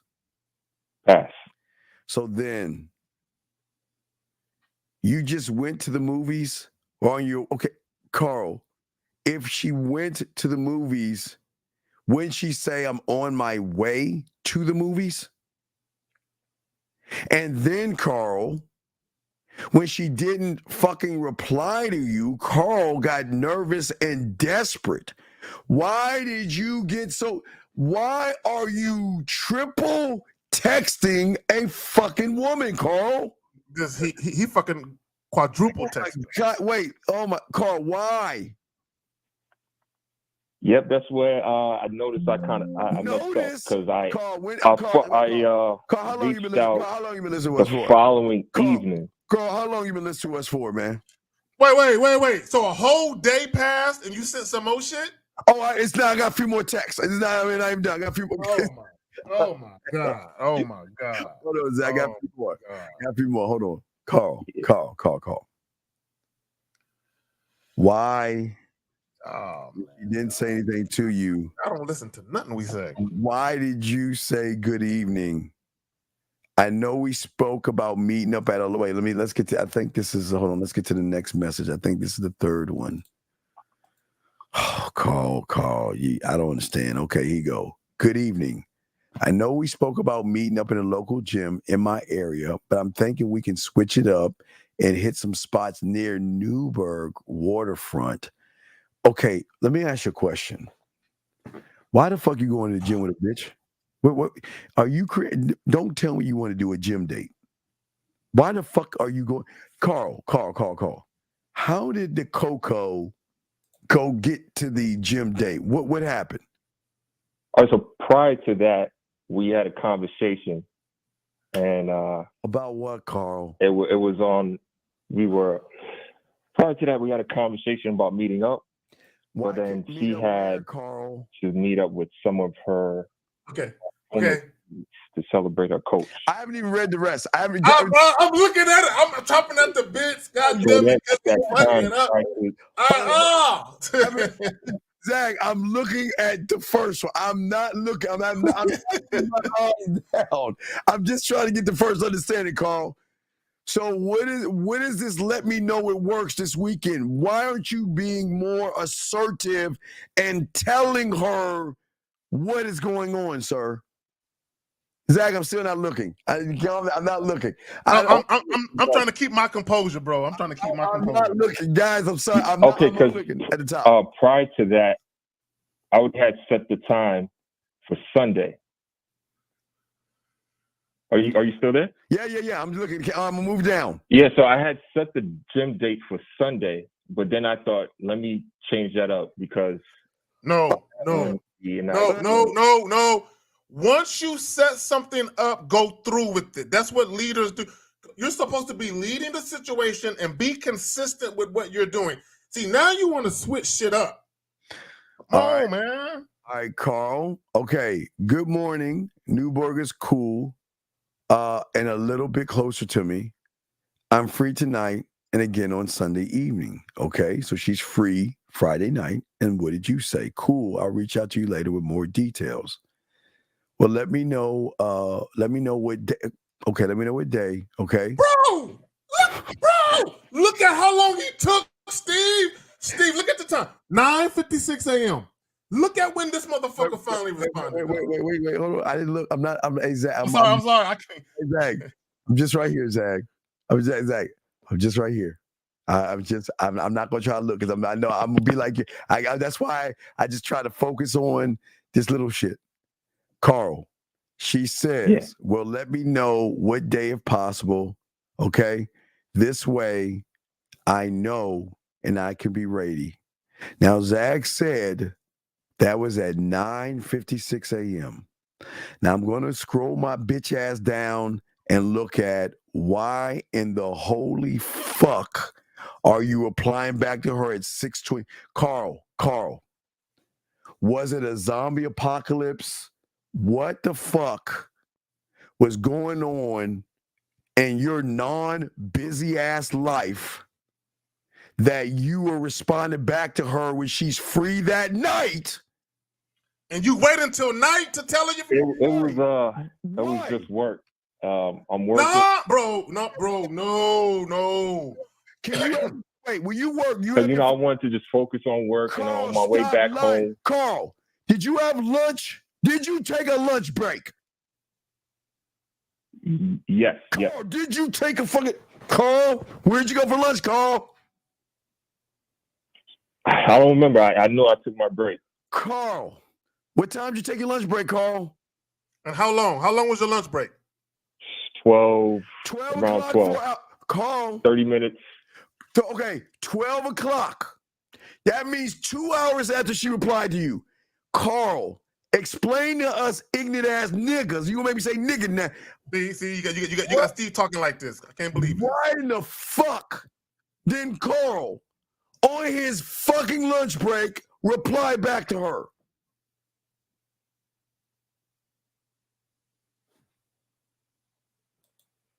That's the thing, because I'm the thing with me. Like when I'm at work. Oh my god!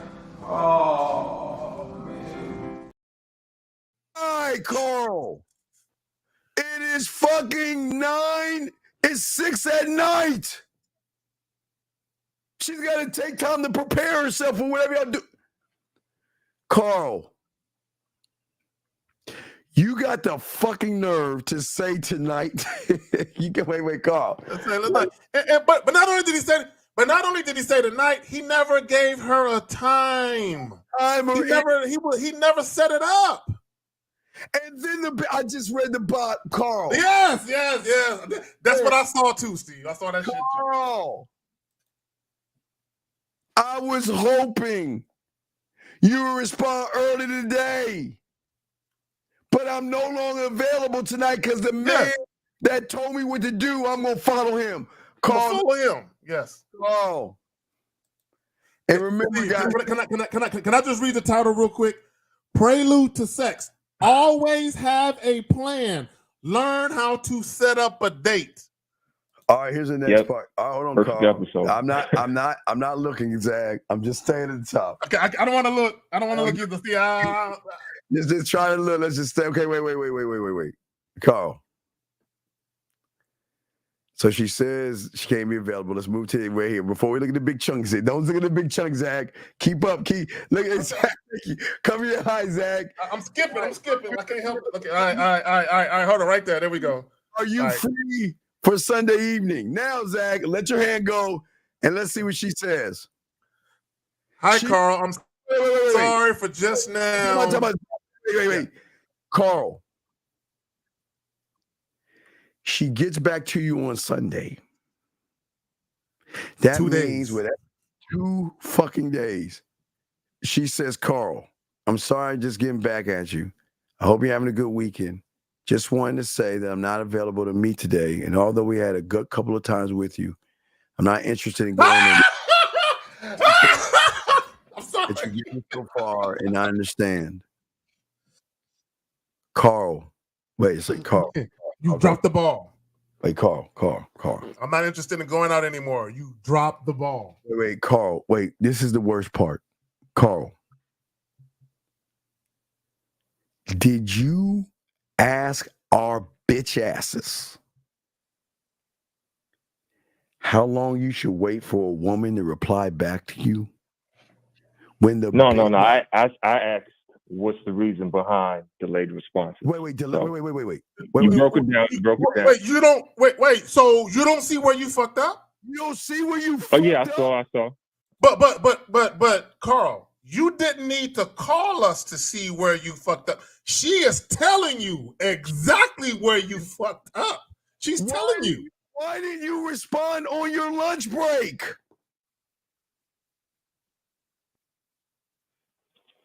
I'm just when I'm working, I'm just focused on at work. Carl, you was on your lunch break. You wasn't at work. You were at lunch on a break. I'm just Carl. I'm more Carl. Multitasking. When I'm focused. Carl. The reason why she lost interest, I'm gonna tell you why. Oh my Number God. one, fuck. You're an inconsistent man who lacks assertiveness. You're not decisive. You have no leadership skills. Oh my God. So I did a video probably about a month or so ago, and I was talking about the perception of inexperience is why you struggle in dating. You come across like an inexperienced man who doesn't know how to set up a date. So why Carl? Why, Carl? I don't understand. She was interested in you. Yes, and she gave him, Steve, not only did she give him Friday, she gave him Sunday too. She gave him 2 days. He gave you 2. Go back to number 2, please. Can you go back to number 2? I'm gonna go back. Hold on, let me grab number 2. Carl, she gave your motherfucking ass. Hold on, let me see what this shit is. No, number 3 is fine. Number 3 is fine. Number 3, right there. Wait, 2. I'm free to number 3, right there where you're at. Stay on this one. Where she says, "Good morning, Newburgh is cool and a bit closer to me. I'm free tonight and again on Sunday." She gave you 2 nights. And she gave you 2 nights. And then you said, "I'll reach out to you." Wait, Carl. Now I'm gonna call you a fucking lie. I got you on a lie, Carl. I got you on a lie, Carl. Guys, this is why we got game. This is why we bad motherfuckers. Carl, what time do you go to work? 8. 8 to what? 8 to 4:30. And you said, wait, and did you not say, Carl, that goes 8 to 4:30? Did you not say you concentrate at your job and you focus on your job and you got a one-track mind and you don't do anything but your job, Carl? Yes. Did you not say yet? Yeah, but yet at fucking 9:56 in the morning, while you were at your fucking job, you replied to the bitch. You replied to her ass in the fucking morning, Carl. Why you say I'm at my job? My job is so important. I'm focused on my job. I don't have chance to think it. Carl, then explain to us how a person that is focusing on his job has time to text a woman at 9:56 while he's on his job, Carl. Why you lying to us? I reached out just to just to let her know I'll reach out to her later. Okay, but and then the sad part, bro. The sad part. You're hold lying on. to us. Yes, you are lying. You're inconsistent. Okay, you're inconsistent with us. You're inconsistent with her. Why would you the lie? sad part. Oh, go ahead, Steve. My bad. Carl, why would you lie to us with this? You just told us and everybody in the room, Steve, I'm busy and I'm focused on my job and my job is important to me and I'm the kind of guy that focuses on my job and I don't have time for anything else. Says the motherfucker that was on his job at 9:56 and texted that bitch back. So why would you lie to us about this fucking I'm busy at my job shit, Carl? Tell us the truth. Why did you make her wait so long? Because she tells you, let me know what day if possible. This way I know and I can be ready. Why wouldn't you think it was a prudent thing to do to get back to her as soon as possible? Matter of fact, let's go back up. Go back up to number 3 again. All right, let's go back to 3. Okay, so you text her Thursday at 9 p.m. 12 hours later, she responds. So you had 12 hours to come up with a more detailed itinerary of what you was going to do at the Newburgh waterfront, and you had 12 hours to come up with an exact time. How come you didn't have that ready? His fucking excuse was, I'm at my job and I'm busy and I'm focused on my job. Did you not say that, Carl? Yeah. So if you're so fucking busy, then how did you have time to text her at 9:56 while you're on your job then, sir? I reached out to let her know that, hey, you know, but Carl, I'm gonna reach out to you later. But then why didn't you reply and respond back to her while you were at your job, Carl? I know you get 2 15-minute breaks and a 30-minute lunch break. Right. So yeah, plenty of time. Why, Carl, are you lying to us? Why would you lie to the people that's trying to help you, dog? I'm not lying. Wait, Carl, hold on, let's back up. Did you not say that I'm so focused on my job, I've got a one-track mind, and all I do is think of my job? Did you not say that to our fucking asses? Yeah. Then why did you text her at 9:56 then? While you were at work, if you were so focused on your job? No, I didn't. What? I texted her then. Okay, but you're busy though, right? You're focused on your job. At your job. And I'll get back to you. At your job, yes? Yes? Yes. So then why didn't you reply back to her then and give her the information she needed? Yeah, because if you can reply to her then, how come you couldn't do that later as well? Let me ask you another dumbass question. You said you get off at 4:30? Yeah. Why did you wait almost 2 hours to text her back after you got off? Man, I got back home, just took a power nap. Carl. This nigga would have taken a nap. This thing. Hold on, real quick, with Steve. Okay, so did your mama give you a cup of milk and put the blankie on you? Because apparently you got a bitch that's really wanting to see you, but you got to take a power nap before you even give her the details of the date. You're telling me you walked out the job and didn't check your phone and then replied to her? Drove home at a stop sign, didn't reply anything. And then you want to tell us that you got home and took a power nap and then decided to message her at the last minute. Gentlemen, this is a case of fear of success because this weak-ass motherfucker never thought in his wildest dreams a woman would not only give him one option, Zag, but two! In the same sentence. Same sentence. The thing is, I had the plan. No, you didn't. No, you didn't. No, you didn't. Where's it at? We don't see it in the text. Where's the plan at? Where's the plan at, dog? I was looking, I was listening. I was a good listener. Listened to a conversation. Where's the plan? We go to a taco spot that closed around. Wait. What conversation? Like dog. What conversation you fucking talking about? Our prior conversations we've had. So, dog, we ain't talking about your prior conversations. We're talking about the person that messaged her at 9:56. She replies right back and says, "Let me know what day, if possible, because she will be ready for you on the day you decide." Steve, she gave him a layup. She gave you a motherfucker a layup. Why were you so scared? You were scared, dog.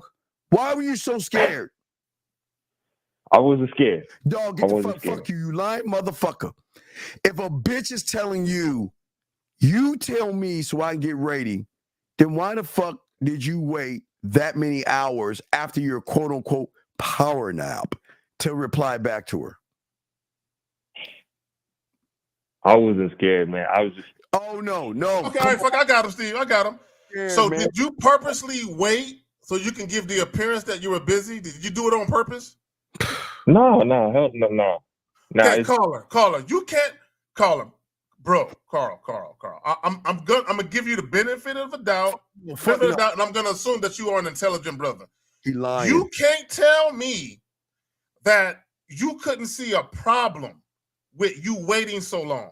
That you couldn't you couldn't already predict that it could potentially be a problem by you waiting for so long. It never crossed your mind that it could be problematic for you setting shit up with this woman by waiting so long to respond?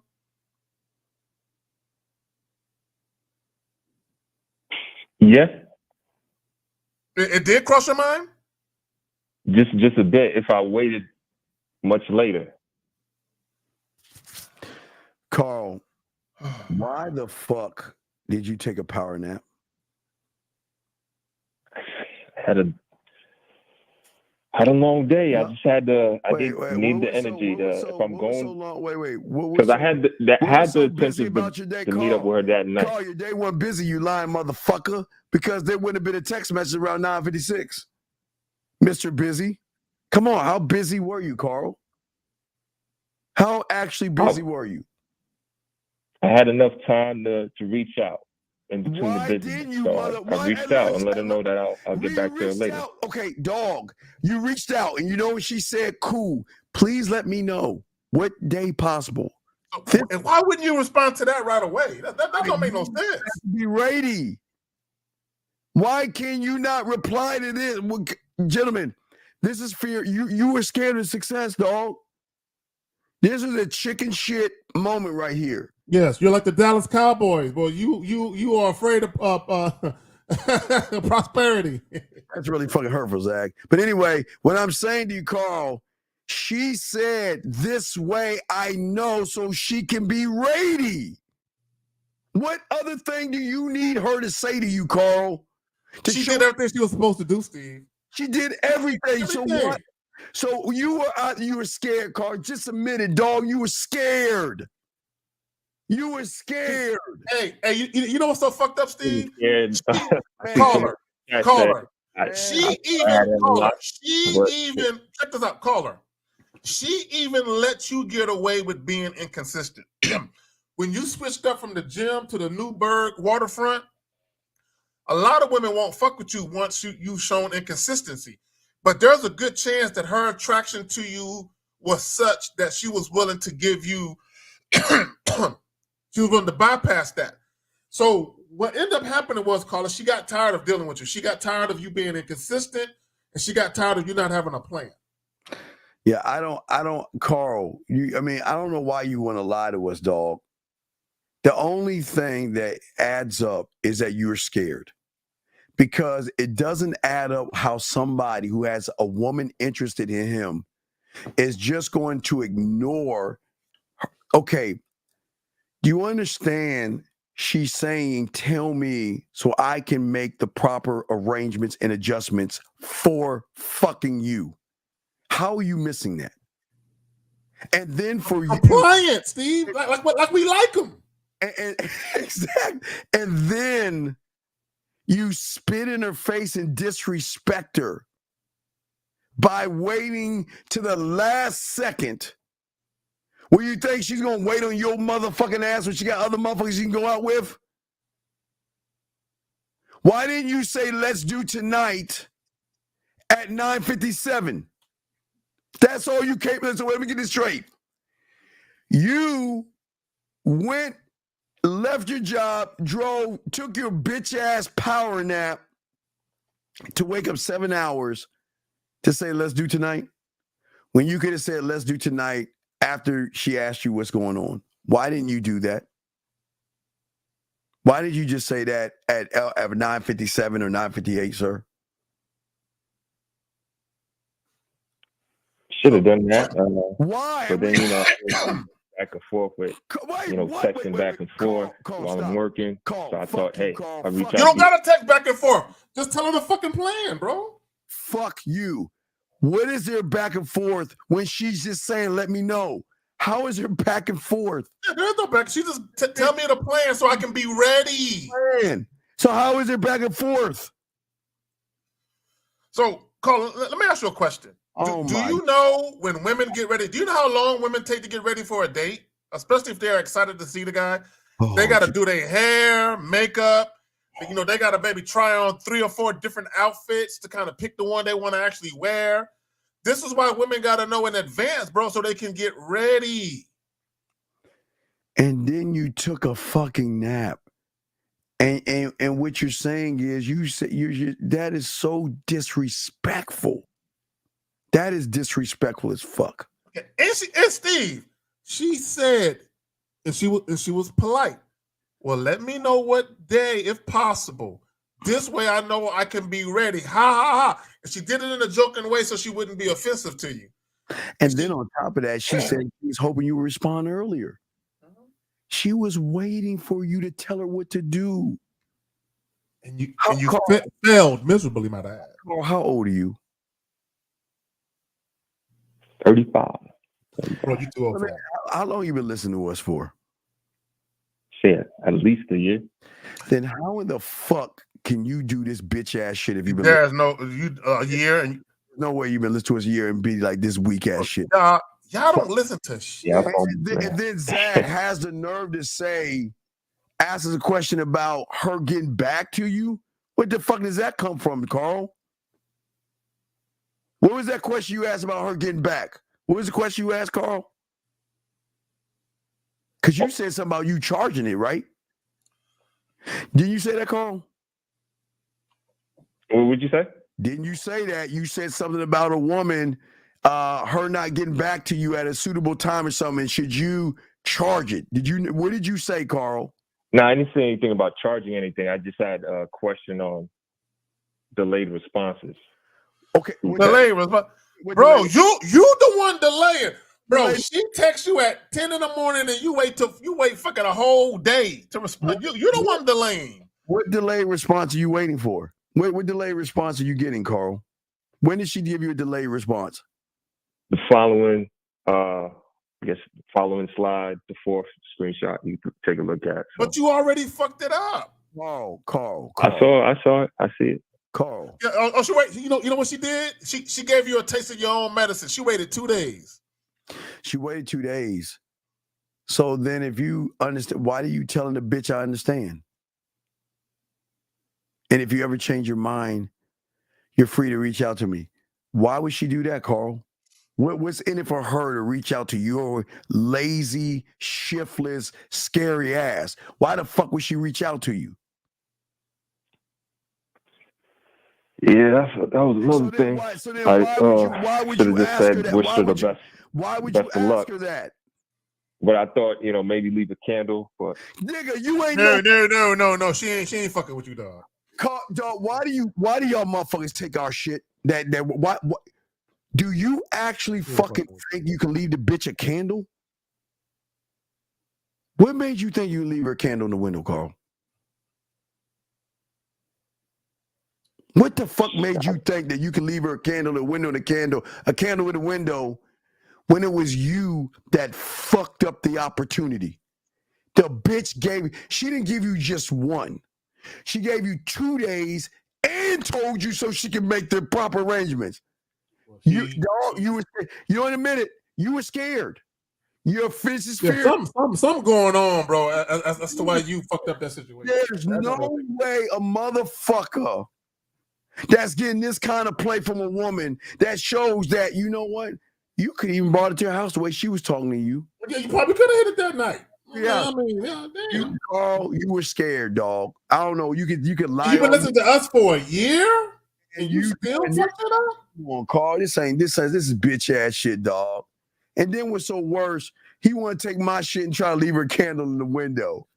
Yeah, the only time you can leave a candle in the window is when a chick is interested in you. But she ain't necessarily doing exactly what you wanted to do. But like, hey, when you change your mind, when you change your mind, no, bro, she had already dismissed you. And the sad part is when she said I already made plans, she already knew you were done. I promised you throughout Friday, maybe by noon or 1 or 2 o'clock in the afternoon, when you still hadn't reached out to her, she had already made her decision at that point that you ain't never gonna get no pussy from her. Carl, man, why? Carl, who's your mentor? I'm learning. I've got some coaching, got your products a little bit. No, so. Carl. You got coach? Who did you get coaching from? Who'd you get coaching from? I ain't bought Got No, your coaching means like on the phone consultation, Zoom consultation, shit like that. Who and when? I've reached out to you a few times through email, so. What you mean reach out a few times through email? When's the last time you got a coaching session? Had a coaching session? I bought one of your products on the back end. Oh no, caller. Carl. A coaching session means you actually talk to Steve on the back end. When have I ever? I haven't spoken to him. When have I ever told you to move like this?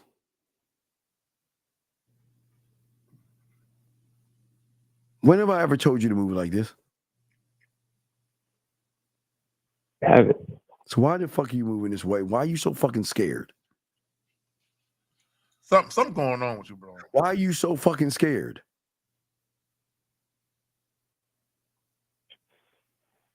I ain't scared. I just gotta tighten up in certain areas. Wait, plan. In certain, Carl, you are and I'm gonna be and this is gonna shock you. You make this motherfucker seem like he got game. You made the motherfucker that called in that got that pussy and fucked that red pill. You make this red pill motherfucker look like he got game. You're so fucked up. So Carl and everybody listening. Okay, this I'm gonna go back to the title. Let me plug the joint. Prelude to sex. I can't, dog. I go ahead, man. I can't, man. All right, prelude to sex. Always have a plan. Learn how to set up a date. Gentlemen, if you got a woman's phone number, before you interact, already have a plan. Have the place, the venue you want her to meet you at, the time, and the actual day that you want to do it on. Let her know what you want to do and let her respond to the offer. Don't set up a date, have a woman agree to it, and then tell her, hey, I'm going to get back with you later about the details. Why you got her waiting for the details of the date? You should already have that information. Come on, we got to move like grown men out here. Now, Carl, 35. Carl moved like a teenager. That's what a teenager who don't got a lot of experience would do. We grown men, we can't be doing this. 35 years old, moving like a girl, dog.